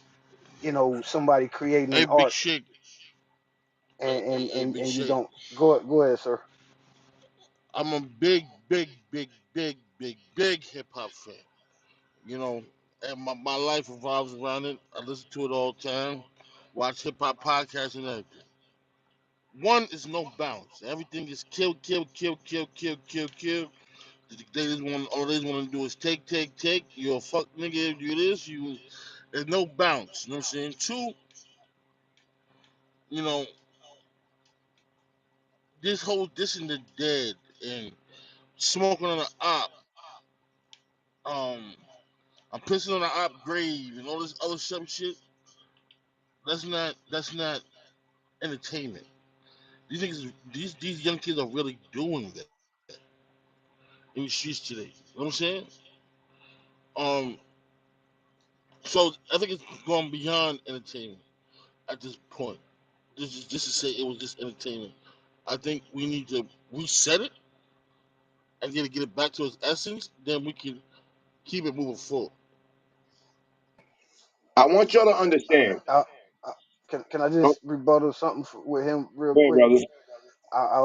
For every rapper that you say spoken on up, I could pull a J. Cole out of the, what I mean, out of my bag. But that's not what I wanted to say. The whole thing is that, once again, if the message to them, it's not being told that, hey, you should be saying this is entertainment, and then no, that's not what I wanted to say. The little Chicago dudes right now, they all starting to get together because of what you just said. They're willing to go further as far as pushing peace than we are. We don't even have that much faith in them to push peace as they do in themselves. So we have to definitely do our part in that. We can't just let them go. Like I said, like they're our problem. No matter what problem it is, they're still our problem. Tupac kept saying that. I'm your child. I'm what society made me. So as those little black kids running around making messed up decisions, we done made messed up decisions before. The only thing is they're messing up, you know, on a big time level, obviously. But we can't give up on them. We can't tell ourselves that we can't get Why not? through to our young cats. Cause like I said, in Chicago Why right not? now, they starting to get Let together them cook. on their Hey, own. good. They're starting to get I this mean, why together not? on their own. That's what I'm telling you. They starting to do it on their own. Even though you don't think that it's worth it, they're starting to realize it without us telling them. So imagine how much progress we would have made already if we were trying to get to them. But now they done lost so much, and losing so many, friends and all that type of stuff. They starting to do it on their own, bro. Kids that been killing each other for years, you seeing them on the internet with each other right now. So that's my point. Like, we can't throw them away, bro. We still got to make sure that we know that that's a part of our problem too, and that has to have some type of attention put to it too, because our children are influenced by that. I Whether think that whether I Go ahead, think sir. the I'm sorry, gentleman's brother. right. I think the gentleman's right. We need to stop voting Democrat. We also need to pull ourselves up by the boots. Fuck blaming the white man. You know what I'm saying? We are the reason why we're in this predicament now. And we need to come together and do this shit our way. We can't worry about everybody else. Just worry about us and our own family. And one by one, get up out the hood. One of the first things we have to do is find a medium. We're fighting against social media, and when we bring the rappers into it, all these rappers are pawns in a bigger scheme of things. You come from this type of environment, people resonate with that environment. I'm going to create you as a character, the top echelon of the music industry, and you're going to go and influence the people that actually live the story. Some of these people do, some of them don't. And at some point, when they get to a financial place, instead of giving back to the extent where they give back, they push more of the agenda. It's no common sense, it's no uh, unrealness to say that it was a time that music itself had a conscious vibe that made the people, the listener, quote unquote, want to achieve greater than what was days past. In this form of music today that we live in 2023, it's no longer even about the black male rapper. We're going at the woman. And there's a reason. You look through most charts, the most top hitting chart songs are from the women. It's no changing of the guard. This is systematic. But look with the image and the content that we're asking the women to promote to the world. You can name any artist and their catalog and their songs and the content of music are one and the same. And then there's a group of women that can say something else doing the same type of thing with the mic in hand. They don't even promote. This is all systematic. Now, even from the days of when it started organically in New York to when it went to the West Coast to went down south, the record labels got involved to say this: you're gonna promote this type of content. As much as you said something about J. Cole, he nice. Kendrick Lamar, they nice. They can sell and they gonna get their money in the minor. But look at the people that they put the machine behind, and look at the content that they tell them. My ass this, the booty holes brown, pussy pink, not no late night, early night thing. Just the microcosm of the game that is. Then you got the parent on the other side telling them something else. Say that But one more time, please. Say that one more time, please. I said it enough times at the one time, and that's celebrated. Gordon Anderson will tell you, and I had more content, but we're trying to keep the room live. It's group. My plight is your plight. Ain't none of us make it. See, that's the scary part to understand. Ain't none of us made it. Individuals got their talent, and they signed up for what they wanted to do, and for them to stay there, it's no unbelievable way to think. Okay, you get Oprah, Michael Jordan, Bill Cosby. We want to buy NBC. We got the money. We can't have that. We'll break Michael Jordan down. You was doing something over there. Oprah, you doing some foul shit behind the money that you got. Well, we brought it out. Shut the fuck up. Bill, 30 years you've been doing this with chicks. All those people got quiet real quick. And guess what? The people that was behind in that realm, ain't nobody tried it since. We'll give you Revolt, P. Diddy. We'll give you Gillian Wallow on the podcast. But long as you don't bring nobody else up with you. Now you have your little media people that they do this, they do that. You look them out, give them some money, but they never allow anybody that want to go for the masses get there. or come up with them. And if you do, there's restrictions to it. So what does that have to do with us people? The common folk got to do it. See, we're not the threat in ways we really are the threat. If, like somebody said to me the other day, if you took all the Crips and took all the Bloods and they brought them under one umbrella, they a problem. If you take us as any collective, I'm talking about us, not no Africans, not no other people of the descents. I'm just talking about us. And we got together. That's the greatest fear of America and everywhere else on this continent, on this world that we live in. If I we mean, get in unison, Big Shake, do you think so you don't feel the music industry is not a problem at all? It is, but once again, it's not the problem that you know we're making it, because the fact is that if it's censored, simply, if the message is relayed to these kids saying, "Hey, it's entertainment. We're not doing this in the streets. Y'all stop killing each other." I think it wouldn't be an issue. But the content has been the same for a while, except for the extreme shit like you're saying. But like you can't really name an era since NWA that they have been talking about gang brother culture Big and Shake, not what's to cut you actually off. going on in the street. Yes, sir.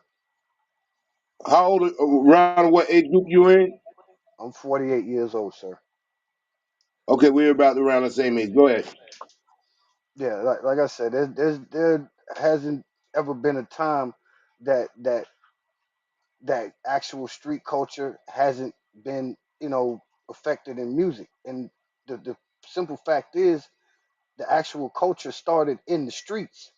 So you're not going to have the art form without it actually being authentic. And that's not co-signing, you know, killing black people. It's actually, when Ice Cube first started it, they're just saying that they're stating their reality. You know what I mean? And in some cultures, that's considered an art form. So the fact that it's actually going on, it doesn't make them wrong for opening people's eyes to it, that really didn't know that it's reality. So, like I said, when Steven Seagal gets mad because the Jamaicans shot his niece, and he go to Jamaica and kill everybody in Jamaica because he mad. Nobody's writing letters to Hollywood saying stop Steven Seagal. Hollywood making their money, and all they telling you straight up is don't let your kids watch that shit. It's rated R. It's rated PG. We made it for kids. So it should be the same way, because once again, these kids not making $20, $30 an hour. They literally getting $500,000 a night sometimes, depending on who they are. And again, they changing people's lives, themselves and people around them. So the message to them should be educate, start businesses. But the thing is penetrating them, because they got people that's been around them their whole lives pretty much, that they trust now. So somebody else that they trust has to be able to get a message out saying that, listen, everything you're doing is fine, but your money could be used productively. I mean, productively, as a collective. Because again, guys in the other state that do exactly what you do. Y'all could put money into certain things that would uplift some people and actually move the needle. Like I keep saying, if there was ever an actual pipeline of brothers who actually get it and have influence and resources, it would be that easy. But the message is not that. It's the Jewish people showing up with jewelry. You know what I'm saying? It's the foreign car guy showing up with the Bentley that ain't out yet. You know what I'm saying?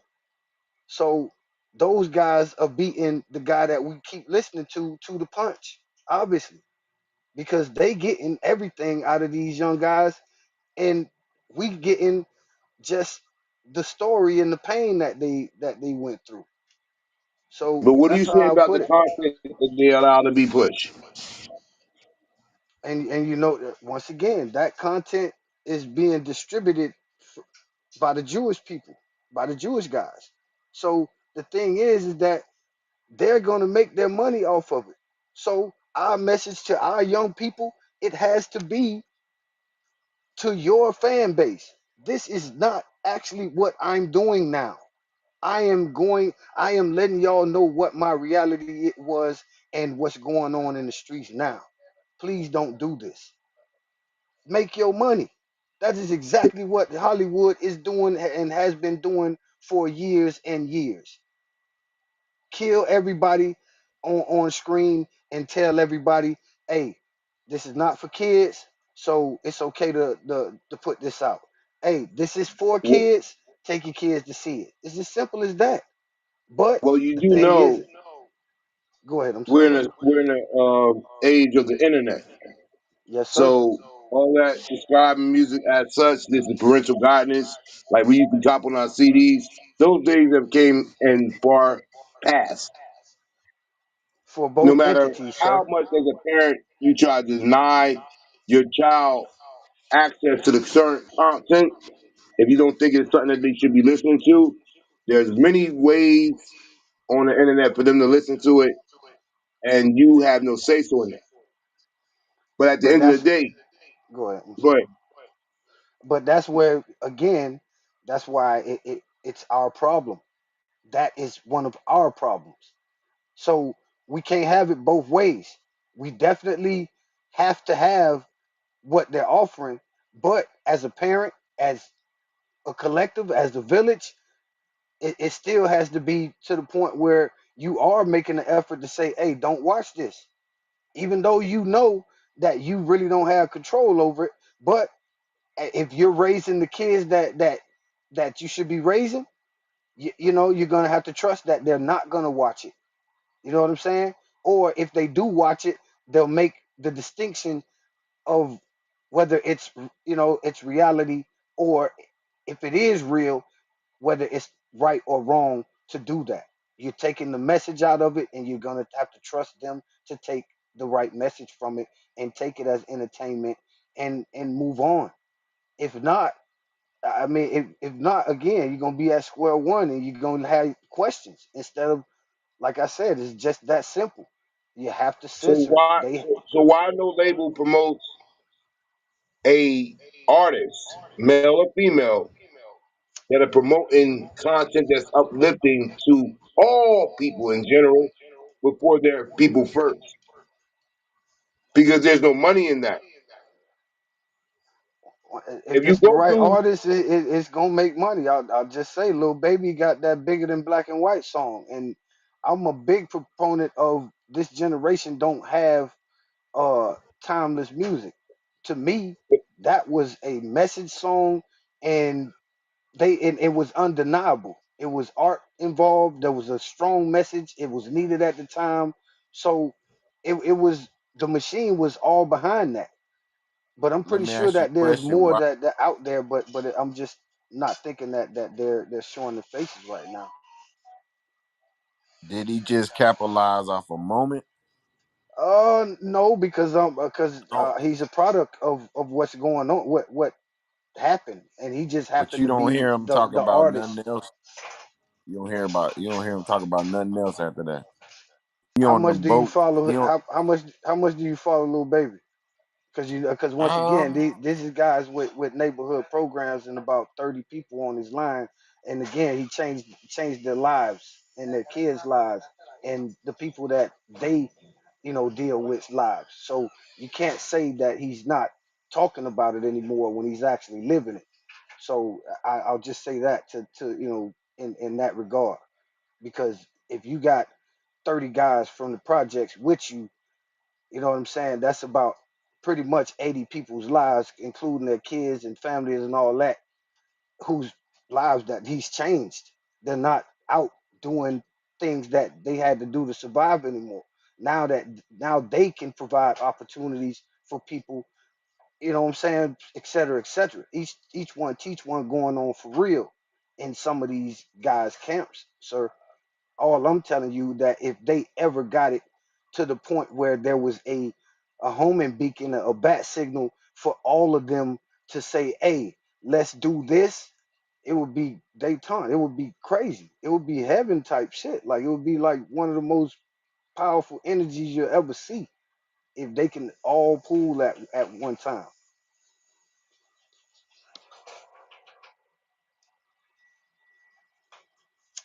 Well said, my brother. Appreciate that, sir. Well, he said something about little baby. If it's cool with the stage, let me play the track that he's talking about.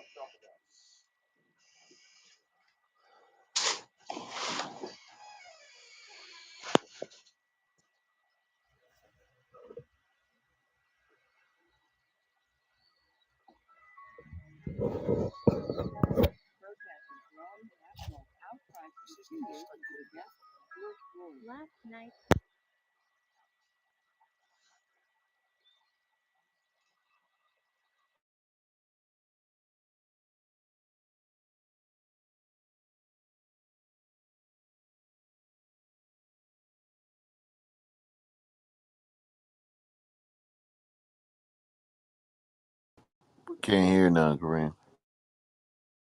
I was about to say that if he playing something, I can't hear it.